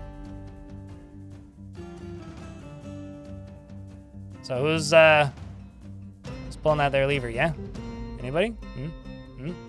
Uh-oh. Well, we may have to fight them too. Don't really want to do that, but here we are. Okay, the military's right there. Watch them get stuck in there. Oh, there goes the drawbridge. Thankfully, none of my dwarves got stuck in there. What are they all fighting with? Oh, I see. There is a goblin in the middle of that. Okay, so all my dwarves are novices. And that goblin just has a bow, so it's like kind of not really a threat to them. This dwarf is also a novice, but they're learning skills pretty quickly, so this is a solid opportunity for this very, very shitty squad to get trained a little bit. And we did lose the squad leader, but that's okay. It was only one loss. There's only two goblins left. Is it worth burning them? I think so. I need a new leader. Any volunteers for the slap squad? Maybe like, Doran, get in there. Rest in peace to Rith.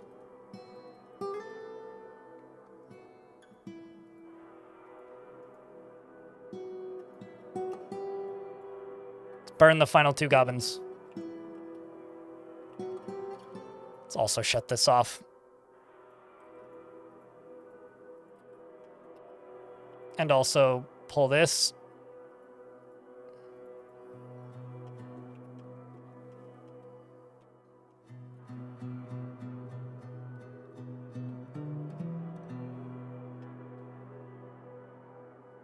And that'll seal off the rest of the siege, I think.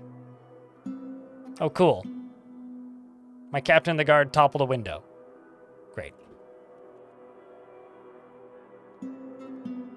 Seems like my captain of the guard is just running around committing crimes. Maybe I need a new captain of the guard.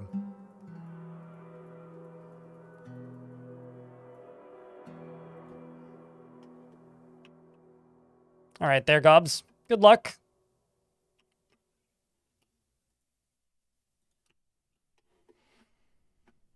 Good luck.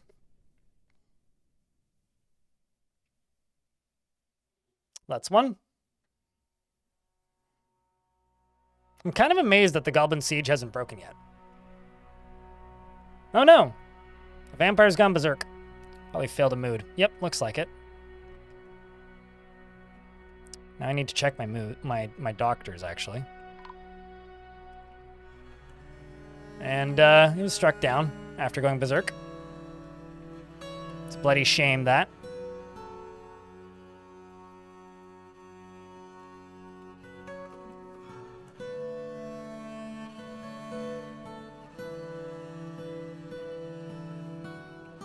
Rock coffin. I think they're probably still making more, right? Yeah, they are.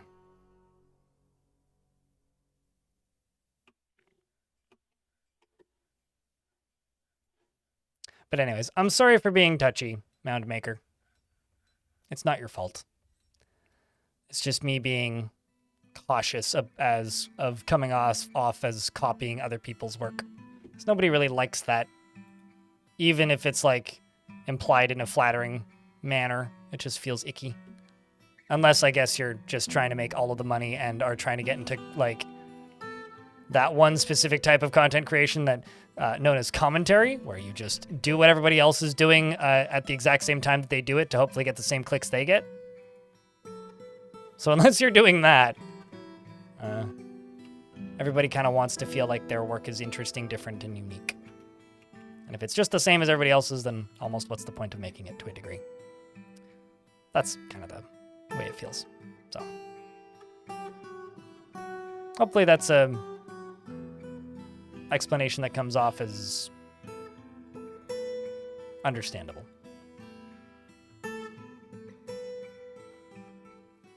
Only, I mean, big coffin industry is certainly profiting off of this fortress.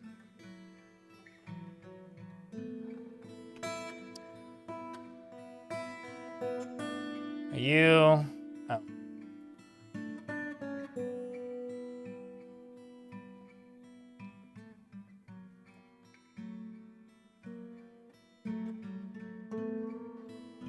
Sure, let's just chuck the paper maker in there. Go pick up equipment. Go join the military there, dwarves.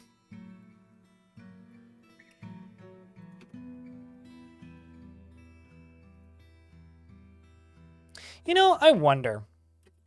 I'm going to go to the top of the map and try something, because I suddenly have a theory. I've got a lot of items set to be melted, and I've just been having equipment issues for a while. If I...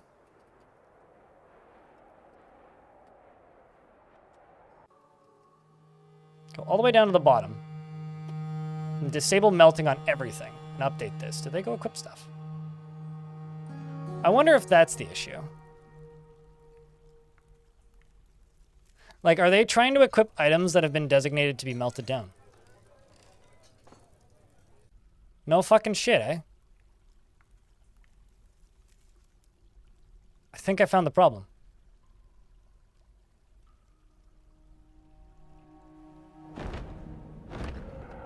Another forgotten beast has arrived. This one has noxious secretions. This will kill us. But it's in an area where it can't get to us. Hey, chat. I found the problem with my gear. They were trying to equip stuff that was designated to be melted down. I wonder if I can get Marksdwarves working now. The chief medical dwarf, Jacknerick, has married Unib. Round of beers for the happy couple.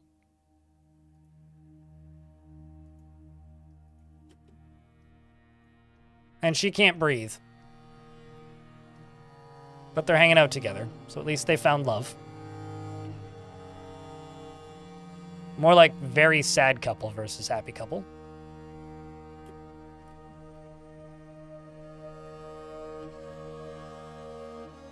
Still have a doctor. Probably need a second one.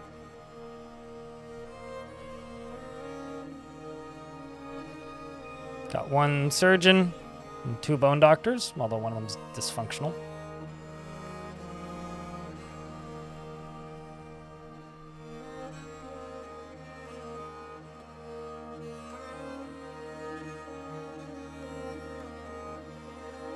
So I melt everything and you run the forge on loop in work orders? Yeah. I don't know, it just kind of reinforces the I should just sell everything I don't want. Because that's been my strat for a while, and people have convinced me to not do that. I think I might have to go back on that. And go back to just, like, selling all of the gear instead of manufacturing Goblinite into other things.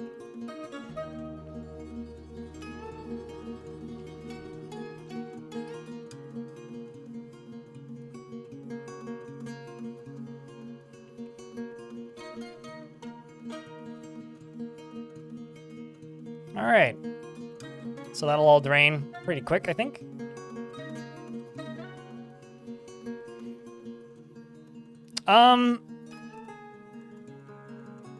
Have better quality, higher value gear for your soldiers, but that's difficult if the only stuff that you're making in your fortress is copper.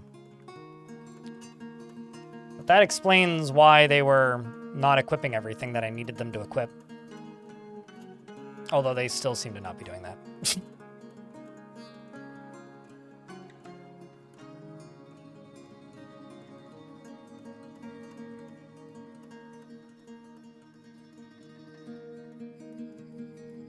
Oh, that's almost worse.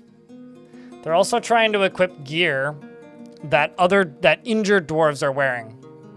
So I've got military dwarves that are trying to equip pieces of uniform that the brutally injured dwarves are wearing.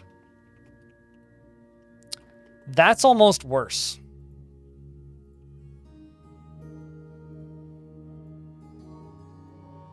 Because they can't unequip their gear.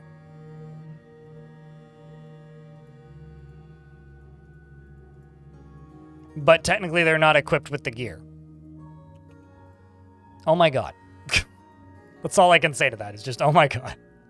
That's absolutely fucked.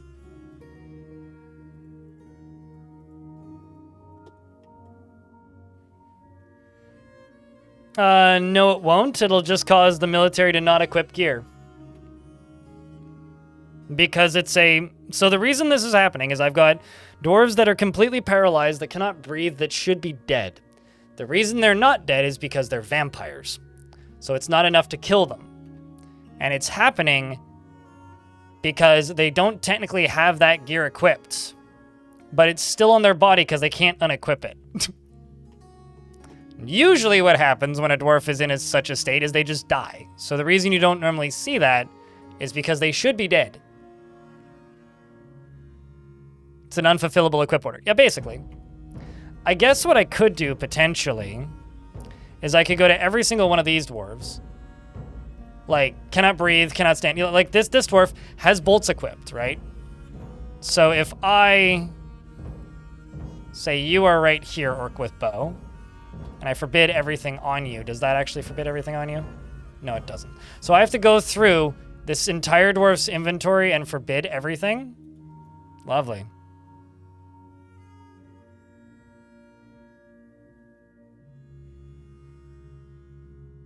Well, I guess so, yeah. All I can really think is just, like, pour lava on them.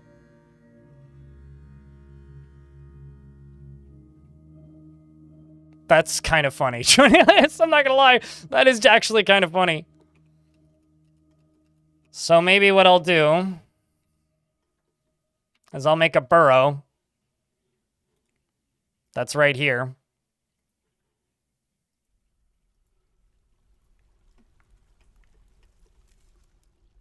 And this burrow is going to be for every single one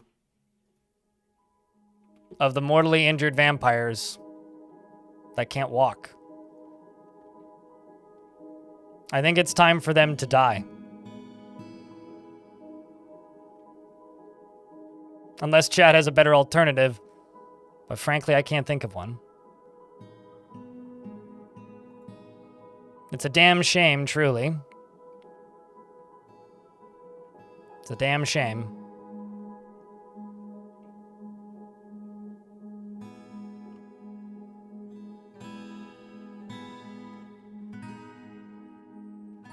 Nope. I'm not going to send you out, coach. Because he'll come back.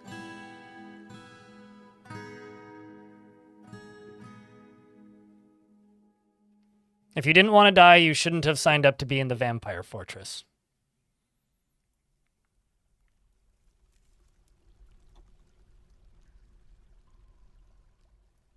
Most of these dwarves are named, too.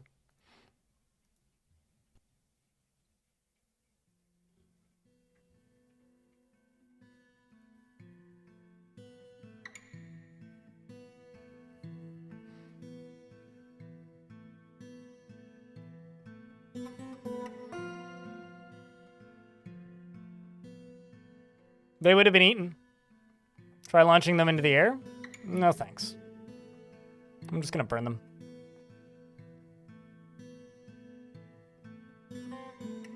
A lot of these dwarves are like massive military heroes too. Sorry, Mound Maker, you're going in with the batch.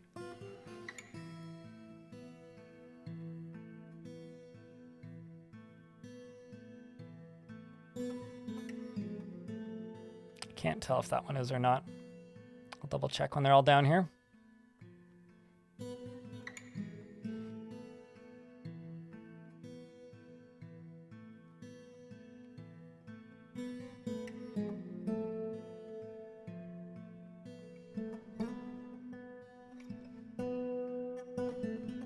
Statues of them? That's a lot of bloody statues, man.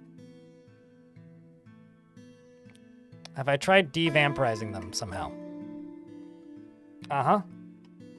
And how exactly would I go about doing that? Also, they would just get eaten. But it's not a matter of de-vampirizing them, it's a matter of getting their gear unequipped.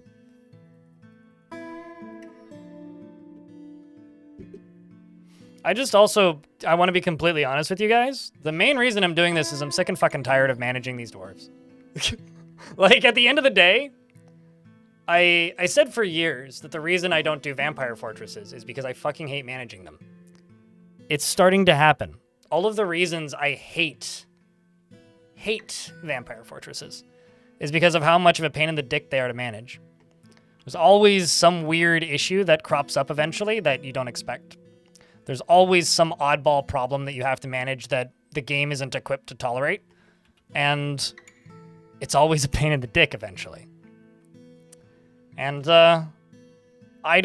I'm tired of having these legendary dwarves that look like they should be really good at a bunch of stuff that are completely, totally, and utterly fucking useless.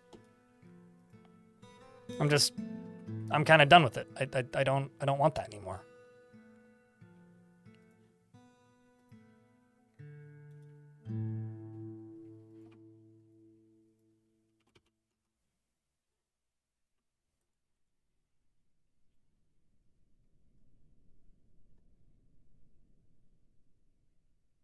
I knew something like this would happen if I played a vampire fort.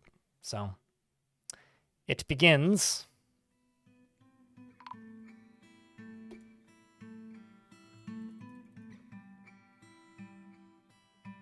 How's it going today? I mean, could be better. I mean, I would say that they're probably ready and willing to go. I mean, if you had no ability to move any of your limbs whatsoever, and then suddenly we're given a way out, maybe it's something you'd volunteer for. Okay, so you are not a member of this, Zalvi. So you I can take out.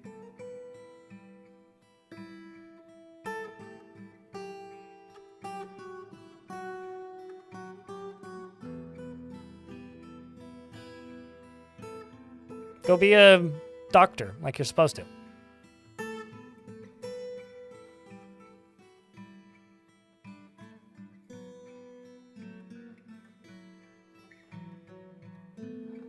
The thing is, the mysterious elixirs are not gettable in Fortress mode because they're not really enabled for use in Fortress mode yet, right? Like, you can get mortars and pestles, you can get forks and carving knives, and all kinds of weird things in Fort mode that do literally nothing. Sarge, the issue isn't that they can't be used as some kind of bait. The issue is them existing is making the fort difficult to manage. That's why I'm doing this. It's not that they couldn't be used for something. Certainly they could be. I've been using them for things for a while. The issue is them being in the fortress is making the fortress difficult to manage. Purely them being here is what's causing the problem. It's not that I can't use them for something. I totally can. I'm just tired of trying to do that because it always comes back to, man, this weird kind of hard to diagnose problem is just affecting the fort, and I can't figure out why. And it almost always comes down to injured dwarves can't pick stuff up and put stuff down, causing cancellations and conflicts. It's literally that.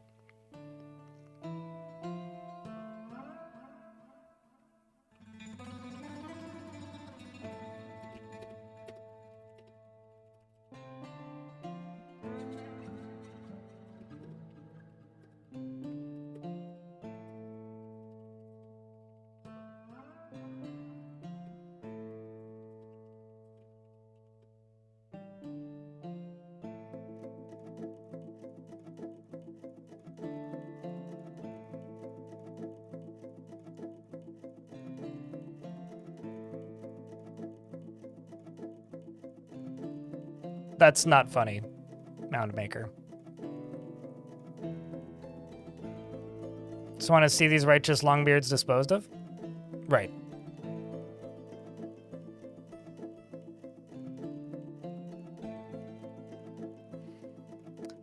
Well, we just have to wait for them to make their slow-ass way over here.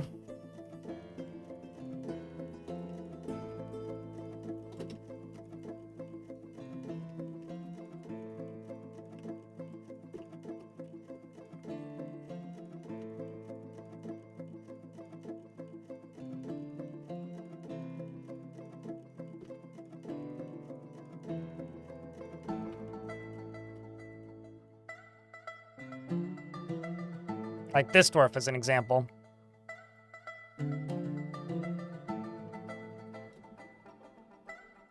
You should be moving. You're not in a squad. Why are you still staying here? Head underground.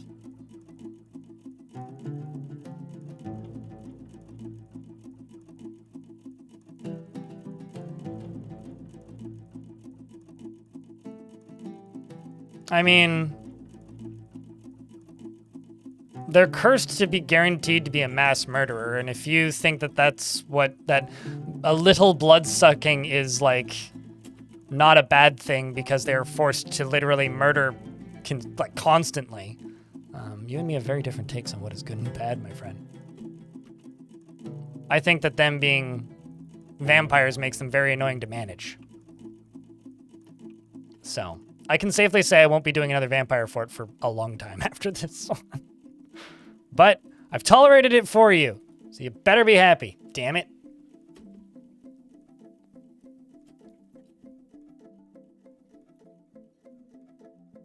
But I'm pretty terrible at this exact second in time. I'll be fine in 5 minutes, though, Brain Fist.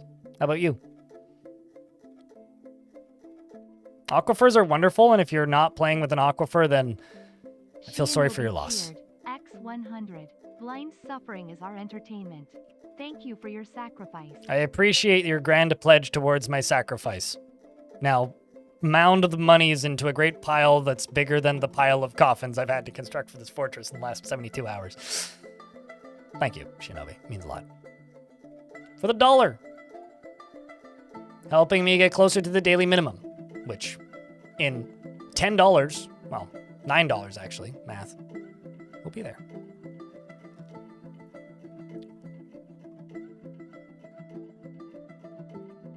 You're not in the wrong zone, are you? You sure?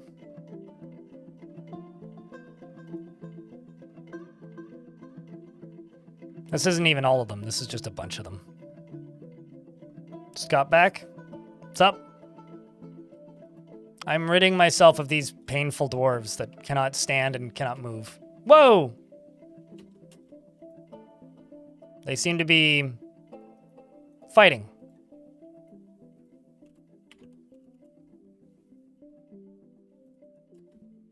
We seem to have had a brawl.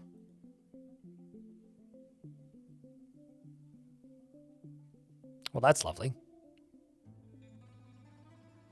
It's just what I need. More mortally injured dwarves.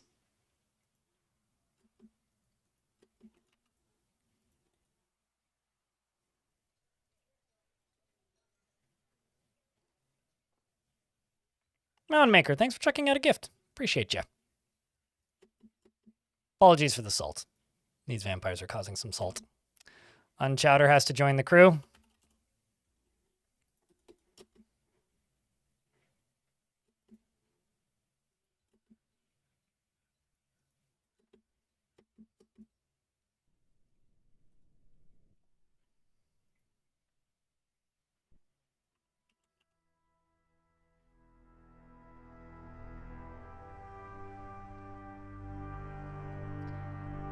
Same with you. Zachar as well.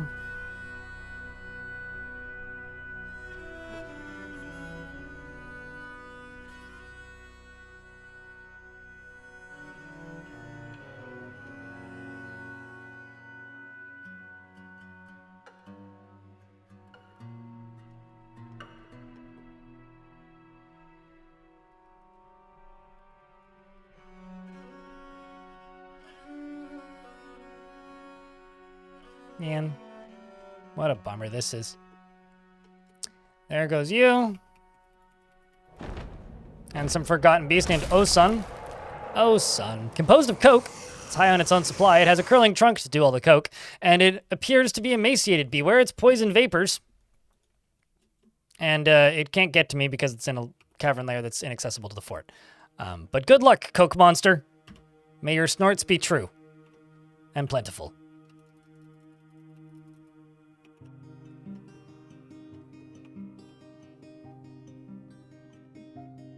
Like, there's so many of them. Look at them all.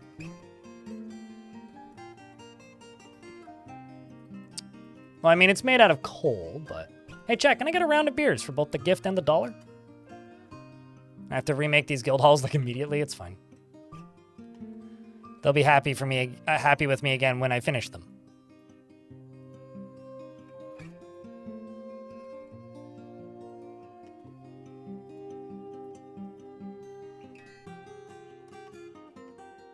I'm gonna presume that's all of them.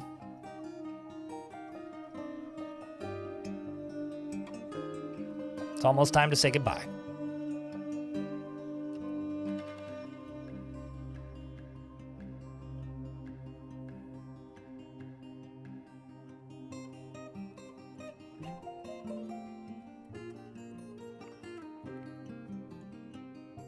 Aquifers are basically an all-in-one pre-built well.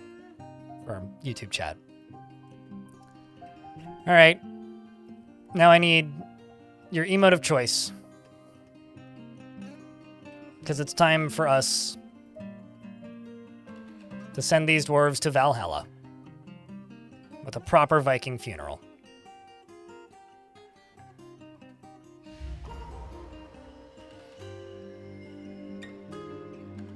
These vampires have lost their use and must be removed.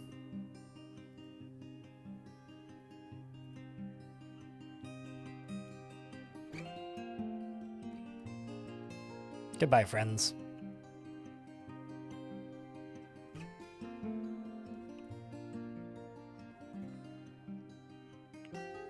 Why would this cause a death spiral, Buster? If you genuinely think that this would cause a death spiral, if anything, this will probably make the moods go up. Although there is one dwarf in here who didn't need to die, but oh well, it's fine. Why the heck would this cause a death spiral?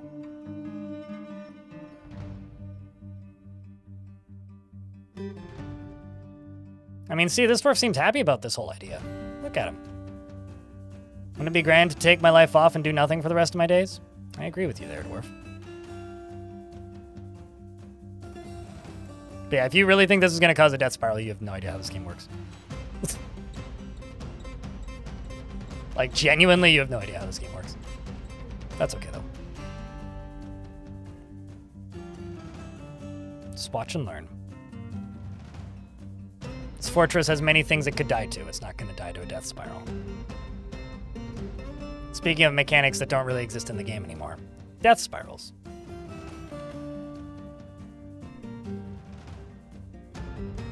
I've killed like 60 dwarves today. Just because I'm killing 20 intentionally, we are far from death spiraling. And V34 with lots of DF hack assistance. It was like babysitting. The game was actually much easier to manage moods back then, too. Well, I mean, stress was more of a concern back then, but the moods were simpler. Their needs were simpler. So if anything, it's kind of gotten easier in some ways, but also gotten harder in others. Easier in that, like, you can actually get them alcohol. Harder in that their needs are more complicated.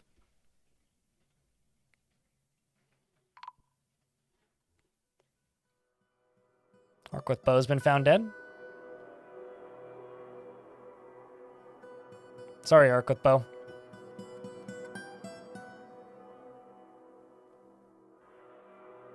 Grim times is this. You don't use mist generators ever? I basically never use them. I use them when they're needed. They're needed in this fortress.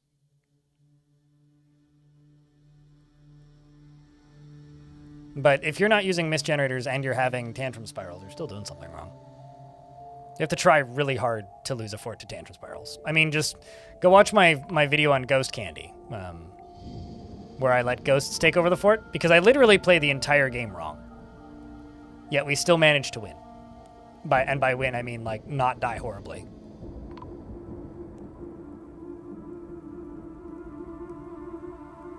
Until I literally killed the fort intentionally. Like, it is not difficult to manage an angry as hell fort in the current version of the game. In older versions of the game, it was harder, but...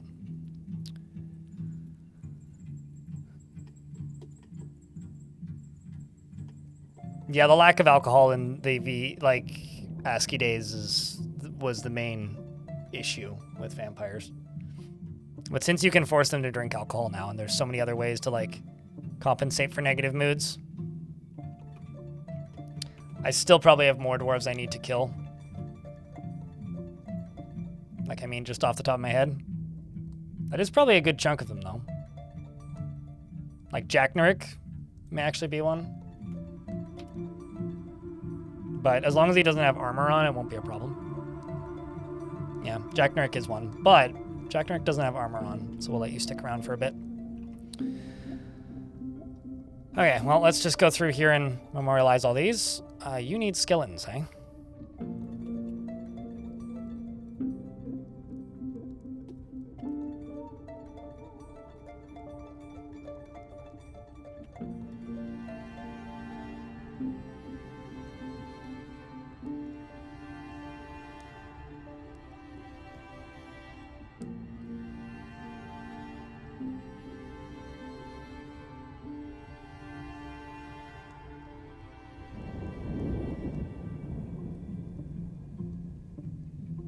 What was your last name?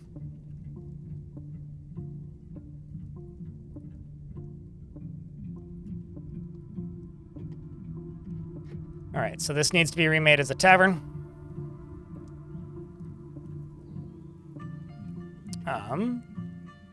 You want a Stoneworkers Guild, a Farmers Guild, and a Craftsdwarfs Guild.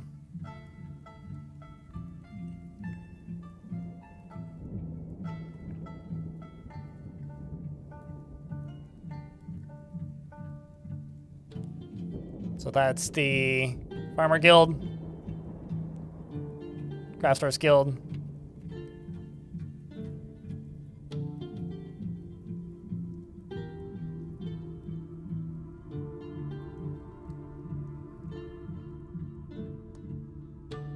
and the Hollow Points. They ended up naming a guild after bullets. Okay, so which one's the Stoneworkers?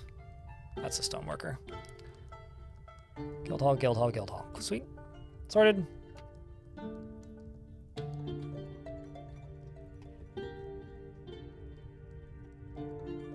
Sweet. Done. I already did, Mound Maker. I already did. Wouldn't that more be like the Bullet Crafters Guild? The Hollow Points?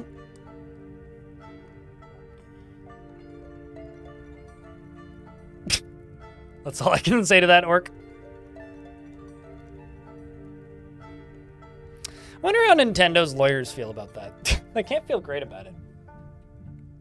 All right, well, we gotta sell a lot of stuff to the dwarves because it's now autumn. So I'll open up the front door. Hopefully we get the opportunity to trade quickly.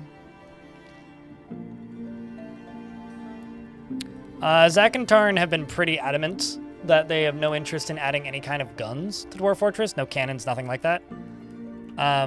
Purely because, well, Tarn's reasoning over the years was always they add things to the game that they are interested in and they have no interest in guns. Which I gotta say is pretty fair. It's fine if they can't stand, it's just not fine if they can't grasp, basically. So that's what that is, as far as I understand it. The other half of it is we're going to get gun-like things in the inevitable myths and magic stuff, such as, you know, throwing fireballs and magic missile and stuff. I'm just making shit up, I don't know. But Tarn always said throwing fireballs and summon explosion and things. So, because, one, they don't want to develop it, and two, they're going to be adding similar mechanics to that anyway through magic. Probably not. Powder barrels could prove funny. Fun fact, set alcohol barrel on fire. See what happens. Get back to me.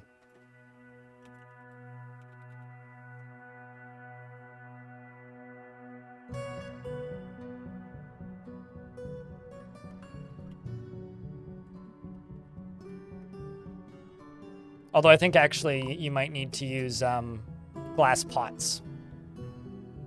But they do explode, is what I'm trying to say.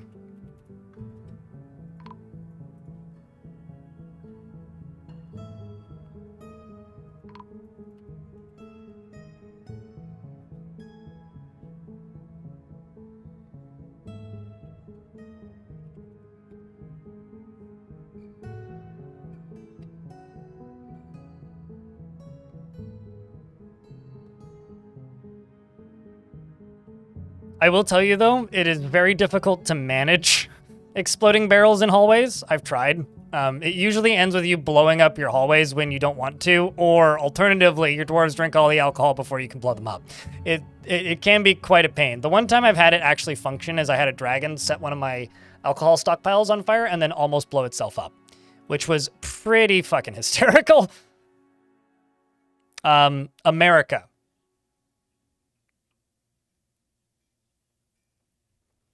Derek Blake is the obsession with the gun topic. Dwarf works secretly because they grabbed stray dog bones. That's a lot of gems. Damn.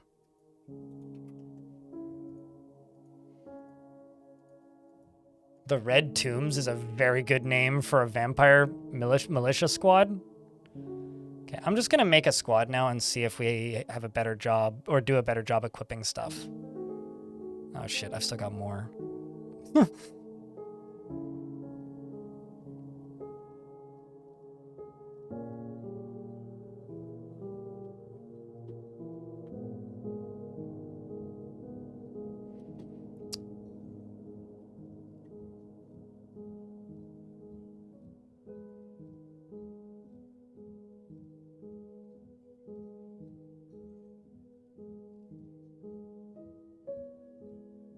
Yep. Now let's grab you. So update your equipment. Vampire has created a granite hatch cover. Well, that I can use. Seems like they're picking up equipment. Let's see what you're going to go get. Have I played SS-13? Yes. Forgotten beast named Sim has come. It's a Sim card, but it's also a mite with a short trunk and a gaunt appearance. It's got webs. I think that thing can get into the fort. I really don't want to fight another one. Have I built this up to the walls yet? You're up. You're not. That's difficult to get to. You're up. You're good. You're sealed. You're sealed. So basically that seems to be its only entry point right here.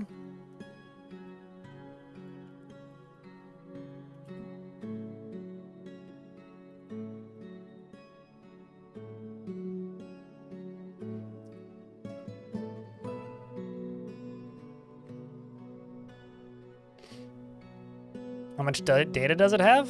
Unlimited, obviously.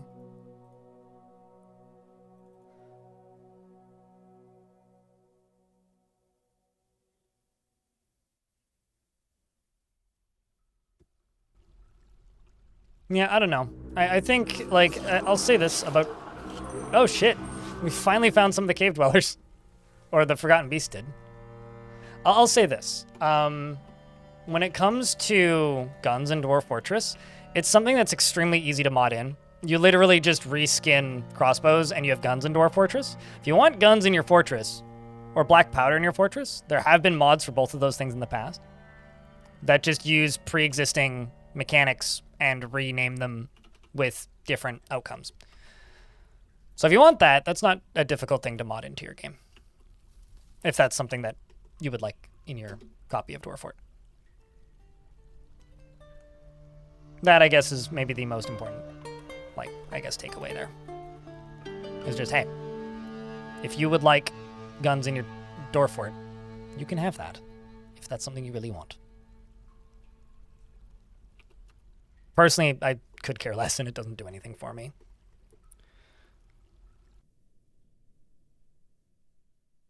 You just like how I covered it? Yeah, something I need to do once Adventure Mode is out, and this is one of the reasons I'm excited for Adventure Mode to be out, is I can't wait to have Zach and Tarn on the stream again. Chat with them, because it's been almost a year. Do I ever use siege weapons? There's multiple siege weapons in this fortress. Do I use them? Not really, because they suck. Like, they are terrible. They can't aim up, they can't aim down, and they require a dwarf to not have a panic attack and run away in fear. Which makes them exceptionally inconvenient and inconsistent, and I don't like that. I like consistency in my weapons.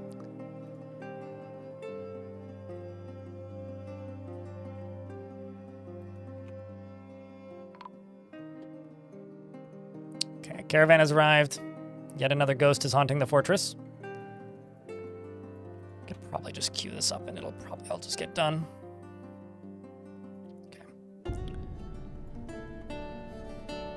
I have so much shit to sell.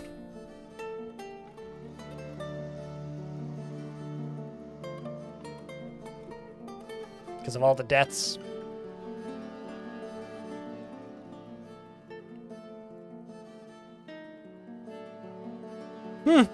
I mean, yeah, you can. I mean, I played the Star Wars mod, which had blasters. They required the crafting of basically a magazine or type thing, like a reloadable cartridge, I guess, for it, which required a material that was only in the mod. And those were just guns, but they're just crossbows, but reskinned as guns. So, like, you know, maybe we need like a modern Dwarf Fortress, like a modern day Dwarf Fortress overhaul mod where everybody just plays as humans that are in gangs that all have alcohol addictions. You appear in a city and then you're just like, well, I got my deagles and my rocket launchers and let's go fight some, I don't know. I feel like that might get very, okay, actually, how about this? It's Escape from New York, but it's Dwarf Fortress. Everybody just has mohawks and clubs. So would I, actually. I would play it Escape from I would play it Escape from New York Dwarf Fortress mod. Why not? Sounds fun. I'd be here for it.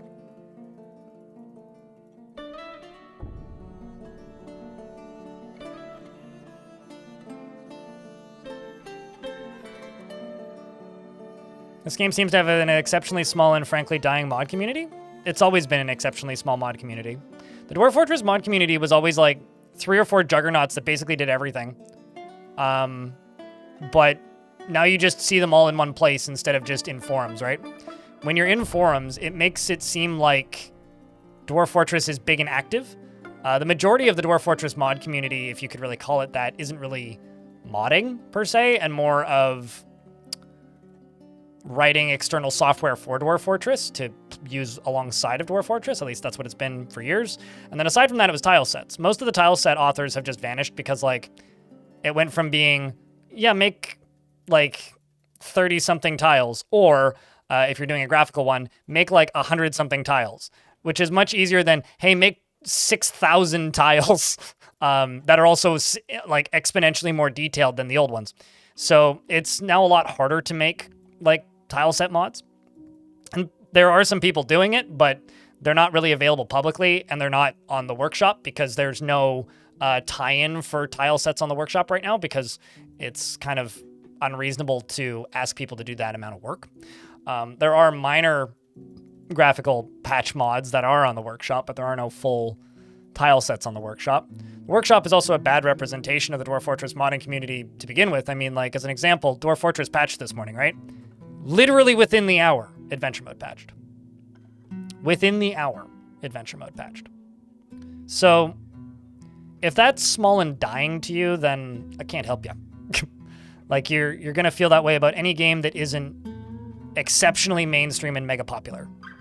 Right? Dwarf Fortress isn't mainstream and it isn't mega popular. I wish it was. I'd make more money. But it's not. That's just the reality.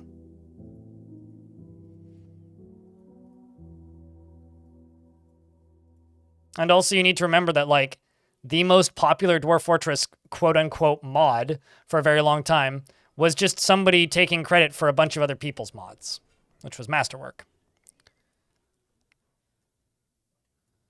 It was just a launcher that launched a bunch of mods as well as the base game all at once. And, like, the need for that is basically gone. So you really have to think about it in the context of, like, is it Skyrim? No, obviously. Is it RimWorld? Well, it's not as moddable as RimWorld. It's not as straightforward to mod. You have to learn how to mod it, unlike something like, you know, a game that's just Unity that you just grab all your Unity tie-ins, your user non-commercial copy of Unity, and then just start working. So it's a harder learning curve for a lot of modders because it's a different process to mod the game. And it's also always been kind of small. There is somebody trying to fork and remake Masterwork, which I don't feel great about. Purely because, like, all Masterwork was a launcher and a mod manager, right? With a bunch of built-in mods that you did a terrible job crediting. And so I kind of feel icky about Masterwork.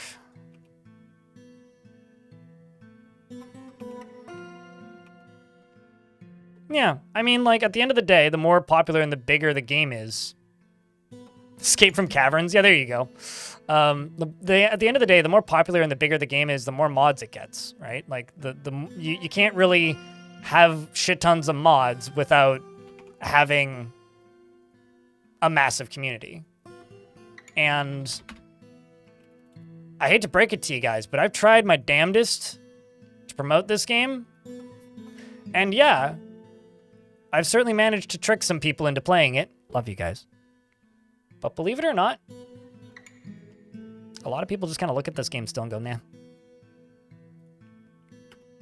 And I wish that I was a more optimistic person at this point, but I think that Dwarf Fortress will slowly grow. And currently it's growing as fast as people are burning out on it. I think we'll have an idea of how much more Dwarf Fortress is capable of growing in, like, a week's time. Next weekend, basically. But, you know, until then, who knows?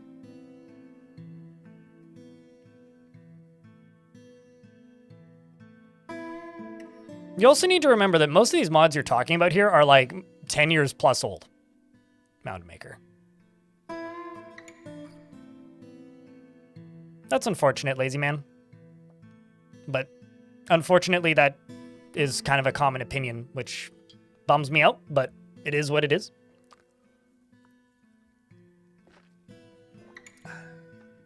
You know, the old school Dwarf Fortress modding community wasn't really... I think when people think of mods now, they think of, like, Skyrim modding, and they think of the era where modders get famous, right? And I think that what draws a lot of people to mod games now is things like XCOM Long War, you know? The people who made Long War formed a fucking game studio and are now making a video game.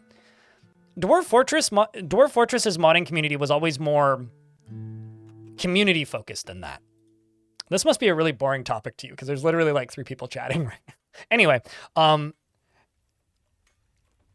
and because Dwarf Fortress's modding community wasn't a community that you could get into as a audience member and get famous, make money, and get a job out of it.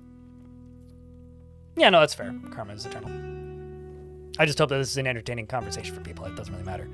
But because now modding is very commercialized, thanks to people like Bethesda, thanks to people like RimWorld, you have modders sitting there and going, Like, I remember before Dwarf Fortress released on Steam, there was about a month and a half there where I had a bunch of RimWorld modders in my chat.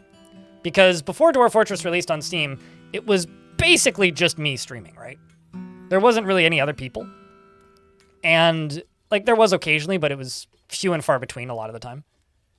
And so because of this, there was a lot of RimWorld modders in my chat for a little bit there, grilling me about how difficult the game was to mod and what you could do with mods. And some of them jumped on and started modding the game. We got a migrant wave, hopefully a big one. Some of them jumped in and started modding the game, and some of them didn't. But when it released, there was a 2-week period there where Dwarf Fortress had 25,000 concurrent people playing. By March, that was below 5,000. And now it sits around 1,000 to 1,200. And so streamers, myself, we're fickle. A lot of people won't stream a game if they don't think it's popular because they don't think anybody wants to watch it. Modders are also fickle in kind of the same way. They seek out games that they think are popular, that they think have an audience, and that people want to watch. Like, they want to join games or make mods for games that they think will get them known within the modding community. I've got more vampires. I got a torch. Does that make sense?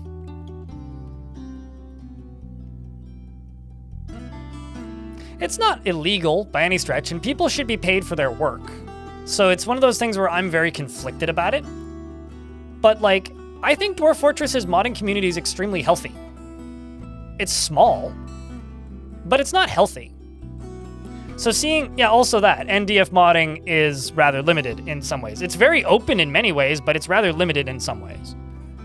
And I think that kind of the combination of people's unrealistic expectations for what modding communities should be nowadays, combined with everybody's used to just modding Unity, and good luck with that because that's not what Dwarf Fortress is. So you combine kind of those two things, and also Dwarf Fortress has a pretty small player base. What Dwarf Fortress was back in the day as a modding game was it was a game that you modded because you wanted something in the game that wasn't in the game, and it was pretty easy to just add flavor mods. So if you wanted to play against orcs, you just make a faction that's slightly more aggressive goblins and call them orcs and make them bigger. And then you had orcs in your game. And then you play with that mod for 6 months, and then your buddy goes, hey, Billy Bob Jr., can you chuck that mod up onto Mega Upload for me so that I can go download it? Because that sounds like fun. And then you go, oh yeah, sure, no problem, bud. And then you upload that mod. Like, that's where the Dwarf Fortress modding community came from. It was just people making shit for their game because they wanted it. Which is maybe like a sign of even a healthier modding community than most healthy modding communities, right? It's like just people make shit for themselves because they want to. That's kind of awesome. And like, I'm happy that that exists like that, but I guess like the reality is that that doesn't quite cut it for a lot of people. But I've got a lot of weight I got to clear out of this. Might as well bring the fancy iron, grab the fancy iron greaves. What else is heavy? I think cheese has some weight to it, doesn't it? Yeah, it does, but I still got another 800 dwarf pounds to get rid of. Basically just buying all the furniture. Shields and bucklers. Anyway, I feel like I've said my piece. Like, I think the Dwarf Fortress's modding community is healthy for what it is. It's not something I've ever really interacted with, but something that, you know, I want to see it do well. If anything, like, it's something that I've interacted with from a safe distance.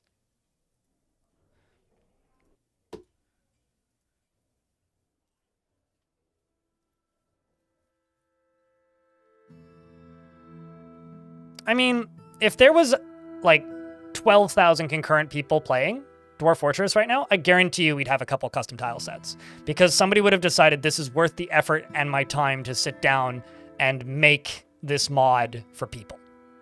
But,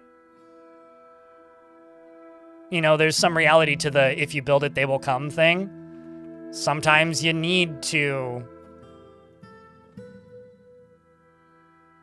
have a reason for people to mod a video game. And I think that we're kind of in that right now with Dwarf Fortress. And I wish that wasn't the case. I wish people would just mod it and not worry about it. You know?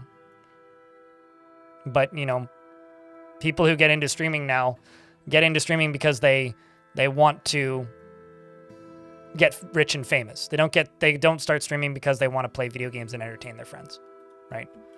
I started streaming because I wanted a way to talk to my friends and didn't have time to hang out with them because I was busy with a full-time job.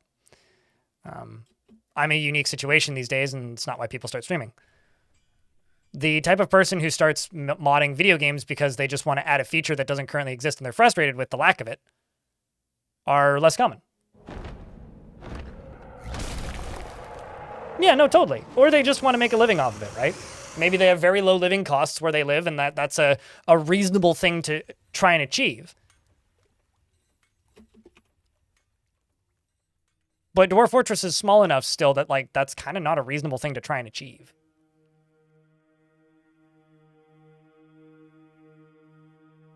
Man, so many Titan fights.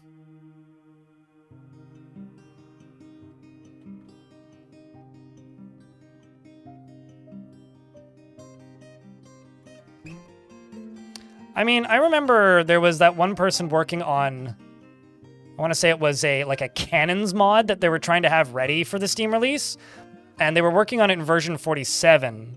It added like gunpowder, like barrel bombs, and a few other things. It was a neat looking mod, and that mod never finished getting developed because the guy who was working, basically like the Steam version was different enough from the pre-Steam versions that like it just wasn't compatible. And like I can kind of sympathize with that a bit. Like that sucks. Like imagine like working on something for like a year and then the thing that you were working on is now suddenly just a non-starter because it's just not compatible with the thing that was made. Like that really, really sucks. So I kind of don't blame them.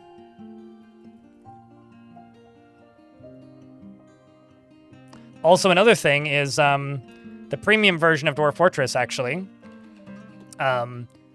removed the alchemy skill. It was a skill that did absolutely nothing in the game whatsoever. But because it was there, it was an editable skill. And it's a good thing that they removed it because it was a red herring for players. It did nothing. It was pointless and like had no reason to be there. But alchemy was a skill that enabled a lot of modding because it was a skill that players could go in and add new triggers to, which is not there anymore.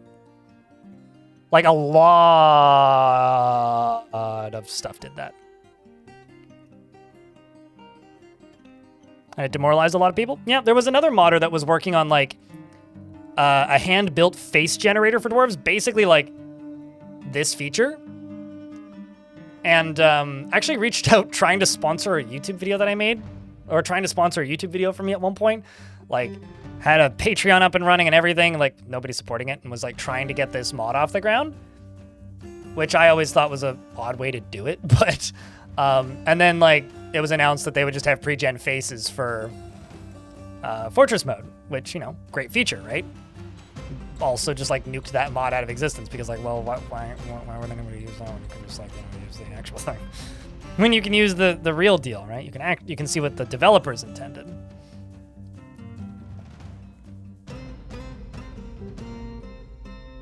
So I do think that like there is a world where Dwarf Fortress modding does the thing that you guys are all talking about.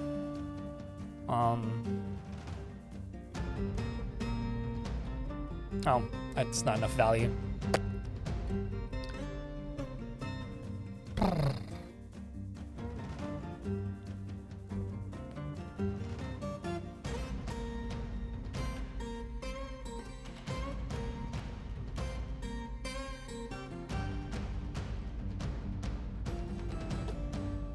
Just trying to unload this stuff. I don't even care if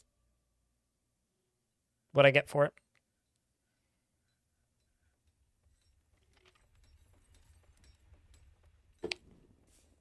Have I ever played Space Station 13? I answered that question the first time you asked it, and yes, but I don't generally play multiplayer games on stream, so I've never streamed it.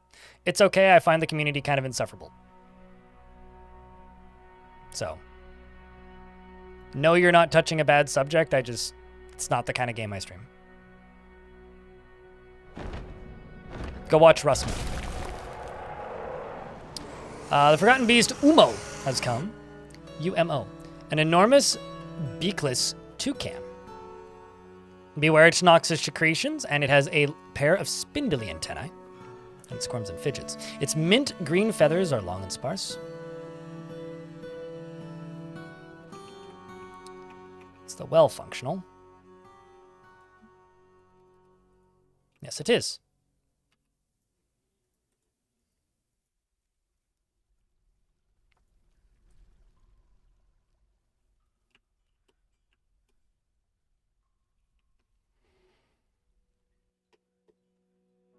Yeah, I ignored it the second time because I answered it the first time. But, okay.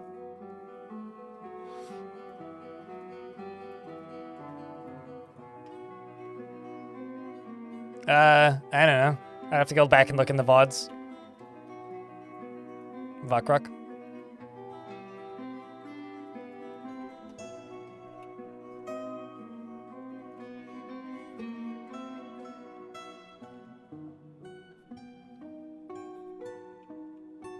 A long time, I guess.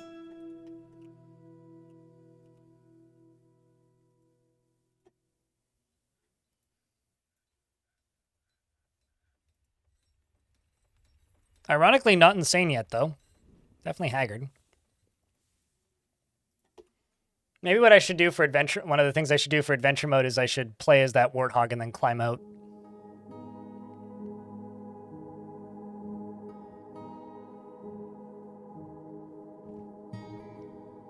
No, not really. For me, it was just trillions of furries. Sorry, Fred. Getting banned from servers because people realized I was a streamer without even streaming. So, okay.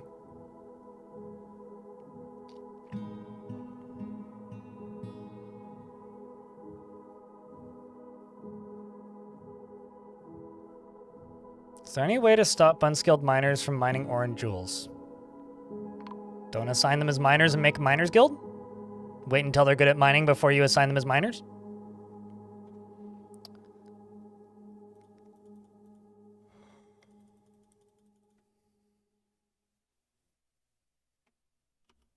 There's tons of furries in DF as well. I think the people who watch my stream have just realized that it makes me exceptionally uncomfortable and are polite.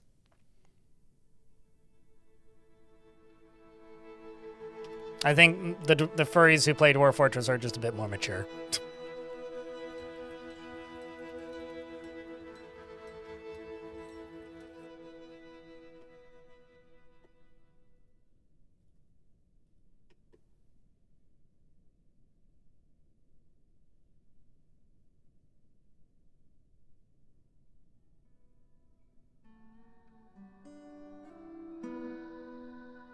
Yes, I'm talking about SS13.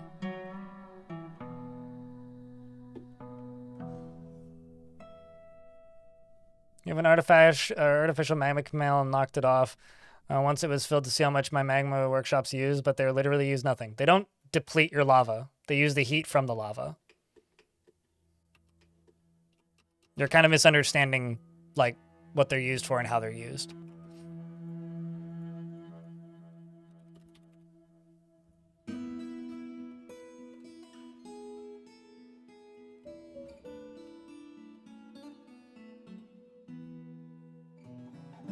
It's not a bug, that's just how they work.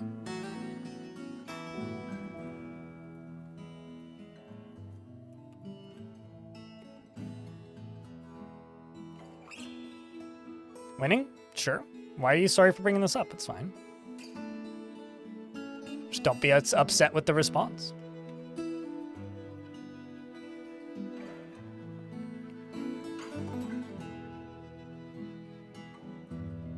Silvery Boulder. Nope, that's the Stoneworkers Company.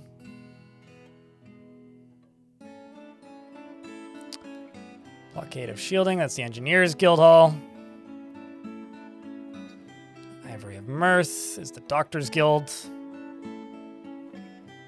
Okay, well... Oh, the Farmers Guild needs to be grand. Got it.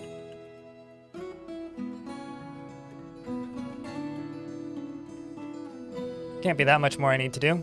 I could even probably just expand it onto these.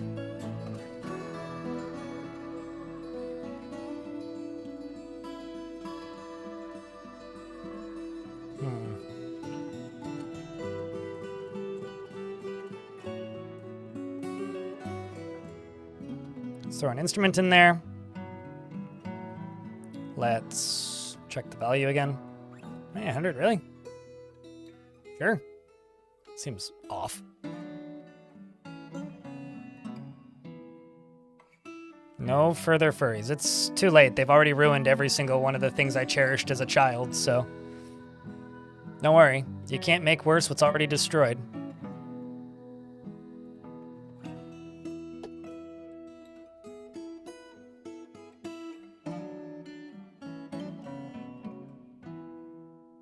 What, it's not that hard, you guess?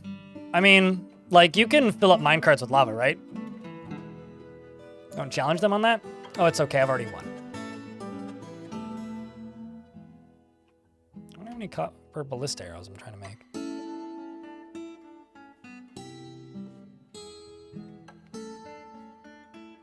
Oh, I see the problem there.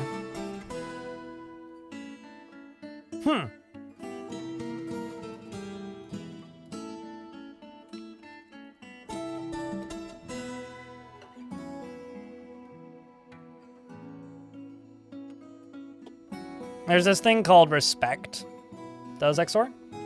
And we only have one real rule here on this channel, which is act like an adult or be treated like a child. If you act like a child, you won't be here very long. So if you're somebody who genuinely would state that that's a challenge because somebody's respectfully saying, hey, please don't ruin things for me. If you're that kind of person, or if you think that's funny, then there's no reason for you to be in this channel. Right? It's pretty simple. It's also one of the reasons why my channel isn't as bigger than it is. It's because I intentionally push back on things that bother me. So if you go out of your way to bother me or just want to see me squirm, then I don't really want to have you here. Right? So it's not a challenge. It's a state of respect. If you respect the channel and you respect me, keep your hobbies to yourself. It's pretty simple.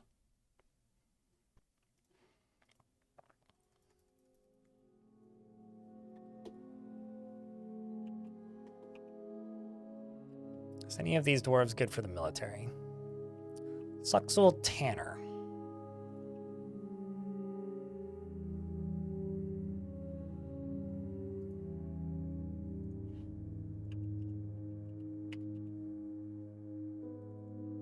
So we're already a talented Mark's dwarf. Might as well see what we can get you to equip.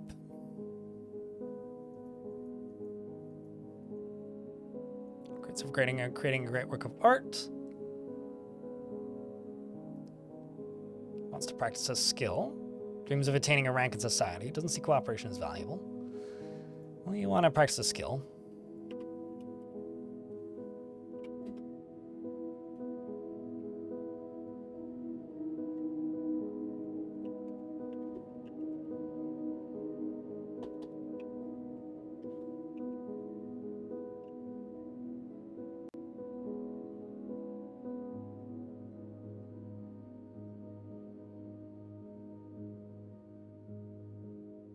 Which is why, although I've watched you... You've watched me on YouTube for 8 years? Have I been making YouTube videos for 8 years?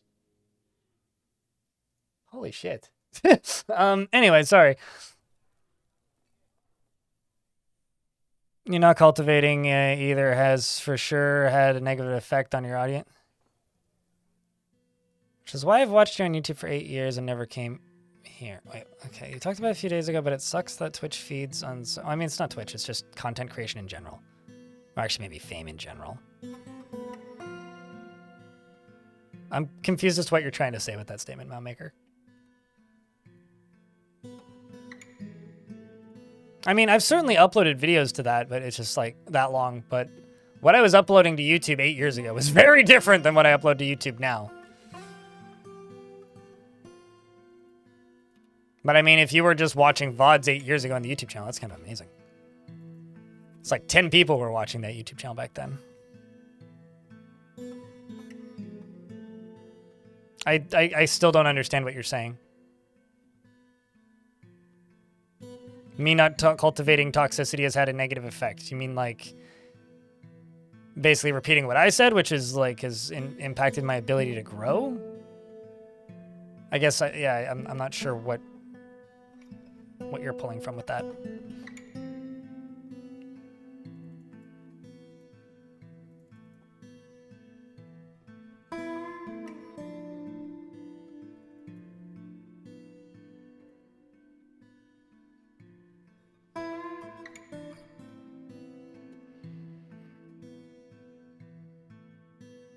What am I looking for? Dwarves that aren't easily stressed and want to train skills.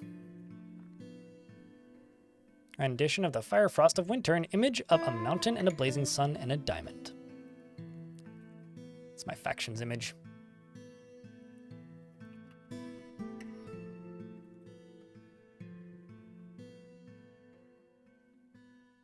I mean, I would say that it's slowed the speed at which I can grow because I don't go around trying to start shit.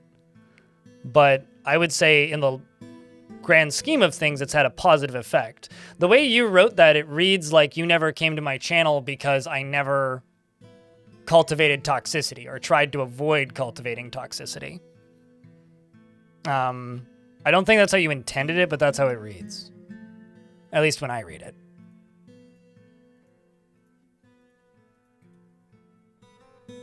Oh, wow. Okay, no, you have really been watching for like 8 years then. Holy shit. God damn.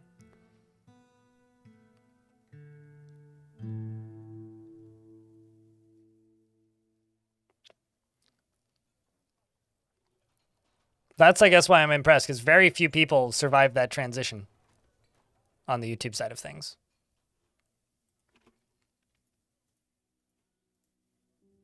Yeah, see, now they've got bolts equipped. I guess that really was the issue. They were trying to equip gear that they couldn't because somebody who couldn't unequip it already had it equipped. Woof. That's all I gotta say to that is woof. Wow. Okay.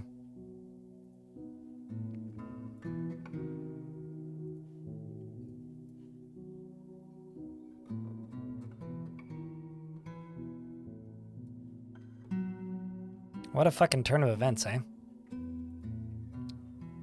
Let's see if all these dwarves can equip that stuff.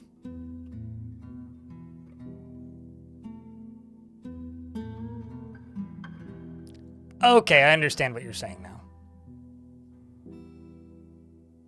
I mean, for whatever it's worth, I don't like the fact that Amazon is on my paychecks. Like, for whatever it's worth, I'm not a fan of that. Kind of really at all. Let's give these dwarves a breather.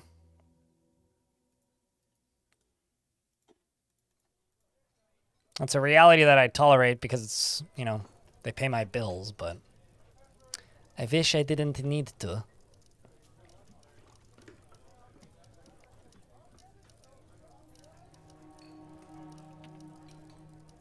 It's tavern time.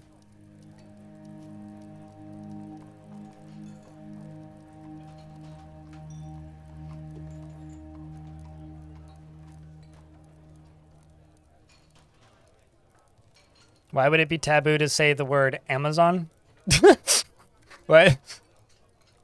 Careful, Daddy Bezos doesn't hear me. You know, I've had this theory in my head for a really long time that Jeff Bezos doesn't know what Twitch is and doesn't know that he owns it.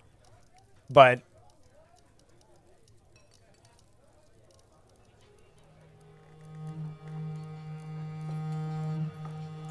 just Google it with safe search off Stanley Hurl, you'll be fine. Stanley in YouTube chat said they don't know what a furry is. just Google it, you'll be fine. Definitely. Nothing could possibly go wrong.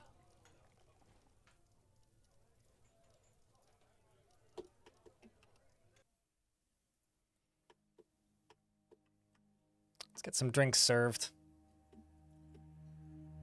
I'll get a ton. Here's serving dwarven rum. Lots of wine and rum.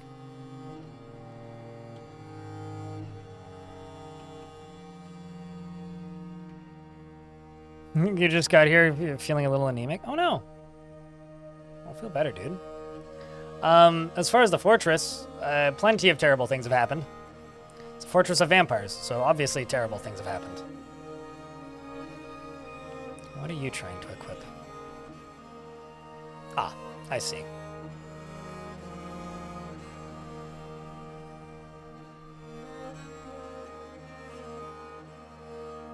Though it doesn't matter so much if they don't have gear on. They just cause issues.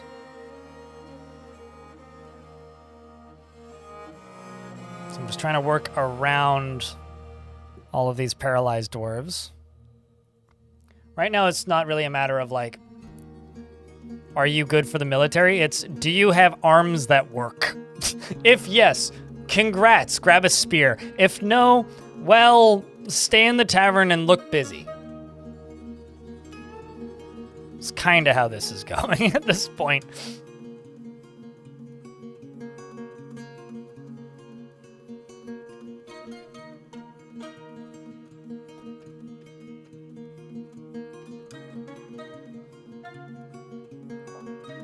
Yeah, see, they've all got bolts equipped. Look at that. Ain't that kind of funny?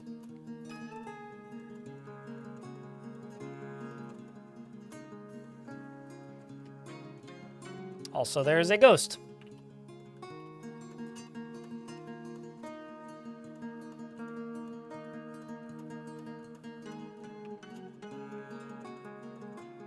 Oopsies. Yeah, I don't know. I think when it comes to people not liking the platform, I think you need to realize that it's not necessarily the platform that's at fault there. It's people who build their entire business off of profit. Like, if you build a business and that business is focused on making as much money as possible, the natural response is you want to have the biggest audience possible. Like, that's where that vibe comes from. There's plenty of good people on Twitch. Just like there's plenty of good people on YouTube. YouTube does the exact same thing. Go look at YouTube comments, you know. Many people who watch me, their favorite YouTuber, made himself famous by practically harassing people and weaponizing his audience. So it's like, at the end of the day, there is really no blameless group in content creation. Everybody's at fault. Nobody's perfect. I certainly ain't perfect. So.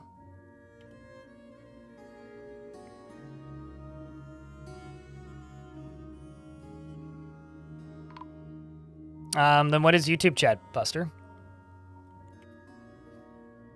If my chat is just spam, then you don't have functioning eyeballs. And as somebody without functioning eyeballs, I gotta tell you. How is Dwarf's? Pretty terrible, but getting better slowly. How was Zemodir? Not really Mound Maker. It's not the way. The way to draw the largest audience isn't with drama. It's with standing out. Right? Level grinding weapons in Warframe. Ah, that's all good. Enjoy your high level weapon Warframe grind. Right? It's not drama. Drama is an option, but you have to stand out, right? The only reason I have an audience is because I play a game that nobody else plays. That happens to have a big enough audience that people want to watch. What is it about? Well, everybody's a vampire. Everybody's upset and sad, and I'm trying to end it today dramatically, and the dwarves are making that very difficult because I keep running into issues with half of the dwarves are paralyzed because of a forgotten beast that paralyzed them a long time ago, and because of this, they can't pick up or put down things, so thus I have a lot of dwarves that are wearing gear that they can't put down, so when I try to make a squad, they can't equip gear because they're trying to equip gear that another dwarf is wearing, but that dwarf can't put it down.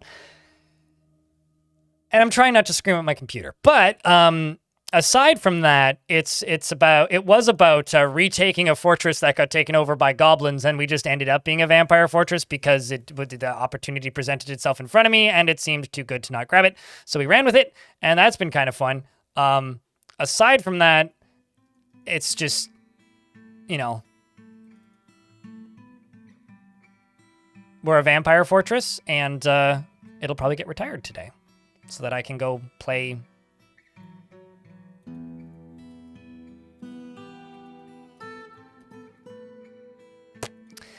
It'll probably get retired today so that I can go play Fortress mode on Thursday because I won't be streaming tomorrow because I got a doctor's appointment. So it's a fortress that's at the tail end of its days, basically.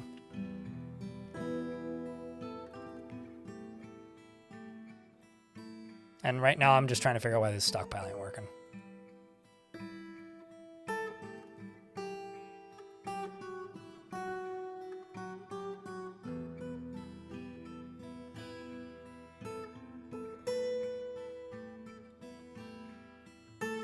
There we go, now it's working.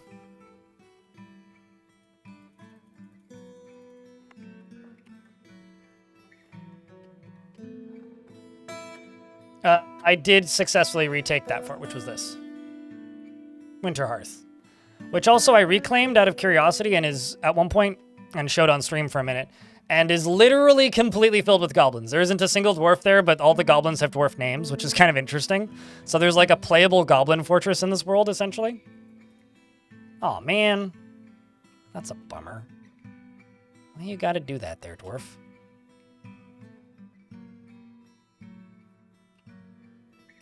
Somebody tantrumed and toppled that statue. Also, why is there no witnesses? Captain, are you just like nuts? Or did you do it? Oh, you're in... I see. Captain of the guard is unconscious. Well, I need a new captain of the guard.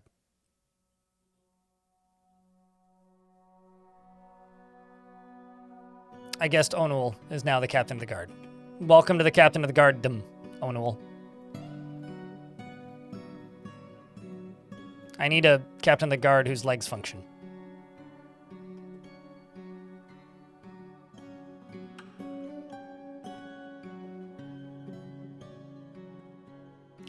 That's not new, no. You've always been able to reclaim, like ever since they added reclaiming, which has been more than 10 years now to my knowledge, you've been able to reclaim generated forts. But maybe new information to you, but yes, still new. Not new, rather.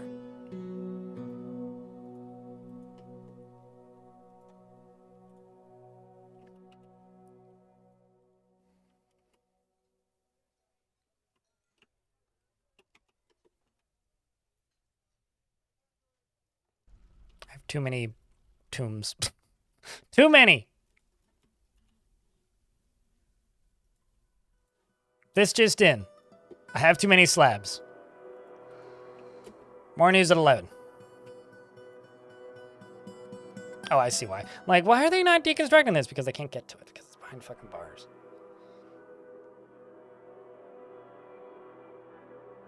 Oh, trust me. Tarn has talked about that for a really long time. Hopefully this year is the year that we actually get proper healing. Although, here's the thing. We do have crutches. But by all counts, these dwarves should just be dead. Like, genuinely, these dwarves should be dead. They should not be alive. The only reason they're alive is because they're vampires. So the only reason any of this is even a problem is because they're vampires and I'm dumb for playing vampires. Quite literally. That is the, like, situation that's happening here. Is I'm a sucker for playing vampires And that's it. Really.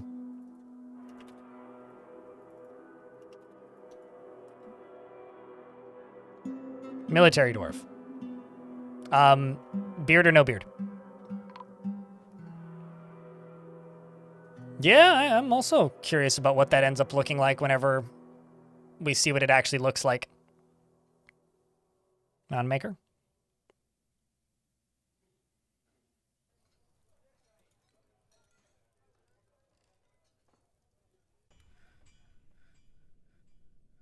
I question it only when they want to play Masquerade. I mean, Masquerade is like Vampire the Masquerade is like Stalker.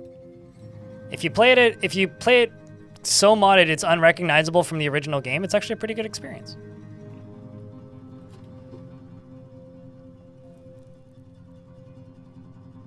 If you try and play it like it was intended, you'll wish that you could just unexist yourself.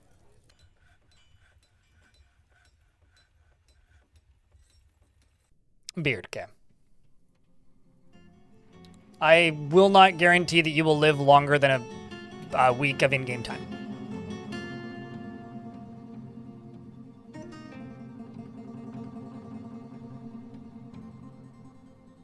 The free version of the game is the Steam version of the game. In versions before version 50, Yvonne, it helped because it limited line of sight. If you did the cross pattern, since then it doesn't matter, and there really isn't a concerning difference between like a little square staircase 2x2 and a 3 staircase 3x3. The premium version of the game is exactly the same as the free version of the game if you're playing the same version number. If you're playing an older version number before the line of sight changes were added, which was like February 2023, I think, then you want to do the cross pattern. Also, Dwarf Redemptions have been available for like 5 hours, and I just haven't said anything. He is very stubborn and does not enjoy participating in physical confrontations. He works to square his natural tendency with his respective martial prowess. He has an overbearing personality and very rarely is moved by curiosity. He lives at a slow-going and leisurely pace, and he tends to be a little tight with resources when working on projects. He thinks that he is fairly important in the grand scheme of things, and he can occasionally lose focus on the matter at hand. He tends to hang on to grievances and is not particularly interested in what others think of him.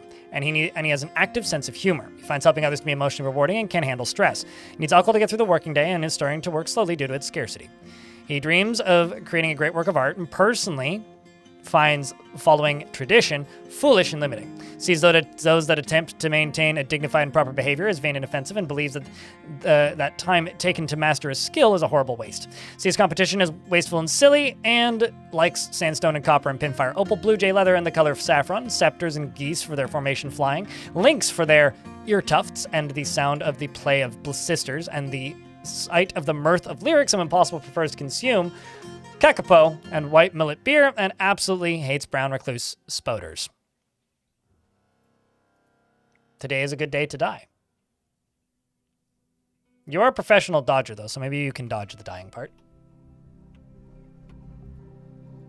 We are under attack by a vile darkness force.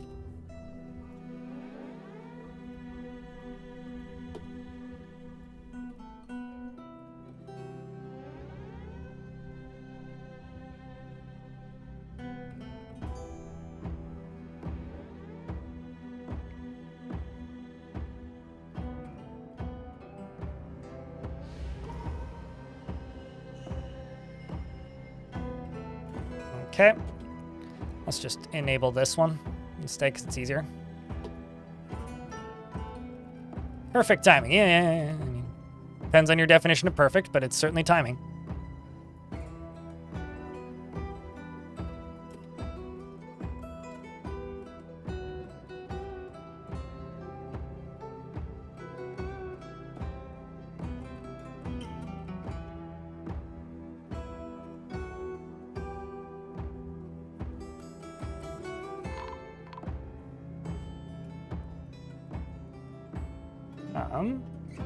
Snatchers protect the children.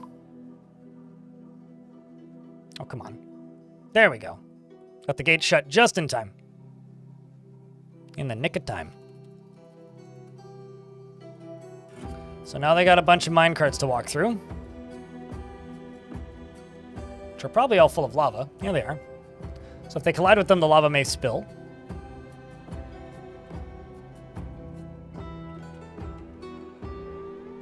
I mean, if the moral of the most recent internet drama is don't play World of Warcraft, then the moral of this fortress is certainly maybe play fortresses that don't have vampires in them.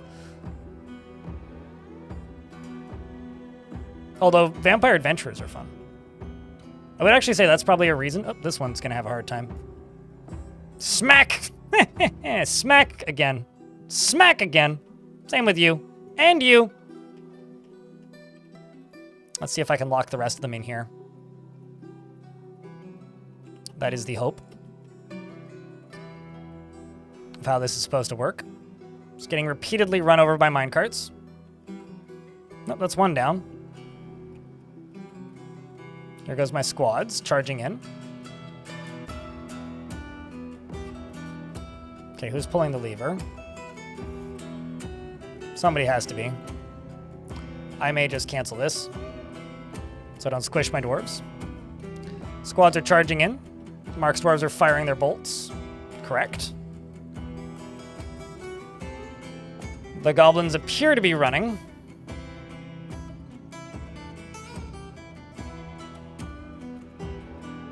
I also just realized that I need to close this, and also my ballista could be ready to fire the next time we do a siege, but not at this exact second, unfortunately. Okay, so Dewsum here. I was near an arranged table, it pleases me, follows by fires a flying bolt, which misses. I think this goblin here is dodging these bolts, yep. The dwarves are charging into the fight. Ooh, that's way too close to that lava for comfort. Okay. Dwarves are charging through. Mark's dwarves are firing out bolts, turning the goblins into pincushions. This child runs the fuck away. Let's just go up to here real quick and grab this burrow and just remove it from this layer entirely.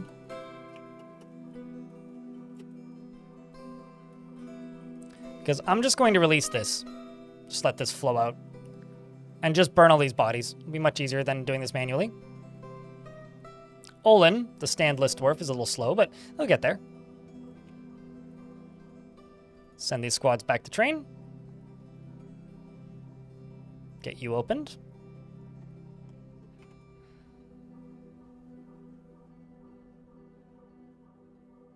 I just think it's really funny. Mound Maker, genuinely, I think it's really funny. It's just so fucking funny. The moral of the story is don't play World of Warcraft. That's all.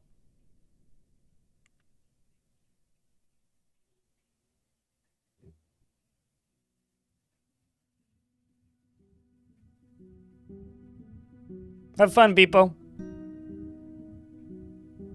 Just like me in League of Legends, you'll learn one day. You'll learn one day.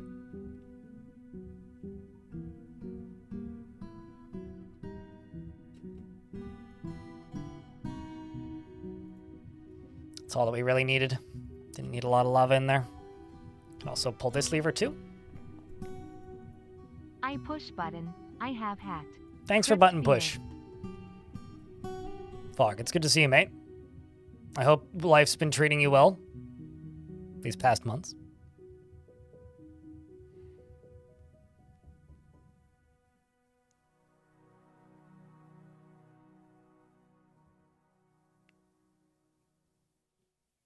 You don't even need to do it as a chosen. You can do it as anybody. Just go punch statues. Until you're not, like, you know, transmogrified into a sheep. Until you get a curse that you actually want. Doesn't require that much save and reloading either.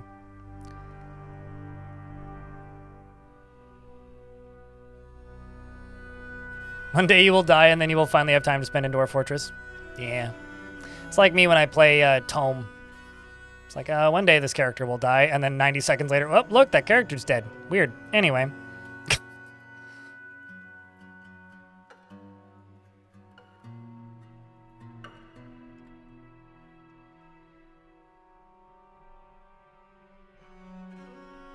Oh, true. It does direct you to a temple. But temples are very obvious in the overworld, though. They're everywhere. And it doesn't need to be your god. It can be anybody's temple. Not quite all of them. I don't have any, I don't have any cannons. It's just cart grinders. Nothing fancy.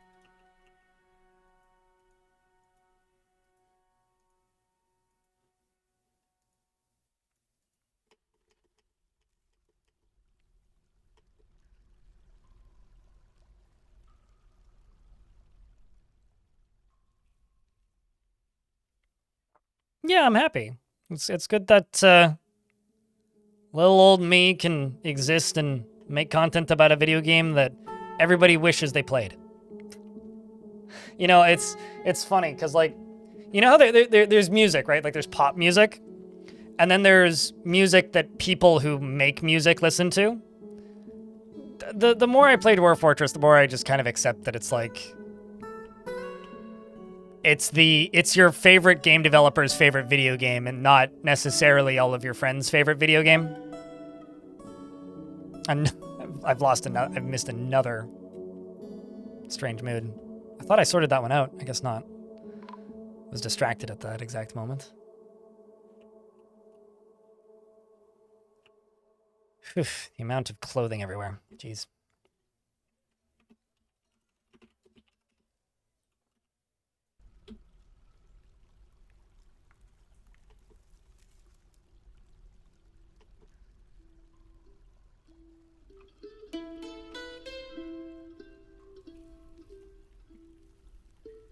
Okay, plenty of items are getting placed into tombs, which is what we want to see. Got a significant other because happy with self, job is great. Product I'm helping build has a 5-year plan until 2030. Hot damn. At least it's like on a 5, so like you've got like a very clear window of time that you're going to be working on the thing, and you'll know exactly when it's done, and it's hard to forget the date. It's sort of like the first year I'm going to renew my mortgage is 2030. It's like, yeah, I have to renew my mortgage in 2030. Okay, well, that's easy to remember.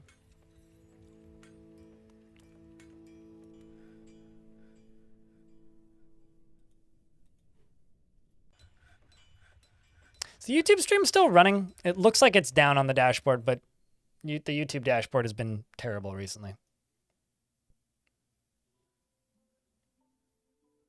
But yeah, congrats, Fog. Fog is old school friend around these parts.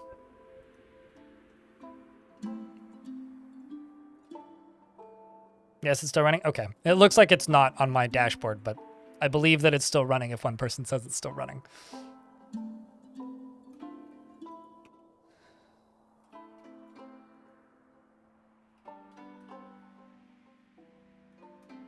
Okay, let's grab squad A.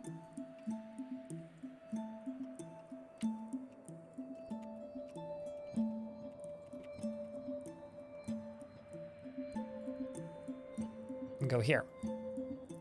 Let's deconstruct this.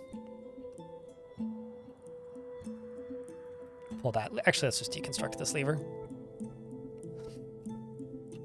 And see if I can actually do anything down here. Man. Gem is still burning.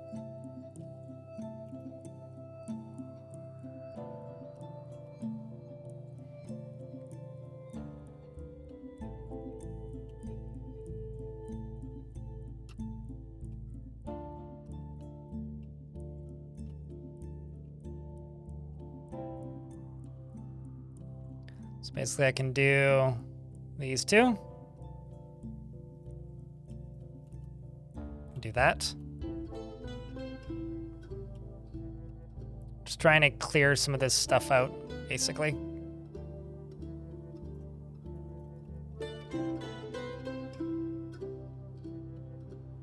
Can also dig up to here. And over to here. Channel that out.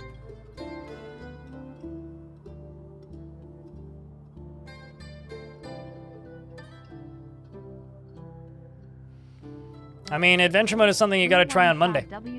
Or not Monday, Thursday.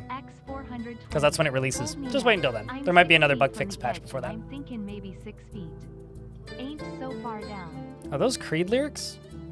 Because if they are, they're a song I don't know. Anyway, thank you, Bonesaw, for the $4.20. Thanks for the bits today. You mad, lad?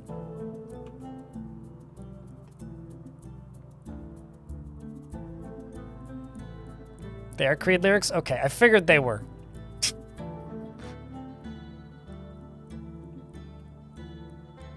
And I've learned to expect nothing less or more from our friend here.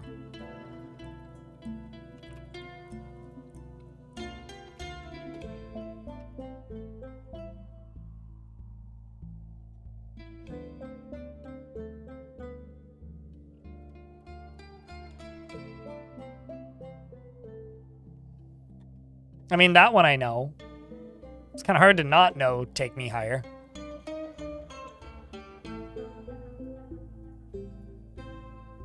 Seems I've got another dwarf to beat the crap out of. Yeah, it looks like my captain of the guard started tantruming. This is the problem here.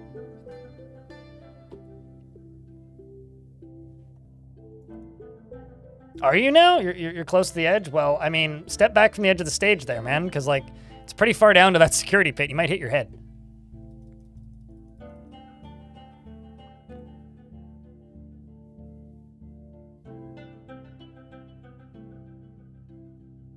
Early start tomorrow. You saw the button pop up and you figured you'd pop in for a little bit. Yeah, it has been a minute. Do you want me to reach out to you again around, like, the same time of the year for the same thing that we've done the past couple of years with the thing for the thing? I think you know what I'm talking about.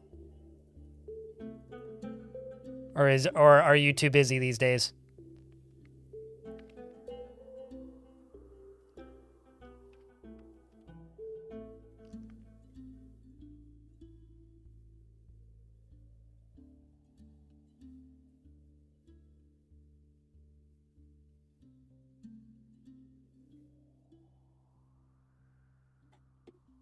Ah, right, RNGs.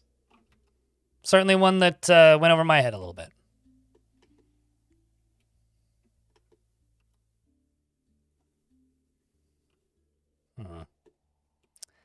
I guess something I could do is just start channeling out this. No, channel it. Should be able to do this pretty safely. Because that'll just reseal it into obsidian immediately.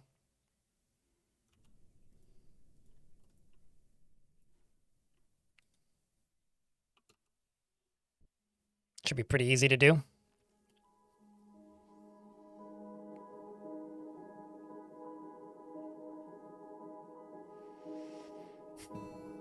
Runs a trillion times better is the main takeaway. Pretzel. Like in version 47 and previous, I would never really imagine having more than 170 dwarves and having more than 20 frames a second. This fort's running badly, and I've only got 63 frames a second. So.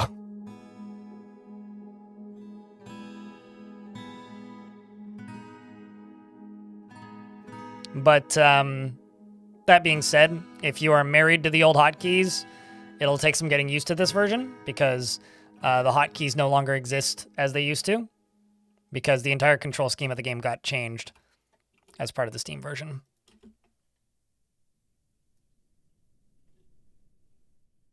Oh, you can build on floors. You don't have to deconstruct the floors to build walls. You can just build on floors. That's kind of a big one.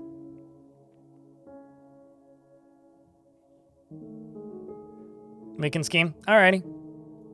I'll reach out when it's time to scheme.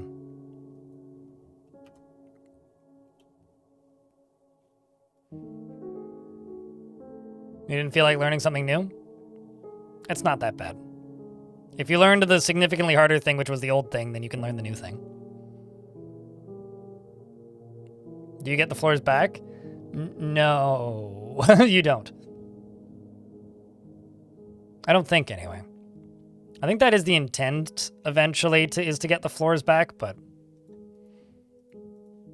Do you really care, though? Unless they're, like, gold floors, in which case, yeah, then just deconstruct them.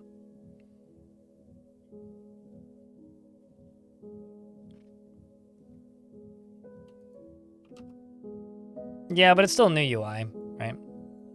Learning a new UI is a lot for some people. No, you cannot play entirely keyboard. Many menus don't have any keyboard functionality whatsoever. Mostly because like WASD is now completely limited to camera movement.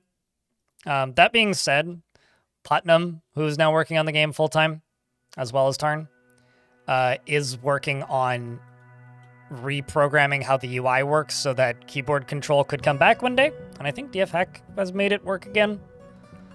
But I haven't looked into it too much because, honestly, it's not something I feel like I need.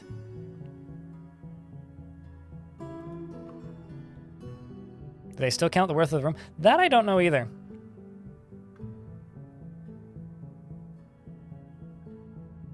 Oh yeah, the music's pretty great. I mean, they hired Simon, who did the Sound Sense mod, or wrote the music that was included in the Sound Sense mod. They hired him and got him to do an official soundtrack for the game, which is kind of one of the coolest modding outcomes I think I've ever seen, maybe, in a video game.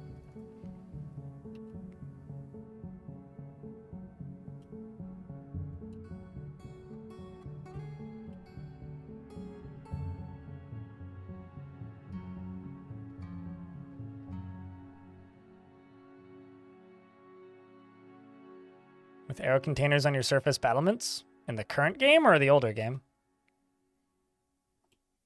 What was fucking up? What is Sound Sense? It was a mod for the game, or it wasn't a mod. It was a DF Hack plugin that added sound effects to the game before it had sound effects.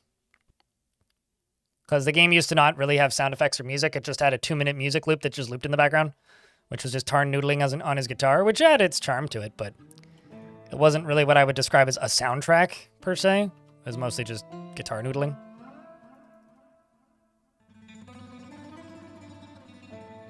But, you know, it filled the game up with, like, Wilhelm screams and stuff. I never really used it because I found it to be... I don't like using this word, but it kind of suits it, which is cringe. I found it to be kind of cringe.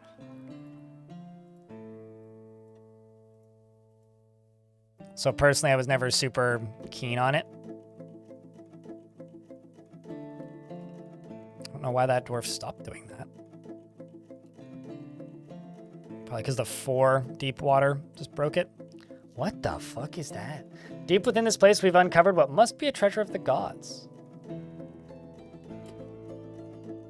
It's a flowing metal shield. Hot damn it. That's pretty cool.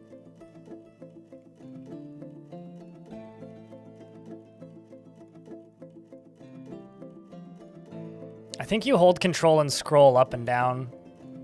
I don't know. I don't really use Stone Sense. Chat might have better answers. I'm pretty sure it's control and scroll, though. I launch Stone Sense maybe once every 6 months for about 10 seconds, and then go, cool, and then forget about it. So that's basically my relationship with Stone Sense. Oh, that's pretty cool.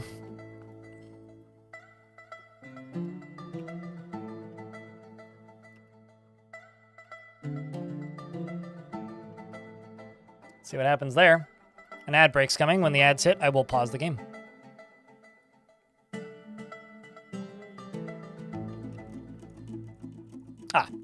I've unleashed an echo of forgotten divine retribution, and I will click that button when the ads are done.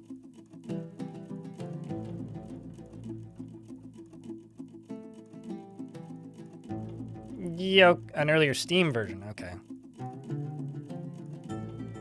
Well, I mean, I find that none of that stuff has any real conflict issues these days, assuming you're playing the game as intended and not a group of vampires where half of them are fucking paralyzed. But, you know, it's like I'm suddenly re-experiencing all these old issues because I've, like, artificially manufactured them into happening again.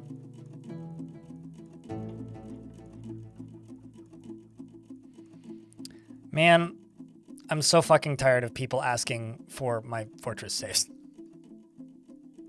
Like, just make your own. Divine Retribution. Yeah, it's fine. I'm actually kind of happy it's Divine Retribution because that means that it probably doesn't have webs like the other 4. which means it'll likely be easier to kill.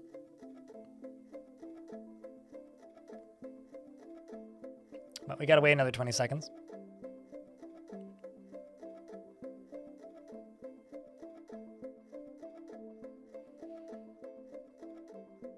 Till the ads are done. 10 seconds. 9.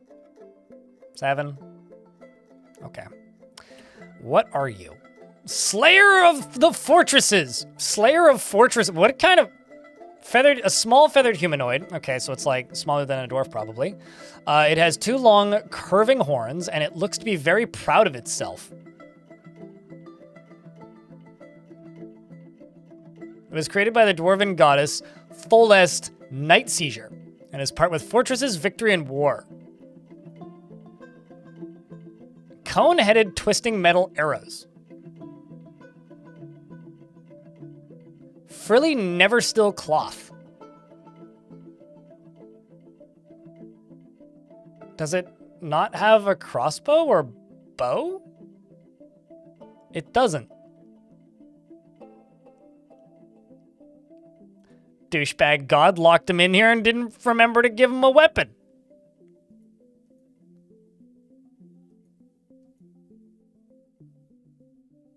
Well then. Also, in other news, my squads are very far away from where they're supposed to be. So let me just... Run away, Dwarf. Uh-oh.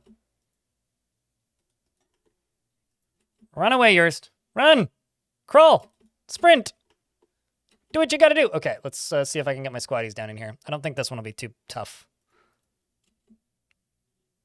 Run, Dwarf!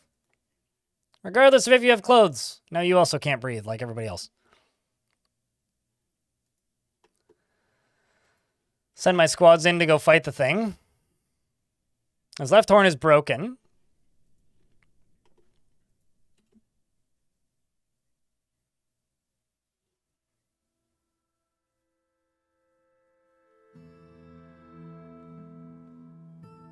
If there will ever be a visual change for night and day, you don't want that, Fangreat.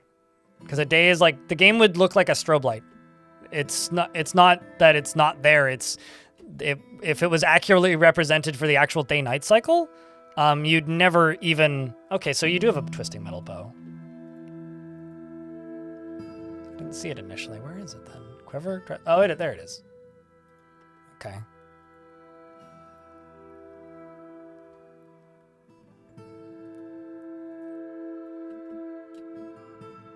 Yeah, no, I mean, like, there is a day-night cycle. It's just only in adventure mode. And that's a design decision. The vampire stabs a Slayer of Fortresses bowman in the right foot with an iron spear, fracturing the bone through the bulky, never still cloth high boot. I wonder if my dwarves can equip this stuff. Well, I mean, we've destroyed it, but... Okay, so let's just go to my stockpile and type in twisting.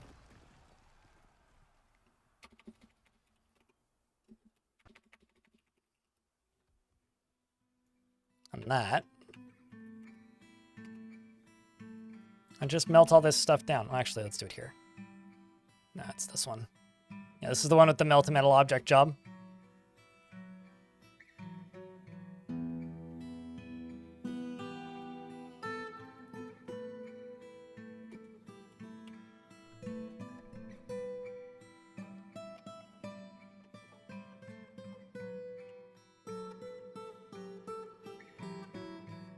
Well, plus, what good would day-night be if most of the game is underground? Yeah, I mean, I have no interest in the game having a day-night cycle. I think that's a bit redundant. I wouldn't mind the game having, like, visual changes for lighting and stuff. Like, I wish we could place torches, which isn't really the same thing, but that is something I would like.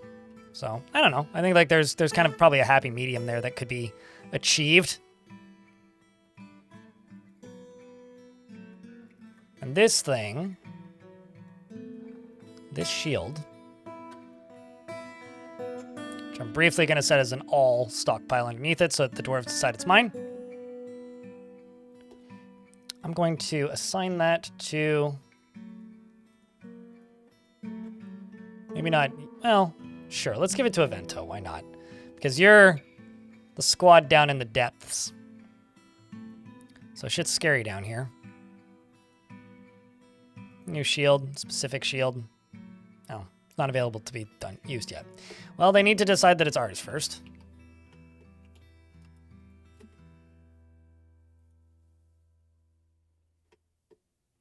Are literally on the DF title screen? Yeah. Yeah. There's a few things like that too. Like snail people don't have legs. But they're supposed to have legs. Like they literally have legs in this here video game. But they're not represented with legs. Because the artist didn't know that they were supposed to have legs. You know, fun things like that, you know? Messing with everybody and subverting everybody's expectations, even the people who made the damn game.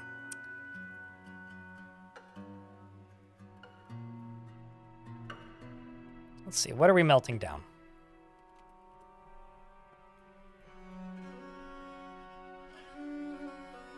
Well, we are now melting down these cone-headed twisting metal arrows.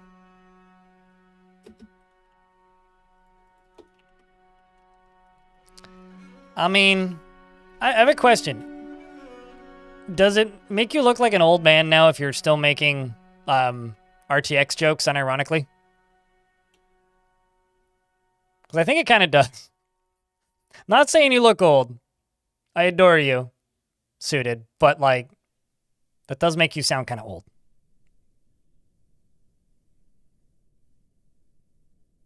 I mean, that puts you a foot ahead of the game, right? Or at least far enough ahead of the joke that I don't even know what we're talking about anymore. Hangor. Deep within this wall, we discovered what must be a treasure of the gods. What? Oh. Oh. Wouldn't that be really bad?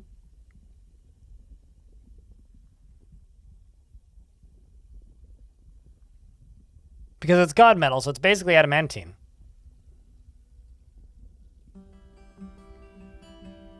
Also, how the hell did I even discover that?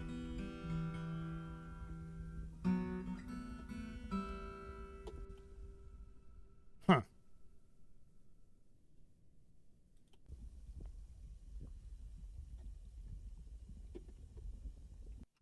mean, this is just going to fill with water immediately, but it's probably okay.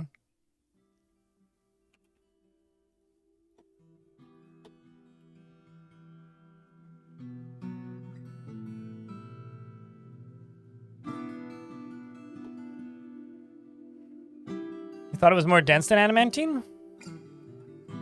I think it's just their named item. Like they're treated as artifacts, so they get like the artifact aim bonus or whatever.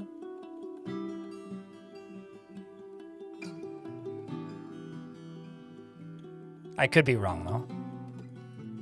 I thought that's how that worked. Let's see if I can move you up to here.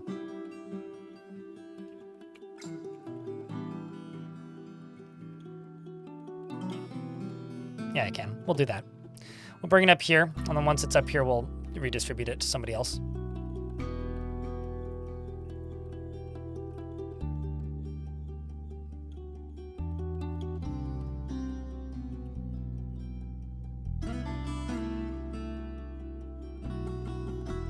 And then same with this.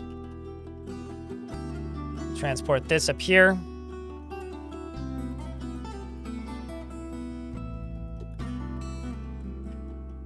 Oh, really? Morningstars are an edge weapon? I always thought they were blunt force trauma, but I'll be completely honest with you, I never looked it up. I'm receiving a phone call. Hold up.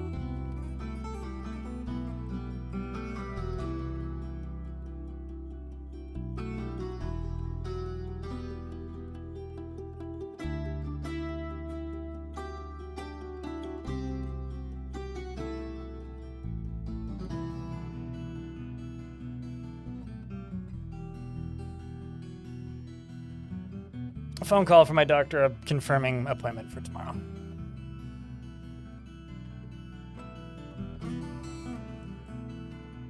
And let's just go across here and cut that up.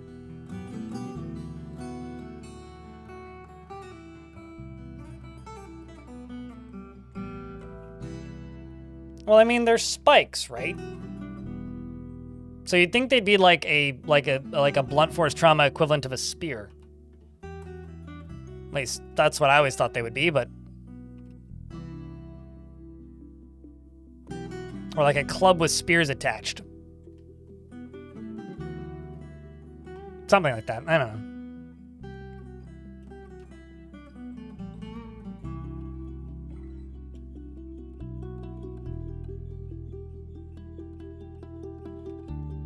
Hello?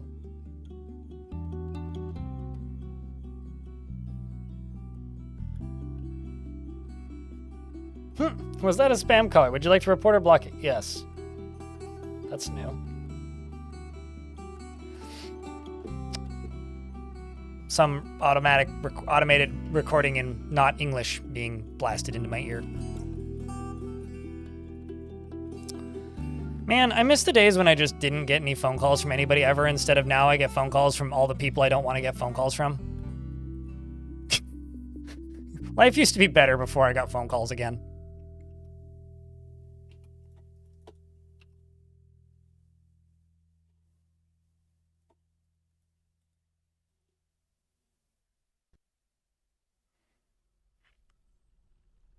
And you never found any? You have to dig through these spires of gems that are a pain in the ass to dig through.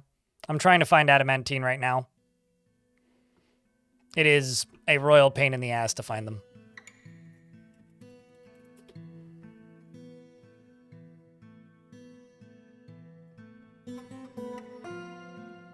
Let's see, do I have any more slabs I gotta deal with?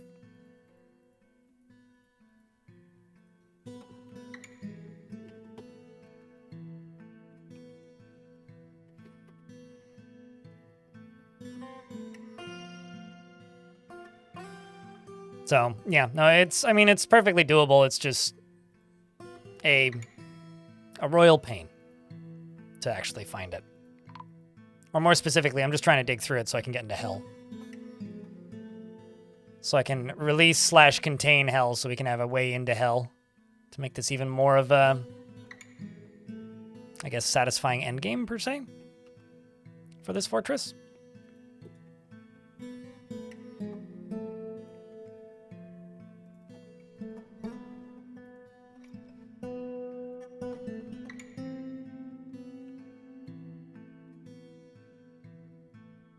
Although there's like fool's adamantine everywhere in here called microcline. Now I'm getting text messages. What the fuck's happening? Oh. Also from my doctor. It's like they have text notifiers. Why do they make the lady call me too? You could just send me the text notifier. That's more than sufficient.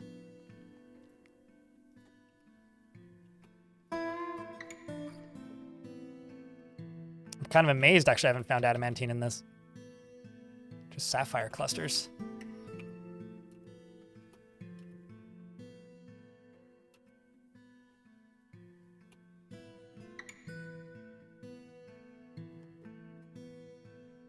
Let's see what we've got. Check for heat. What devilry is this?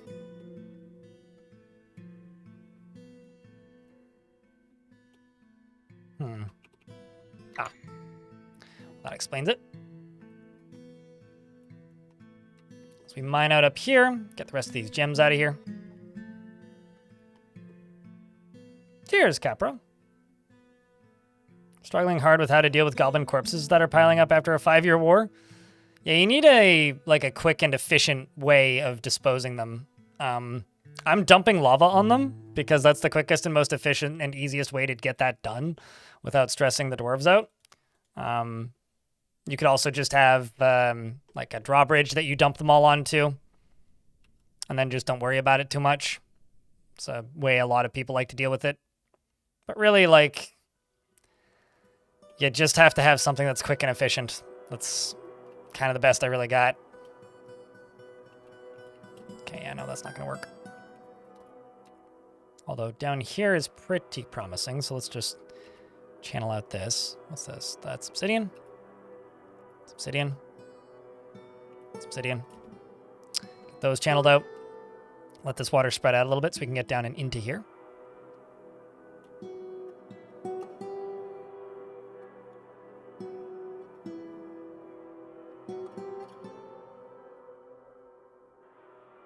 It's not that it's become an issue.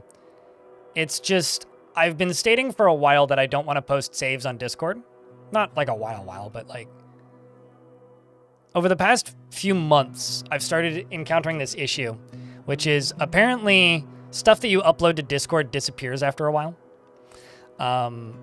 And thus it's a really bad format to share saves. Nobody seems to download saves when I upload them to the Dwarf Fortress File Depot. And before somebody suggests it for a trillionth time, no, I'm not going to just put all my saves onto Google Drive because I don't want to host all that. So I don't really have a good way of like managing them. And now that I've apparently set the precedent of sharing all of my save files, because I did it for a little bit, I'm regretting it because now people pester me for save files from 5 years ago and the current save file I'm currently playing and the one that I played 6 months ago and some other one that I played once and then abandoned because something weird happened. And it's not even a, how big are the saves and can I manage them? I just don't want to have to, like, I have a hard enough time backing them up and keeping them for myself, let alone also making them available, distributing them, and remembering what every fortress was and putting that into a database to give it to other people. Like, it's just, I'm ready to just, like, delete the save sharing room on my Discord. That's kind of where I'm at. Like, I'm tired of people asking me for them. I also can't see who's asking me because, what's the word? I currently have streamer mode on for some reason. This is my last stream on this Fort Red Fogel, yeah. Because next stream I do will be the day after tomorrow, which is when Adventure Mode comes out. Tomorrow I'm going to a doctor's appointment in the afternoon and then also spending a ton of time editing stuff for Adventure Mode release.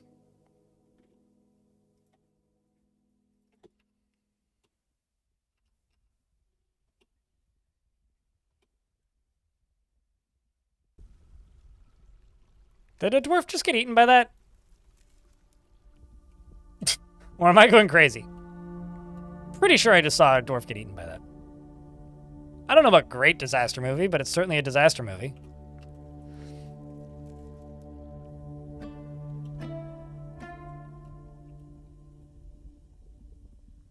Yeah, I'm looking forward to it. It'll be nice. I've just got a bunch of stuff I gotta finish, so it's a good day to take off anyway. I won't be doing a new fort for a minute, most likely, unless nobody wants to watch Adventure Mode. Which, I will do a new fort when it's interesting. Will it be in this world? I can't guarantee it, because I don't know. Maybe, maybe not. Depends. I'm glad that you're hyped for Adventure Mode. I'll be streaming it. At least for the initial chunk of time.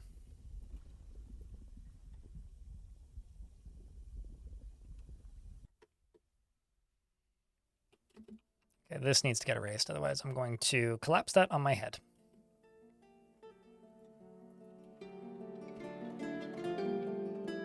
Actually, all of this needs to get erased.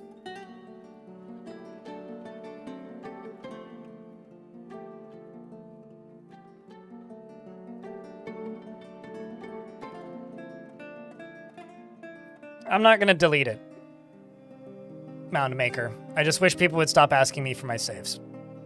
Especially in a public format. Because I kind of, I guess, was naive about how much of a pain in the ass it would be. If Steam had the ability to just click and upload a save to the Steam Workshop, every single one of my Steam save files would be available. Because then I could just click, done, not worry about it. But the second I have to go into the file, find the right save, which is not always titled correctly, name it, zip it, upload it, then find a place to tell people where it is when they come asking me in 18 months. Because, like, you know, I do, like, on average about 2 forts a month.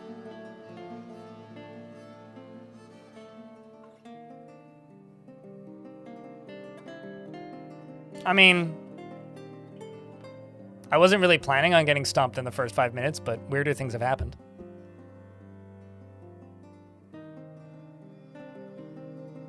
Then why did you DM? No, I have nothing, no server rules about DMing people. The only server rule is be cool and ketchup is illegal. What? So you're telling me about rules in my Discord that I didn't know about, so thanks. I'm now aware. I'll make sure that nobody gets DM'd in my Discord. I mean, bots get banned, but there's no rules against DMing people. My DMs are open. Why is ketchup illegal? Because it's disgusting. You should use tomato paste or something that isn't disgusting. It's kind of half a joke and half not. I don't like ketchup. That's the entirety of the logic behind it. Is ya boy here doesn't like ketchup, and that's it. Yeah, whatever he said. I'm disgusting? I have a ban button. You want to fight? I'll win.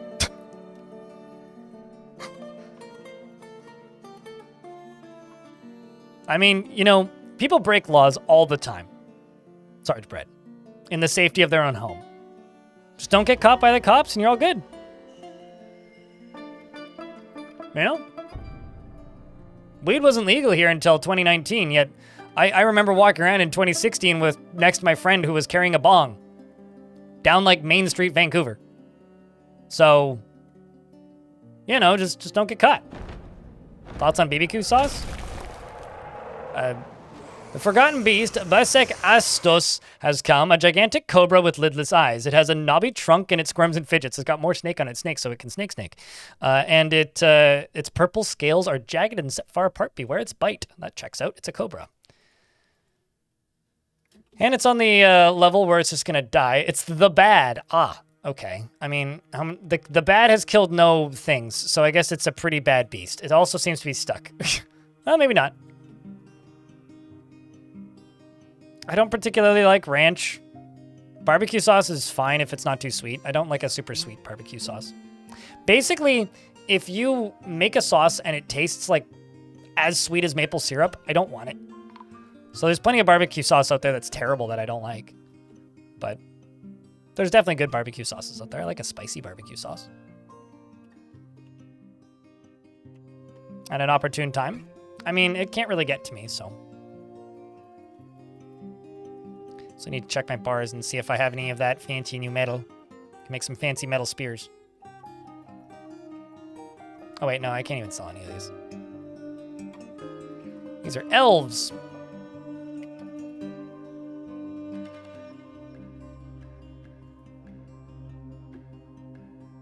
It's running an automatic for a second there.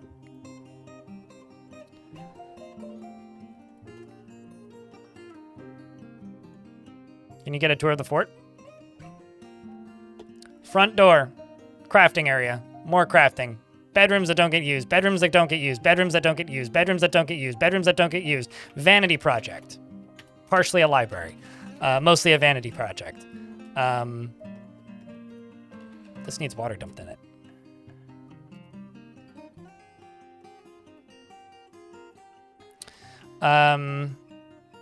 Place where we put the dead guys.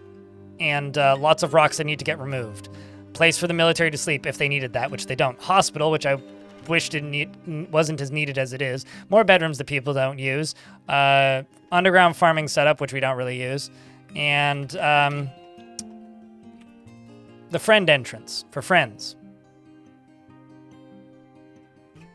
And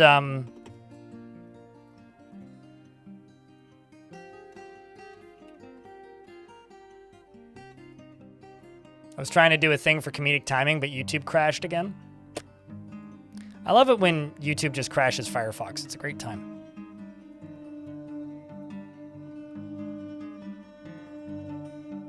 And this is the most important part of this fortress, which is Canadian bidet. Just saying.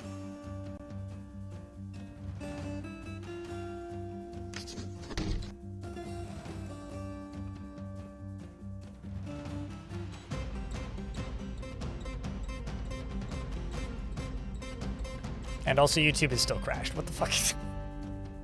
Open up a new tab and like fix YouTube.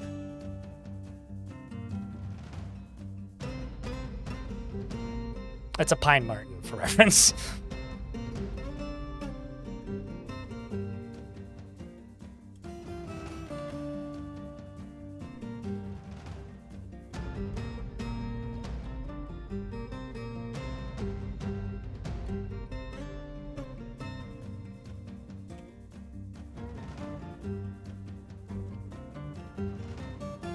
So I've got a dwarf that's claimed a craftsdwarf shop. It's a child. They want bones.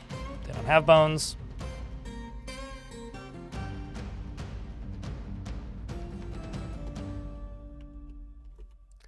Let's see if I've got more slabs, which I probably do now. Oopsies. I wanted to click on the tab down. Okay.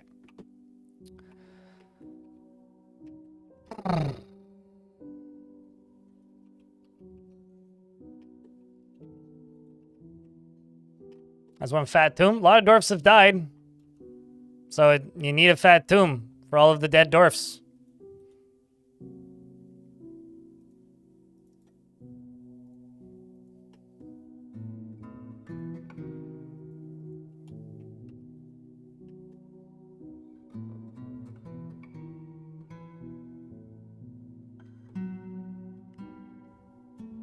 But yeah, if you guys want to see that short, please go leave a like on it and a comment. My message failed to send. Well, that's excellent. Let's try that again. Something evil is emerging from the newly exposed pocket. And it's got webs, because of course it does. Very large sauropod with external ribs and mandibles. It undulates rhythmically. Its pearl scales are blocking and overlapping. Beware its webs. I don't want to do this again. I really don't.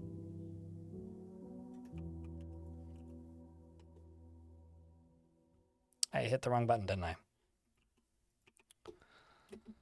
I really, really, really, really, really don't want to do this again.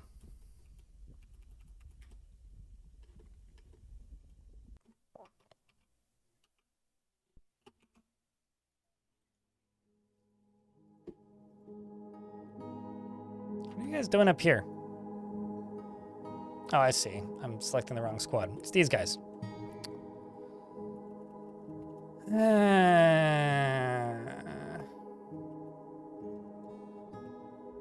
Let's see if I can get them to go stand, like, right here.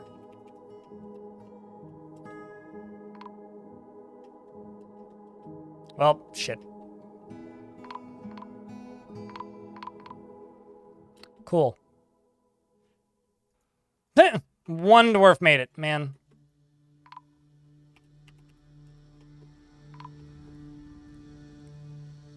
You know, chat? I don't do this very often. I think I might rage quit this fort.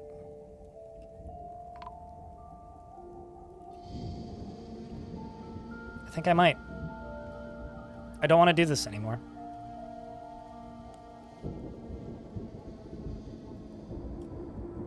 Like, I really, really don't.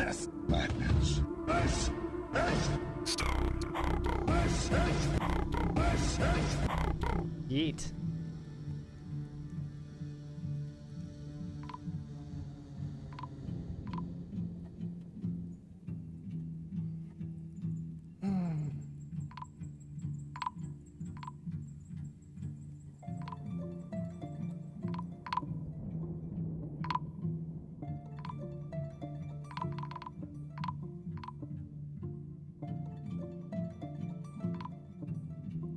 I just,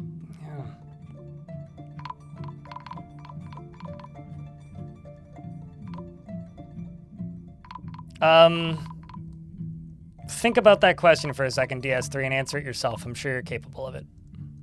It's not really the vampires that's the problem. It's the fact that every single thing that's come out of that stupid fucking gem spire has webs.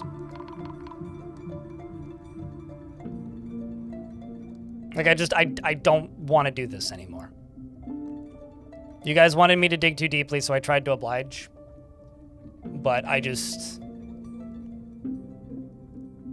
don't care anymore.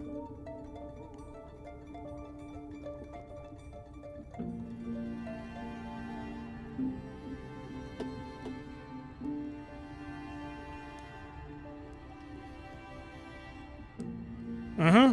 Droven, that is correct.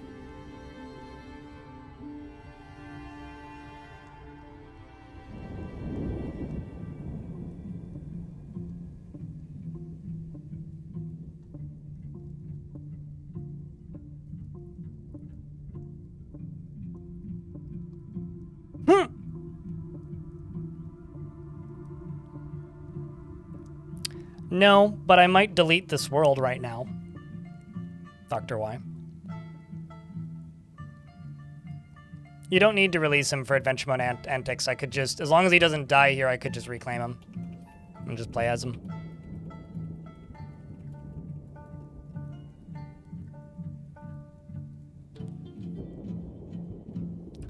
Like, here's what I'm gonna do. Before anybody panics, I did a hard save of this file earlier. So I have it back when it was still stable.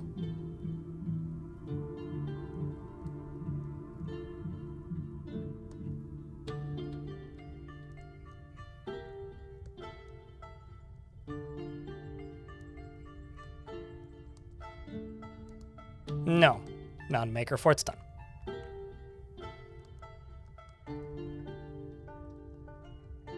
I'm sorry it's an anticlimactic ending, but hopefully I can redeem it in about 90 seconds.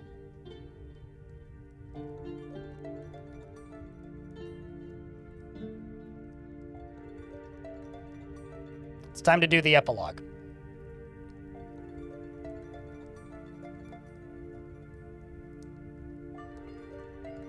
Oh, we all know. Deep sea fishing. We all know.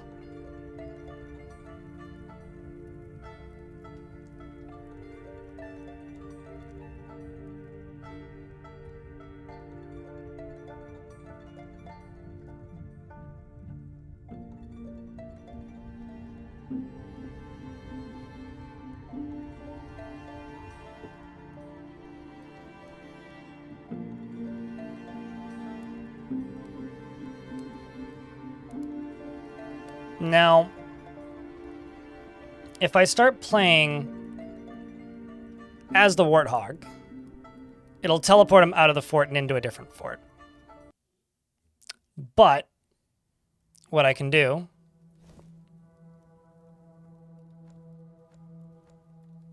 oh wow, I guess my dwarf is dead.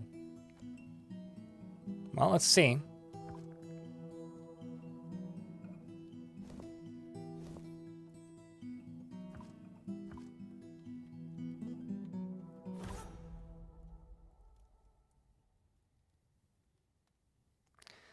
We don't know that for certain, but every single creature that came out of that gem spire had webs.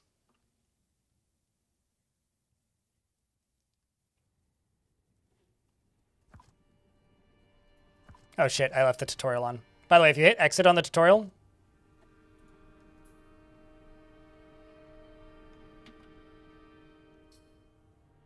it just tells you to click on the help button and skips all the tutorial.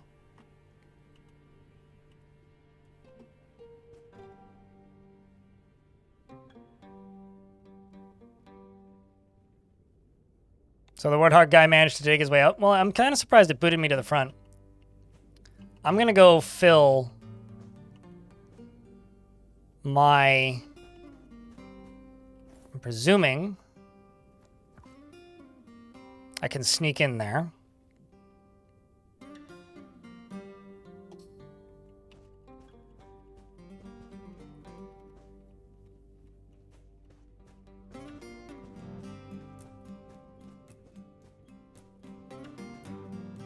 Oh, damn.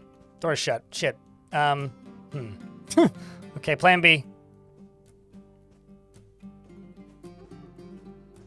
Right as the migrants are arriving.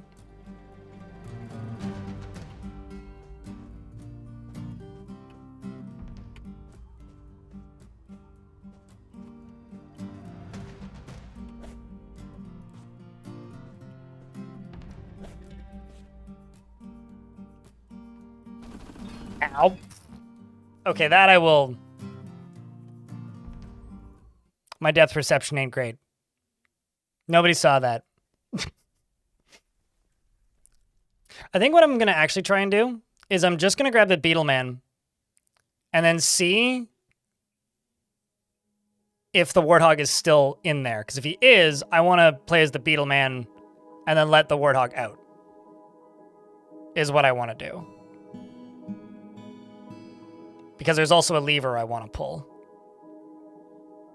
I jumped too far and my legs exploded. Don't worry about it.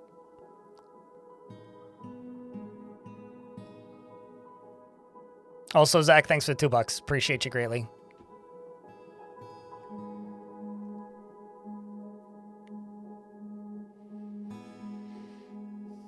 Digging out with a spoon and nothing else. Also, I can turn off the tutorial this time. Okay, let's just reclaim the beetle. This is adventure mode. It's been available since April in the beta branch. Red Fogel. It's just been in various states of disrepair and non-completeness, and now it's basically complete.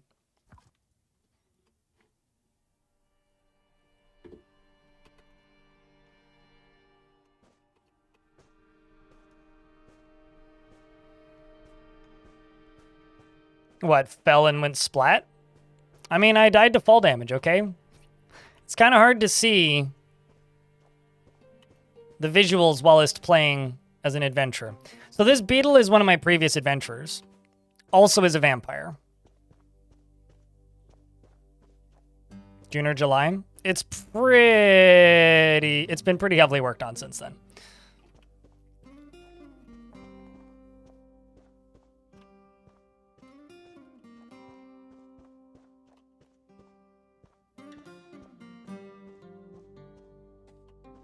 Oh my god, I can't see shit because I'm a beetle.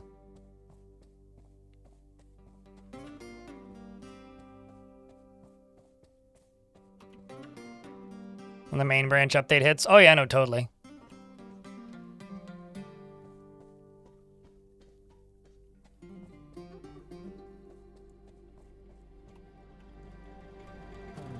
Let's speak with this dwarf. Let's reply to the greeting. I say, hello, everything's good. Yada yada. Let's ask about any troubles. We've got beasts. What beasts? Really? The dwarf says, animals get out of control. Friendly Sewers is in the lush hill. Seek this place if you hunt Melville, confuse flayed the cheetah. I too would be confused if I'd been flayed. I think you've got bigger problems than that, but I will ask for directions anyways. Oh, apparently it died of old age. So, in 311. Well, okay, well, amber is the color of my energy too. How am I doing? A lot better now that I retired this silly fort.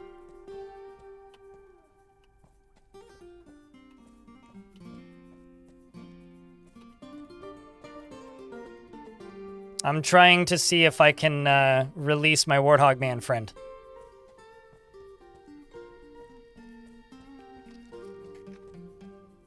Would it be possible to put light in the game? This is why you play as a dwarf, so that you have dark vision.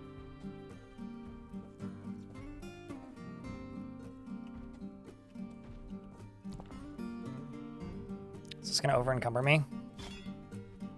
Nope. Okay, that's good. So I have like no combat skill.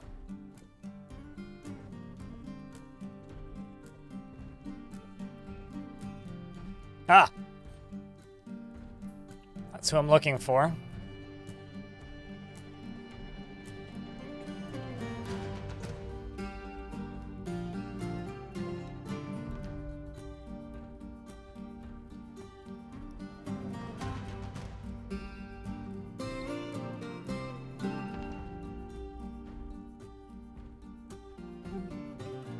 Let's bypass the greeting. Let's ask for directions.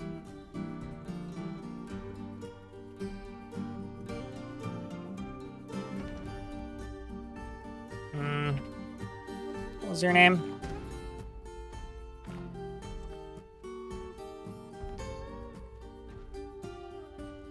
ULE, this person. Warthog Man Planter.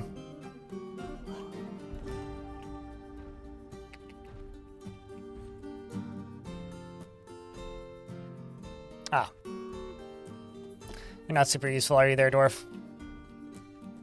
But the other thing I want to do is I want to go fill up a drink. Because this character here is a vampire, right? I also need a water skin. Which makes me wonder, what do I have? I don't have a backpack either. I want to go to a certain well. I also wonder, can I fire catapults? I doubt it.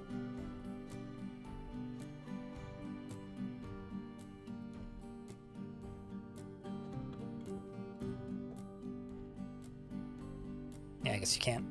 You can just take the granite out of it.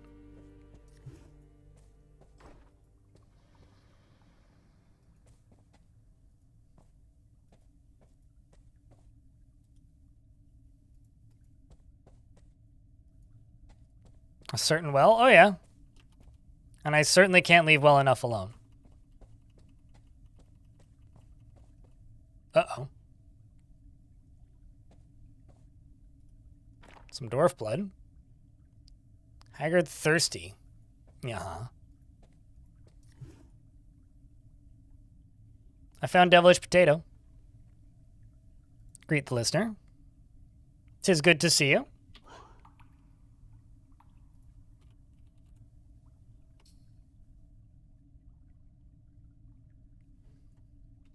Ask the listener to join you. Join me on adventures. Sorry about your duties here. Well, I tried.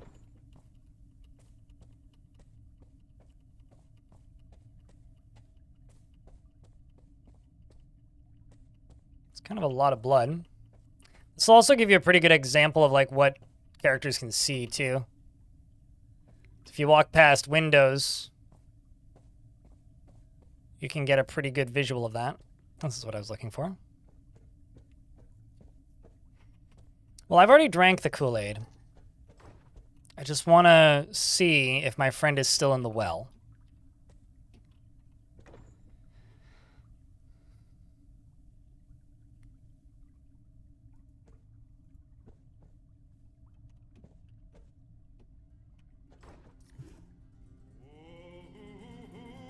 No. Okay, so this does let him out. It also removes the contaminants.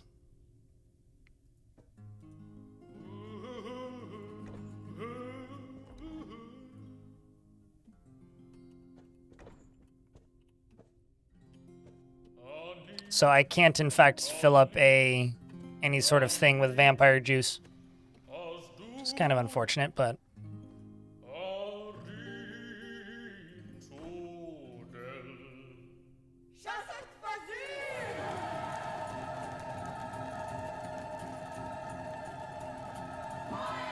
Well, I just learned that this spear was created by Jack Nurk. Did he break out of the well? Well, he must have. Now we must find him. Or escape.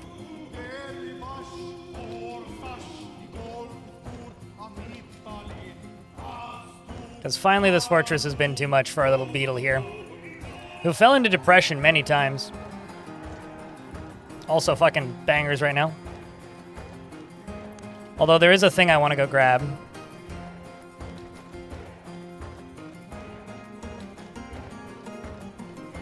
It's from transitioning, yeah. Things move. He's still here. I saw him talking in the overworld once, but...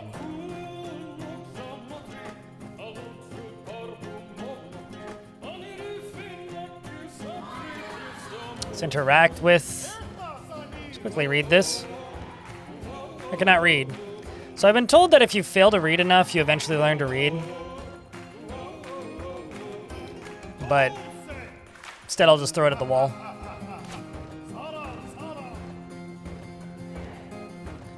This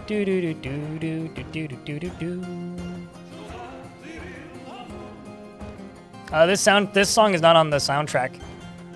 This song was added to the game after the soundtrack was released, so they'd need to do another soundtrack release.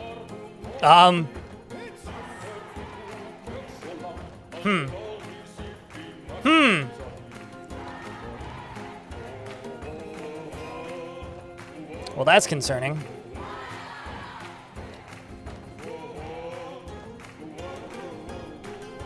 Transplanter Sage says, the elf said, "Are you going to eat that?" And the dwarf woodcutter Vukar said to Nomel Amethyst, and the goblin said, "Are you going to eat that?" We got a lot of like aspiring comedians here, and they're failing pretty horrifically.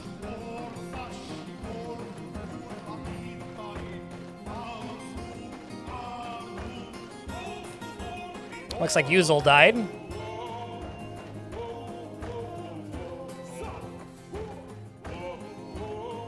It's got a good beat. Yeah, I feel like in video game music doesn't get enough credit because a lot of people just leave the music turned down all the way. and then completely miss how good the songs actually are. Well, there's UGTPY, the most tantrumy dwarf in the whole fort. Haggard and thirsty. Yerp. Oh my god. So many people like right here.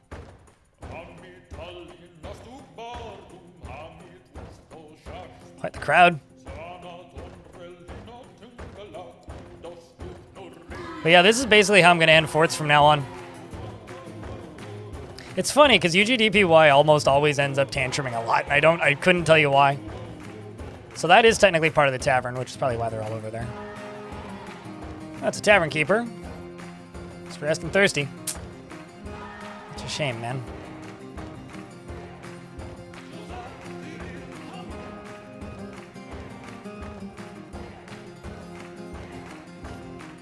It does get better by having lots of silence. I think the game could use more ambience. But no, I do tend to agree.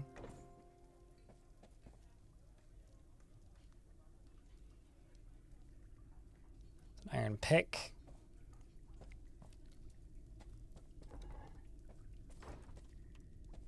You still crawling? No, you got set on fire. Because your dwarf and all the other wounded soldiers started causing problems. As in, them existing, other soldiers would try and use the gear that they were using. So I set you and a bunch of other dwarves on fire.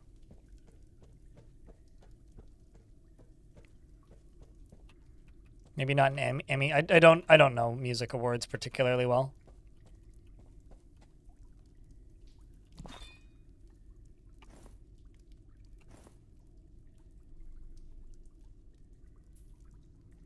So I now am in possession of this shield.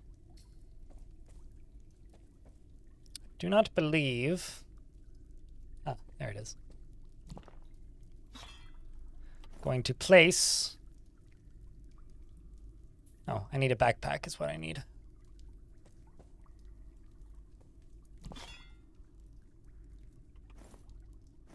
Can't wear it. It's too heavy.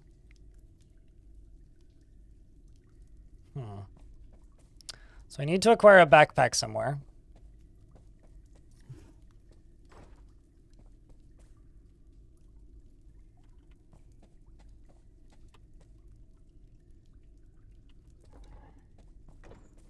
Wasn't here. Did you release the lava flood? No. No, I rage quit the fort. Not joking. I got too annoyed with it. It was actually what I would describe as a very anticlimactic ending. Because I was too tired of playing the goddamn game. Or this goddamn fort, rather. Just gonna put on that artifact ring. I'm playing as one of my adventurers, and I'm trying to locate the other adventurer. The Warthog man. Can I visit the other fort as well? I have to go to my parents' house tonight, so I don't actually have that much time left. What's the plan? Trying to give this fortress a little bit of closure. I'm just trying to grab some artifacts, get them onto this adventurer, and then get out. Ideally with the other adventurer as well.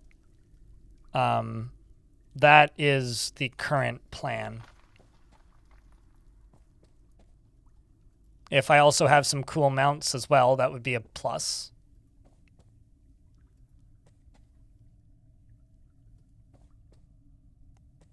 Because then if I do decide to play more adventurers in this world, I could start the fortress with this character. Or start the adventurer with this character as a party member, and then move the items to the new adventurer. Pour one out for the giant cheetahs. Man, yeah. The giant cheetahs. I wonder if the giant crocodile's still alive. Actually, I may be able to claim it. Let's see. But yeah, I don't really have a plan. Although, admittedly, I haven't really had a plan for a while with this fort. Ooh, actually, that'll work. Maybe there's a better quiver that isn't as damaged. What the heck was that?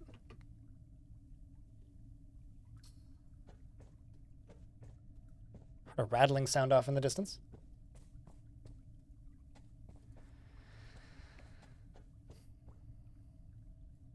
I'm sorry, wait. Whoa. Is that the gold battle axe from the original fort? Oh no, it's a copper one. Okay, fuck it. Yeah, they were causing my traders to run away in fear, which is kind of funny if you actually think about it, but...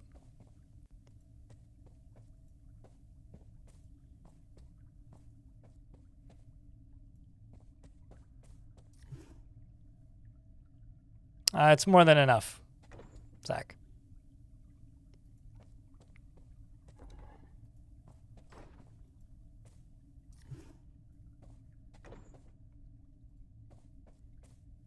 There's forgotten beast blood everywhere.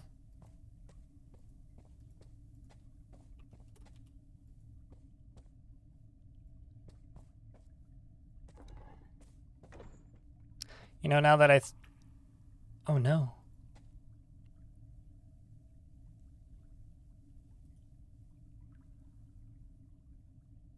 Well, that's a damn shame.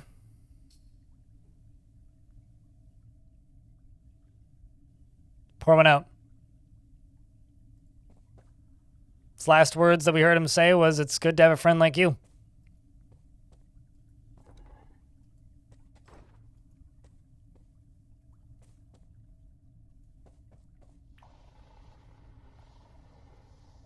That doesn't sound good.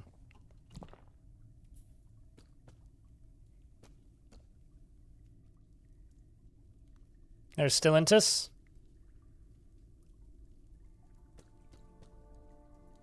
Man. And I walked through here at the start, hey? I think I saw it where it died, though. Like, I think they killed it over here, right?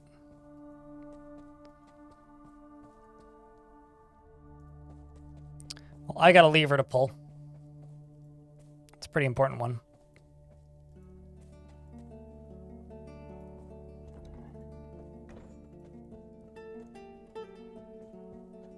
Bad things happen here? Oh, yeah. So they probably let the Warthog man out to try and help defend against the Forgotten Beast. I mean, it's the only logical thing to think.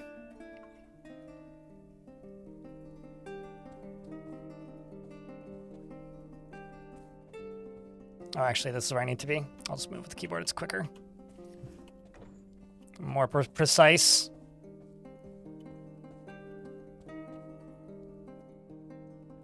So that was broken.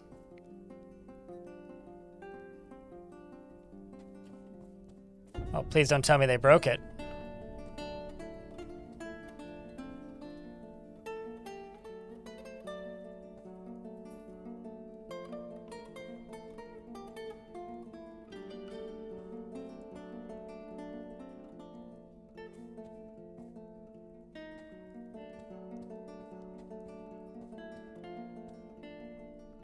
So now there's really, like... The main thing I can do at this point, chat, we can either explore the rest of the fort and see what other chaos is going on in here, or I can just try and find a backpack and then leave. What do you think, chat?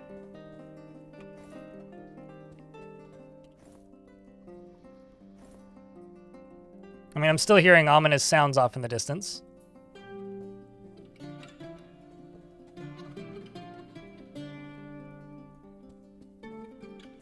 Backpack and hoof it.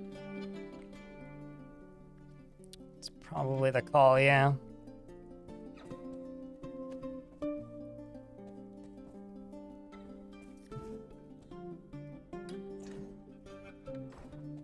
Looking for a backpack.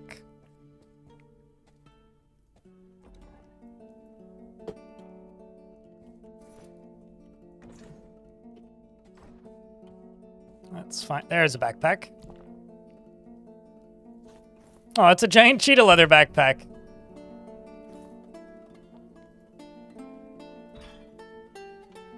Put those into the quiver.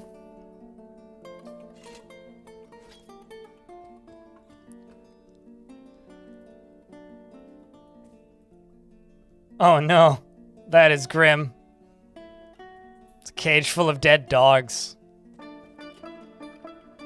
I think we deserve all of the crimes that we've committed here. I think we deserve this.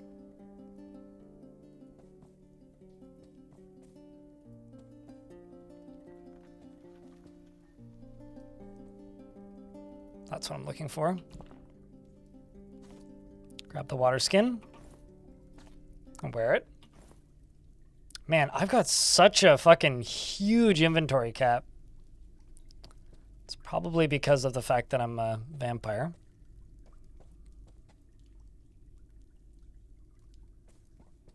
Most of this stuff I can't wear.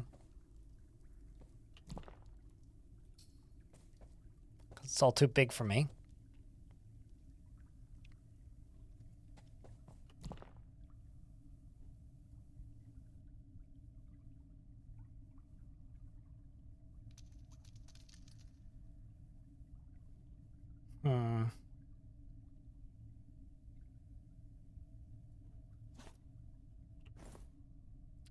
Did not mean to pick that up, but I did.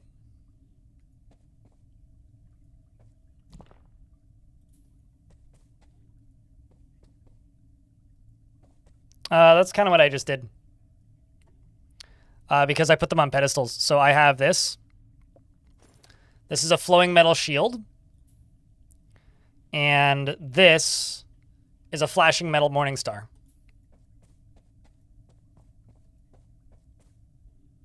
The real question is, can I convince any of the dwarves to come with me? Moding. Ominous sounds off in the distance.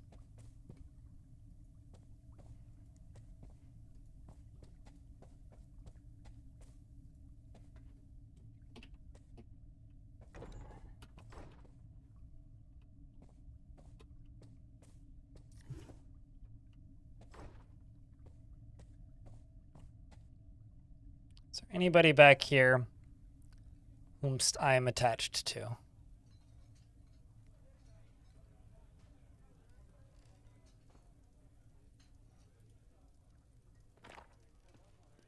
Running around babbling. Uh-huh. Well, you know, I've never spoke with somebody who's running around babbling before, so...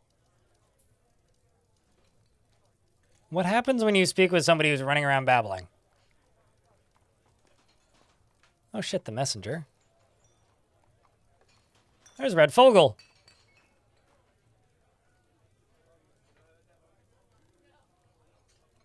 It's good to see you. Traveling alone in the wilds? You know better than that. Join me on adventures. Surely any place is better than this. Let's set off immediately. You're coming with me, Red Fogel. We'll see who else is here. I'm going to speak with Obok Mellorated, who's running around babbling. I'm going to greet the listener. And they say, hello, it is good to see you. They're... Oh, I'm talking to too many people. I'm going to inquire about any troubles. We've got beasts, they say. I'm talking with too many dwarves at once. About the beasts. Beast in the Wilds has been harassing our people. The connected knight is in the Hall of Dunes. Seek this place if you hunt this dingo. Okay, cool. Well, that is truly running around babbling, in fact. It's far to the north. You receive a detailed description. Thank you for the quest. Now, do you want to come with me, you insane bloke?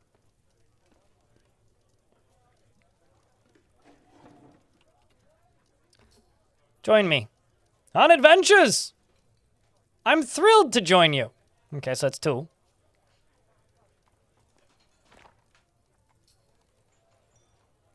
There's Fallout Rain. Who says it's good to see you. Hopefully your friends can dissuade you from this foolishness.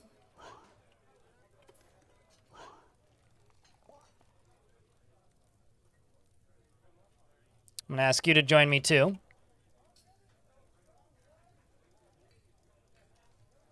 Adventure, I'm thrilled to join you. All right, so now we've got a party.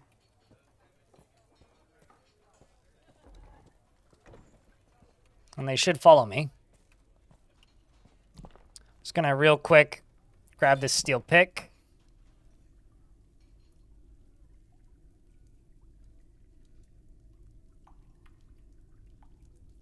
And a rock salt oaken.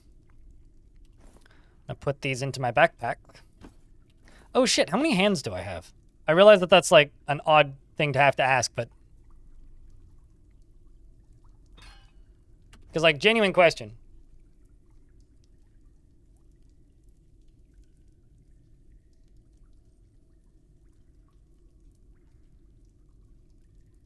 First right hand, first left hand, first left hand.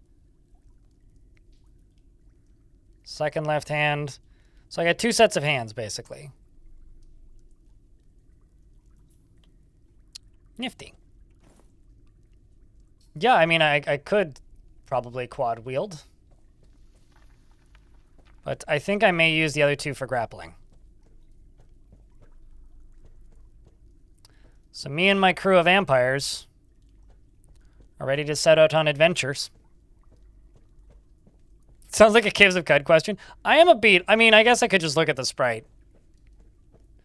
Also, I'm now just realizing in order to get out, I have to pull a different lever. Hold on.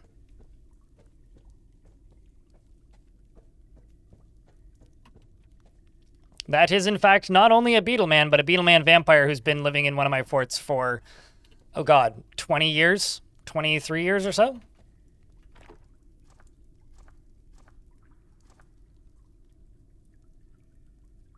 Apparently we're in a conflict right now, so something's fighting somewhere close by. Which means I think we should probably get out of here.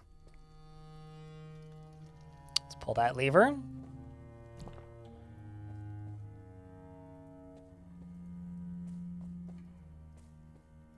Okay, so I wonder, okay, something I need to find out, actually.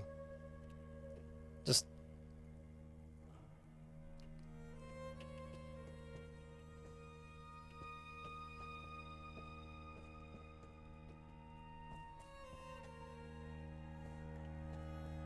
something I really need to find out.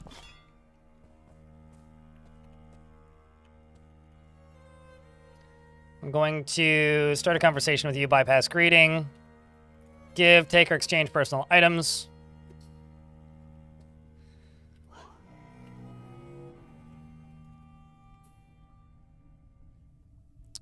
Please take that helm. And the steel pick. Those are pretty badly damaged. We can do better than that.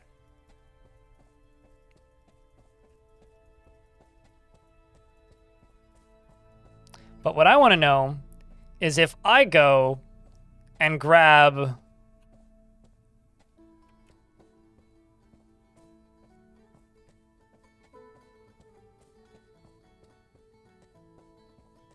and you need sprites. I mean, they're in your video game, Suited. I know this might be a shock to you. Oh shit, I need a toy. Hello, kiddo. It's Eshten.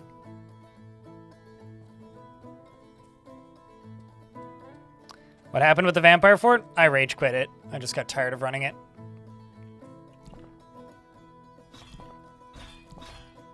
So technically nothing.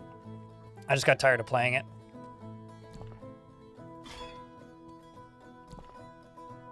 I was gonna end it today anyway.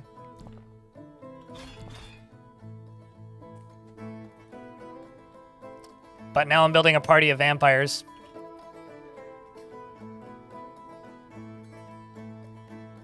You already have the helms, so I'll give you 2 gauntlets.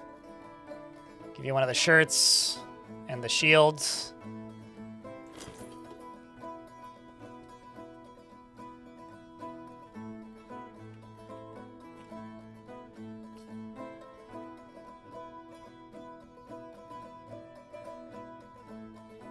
Give you that.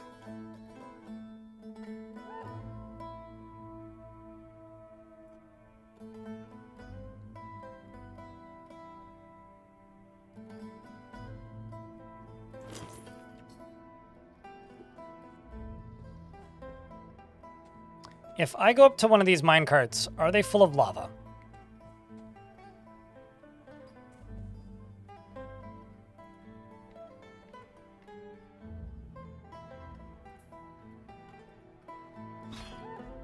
Okay, well, I'm extraordinarily over-encumbered now, but...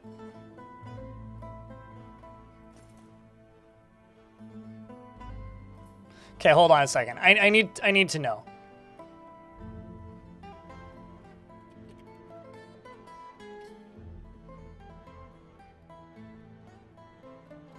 Can I take the lava out of the minecart? And if so, what happens?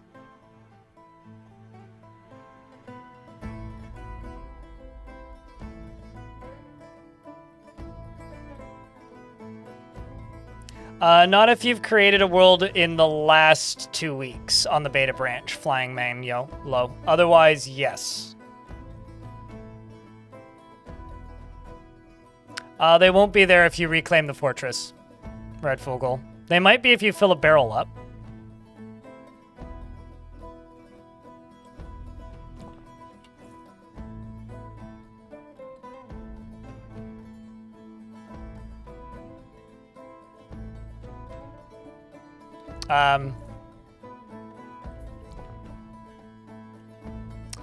Well, I guess that answers that question.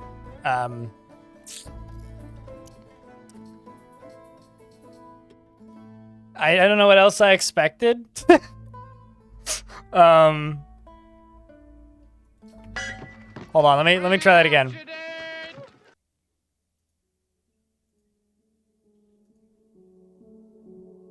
Shocking. Shush you.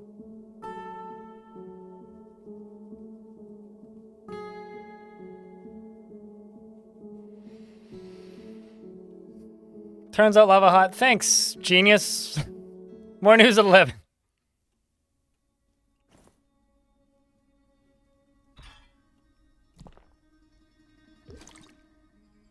Ha! So I have lava in my backpack now. Can I throw the lava? That's the next question.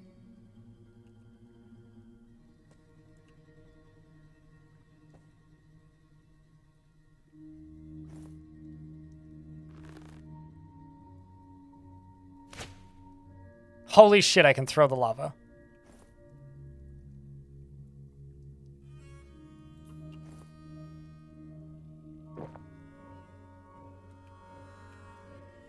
Seems fine.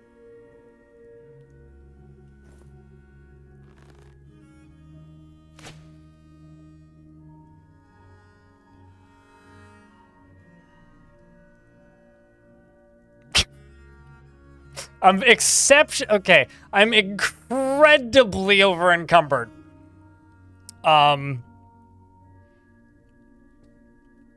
Like,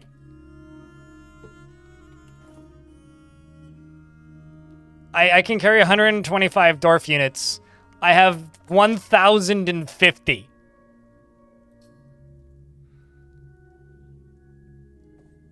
So this is how fast I can walk right now. Also, the dwarf that's running around babbling isn't following us. Exploit.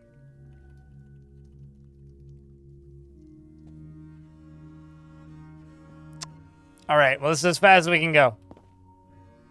See if I sprint, if that'll help. Not really. So I need a donkey or some other mount to put my lava on.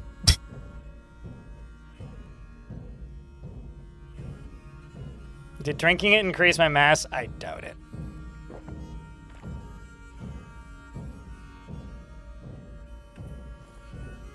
No, it didn't do anything.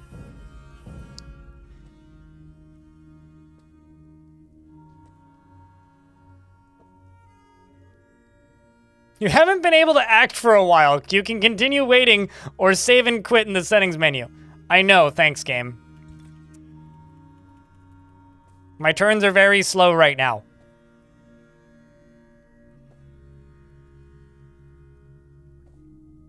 You can put anything in a minecart and throw it out of the minecart. You can put minecarts in your minecart and shoot minecarts out of a minecart with your minecarts.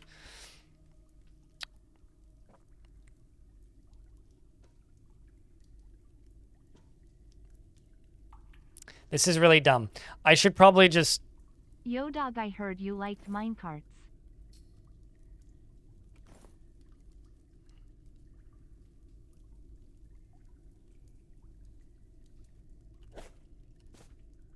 Well,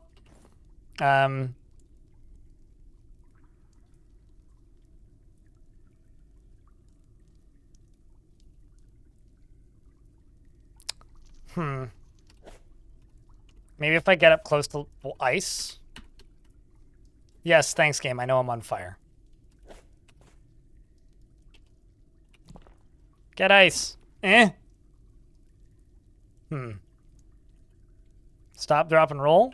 Lie down.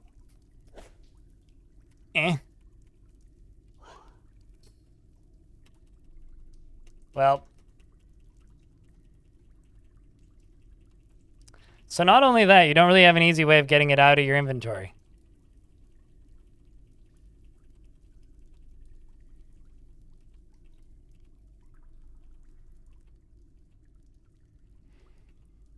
You don't have to do that with save file editing. You can just put a minecart in a minecart.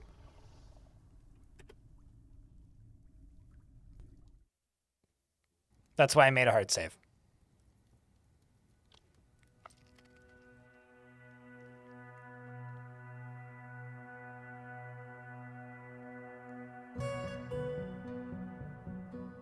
Well, actually, I probably could take off my backpack. You think I was burning alive? Really? I had no idea. All right, well, let's just dump that on the ground. I know that that's there now, and I know that I can do it. So we could come back here with a pack animal in the future.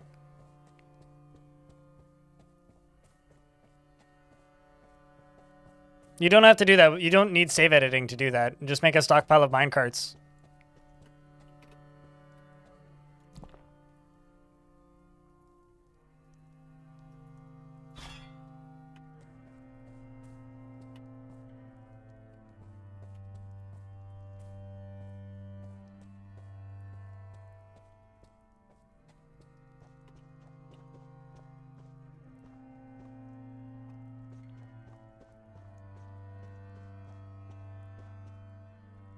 Also, I can finally see things again.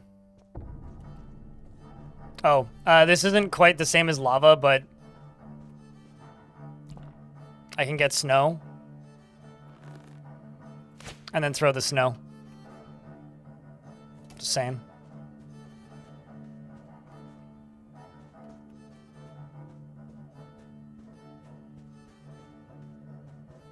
So I guess if you have lava in a minecart in items format, you can pick it up. Snowballs can be shockingly effective. So now we're just at the edge of the map.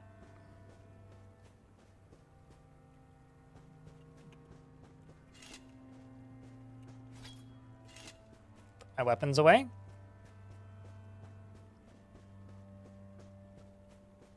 Supposed to get to minus 28C tonight. Eesh. I totally forgot about that tunnel.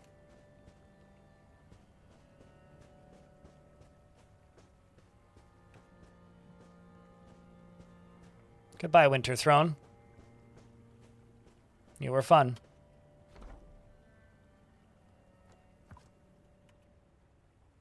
Welcome to the overworld, friends.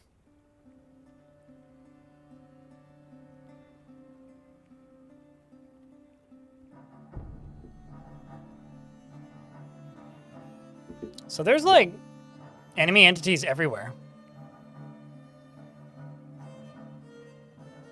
Yeah, same up here, Flaccid. Holy shit. Are those all the vampires leaving?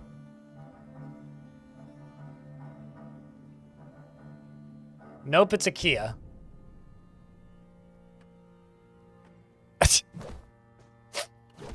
That's kind of amazing. Holy shit, and it had an artifact.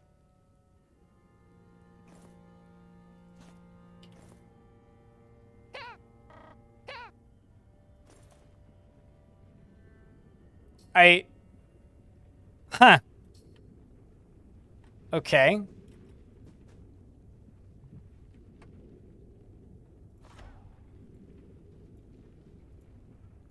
Shush game.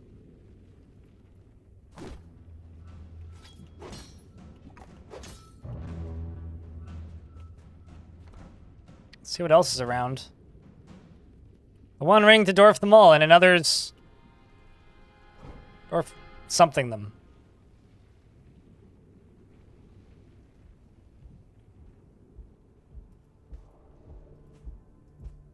Not seeing anything on that one.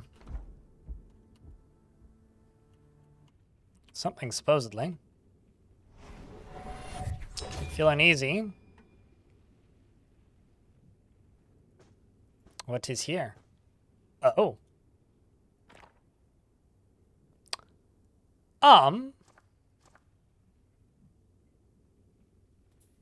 So they do, in fact, spread out into the world.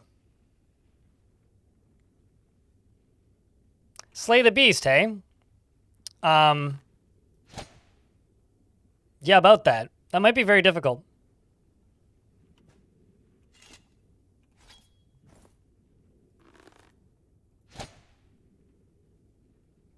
This was one of the creatures that was, like, basically murking me in the fortress.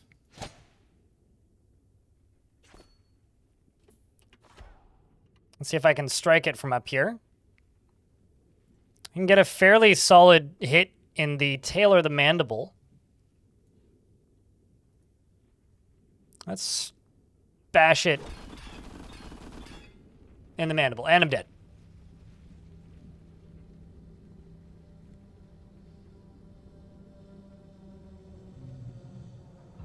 I was kind of hoping that fight would last a little bit longer.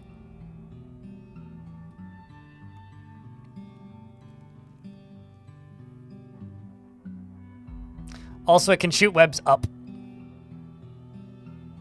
They're haunting me? Yeah. So, chat, do we reclaim this adventure and pretend that that didn't happen? Or do we call it?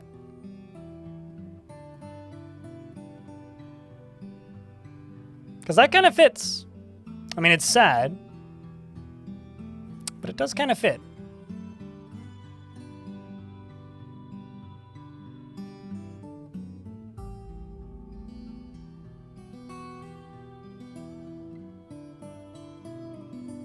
I mean, I wasn't planning on playing for another hour. I need to go, like, right now. Yeah, it's 5:30. I have to go to my parents' house. Well, I have that hard save. Rest in peace, old Beetleman. As for our friends, well...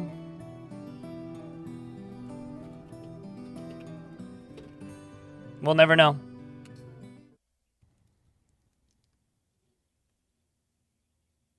So, chat, the next time we stream, we're going to be streaming in that world, probably, as a new adventurer on the other end of the world, who really wants to achieve their dream of becoming the greatest vampire hunter known to walk the land. We're going to start as naked as possible with as little shit as possible and try to take over that. We're not going to be playing Fortress mode for a bit, probably, Baka, because Adventure mode releases on Thursday. And I wonder if I can name an adventurer Bellmount. We'll have to find out now, won't we? Van Dwarfing. Yeah! Dawnguard DLC? Is it bad that I don't actually know what Dawnguard is off the top of my head? Probably should know that. You know this. You know the lyrics, chat. That should be the raid message today. Kogan, son. Hey, Twitch chat. We're shutting down the YouTube stream now, so say goodbye to our friends over on the YouTubes.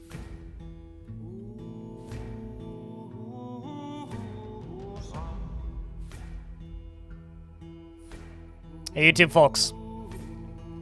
We'll see you on the flip.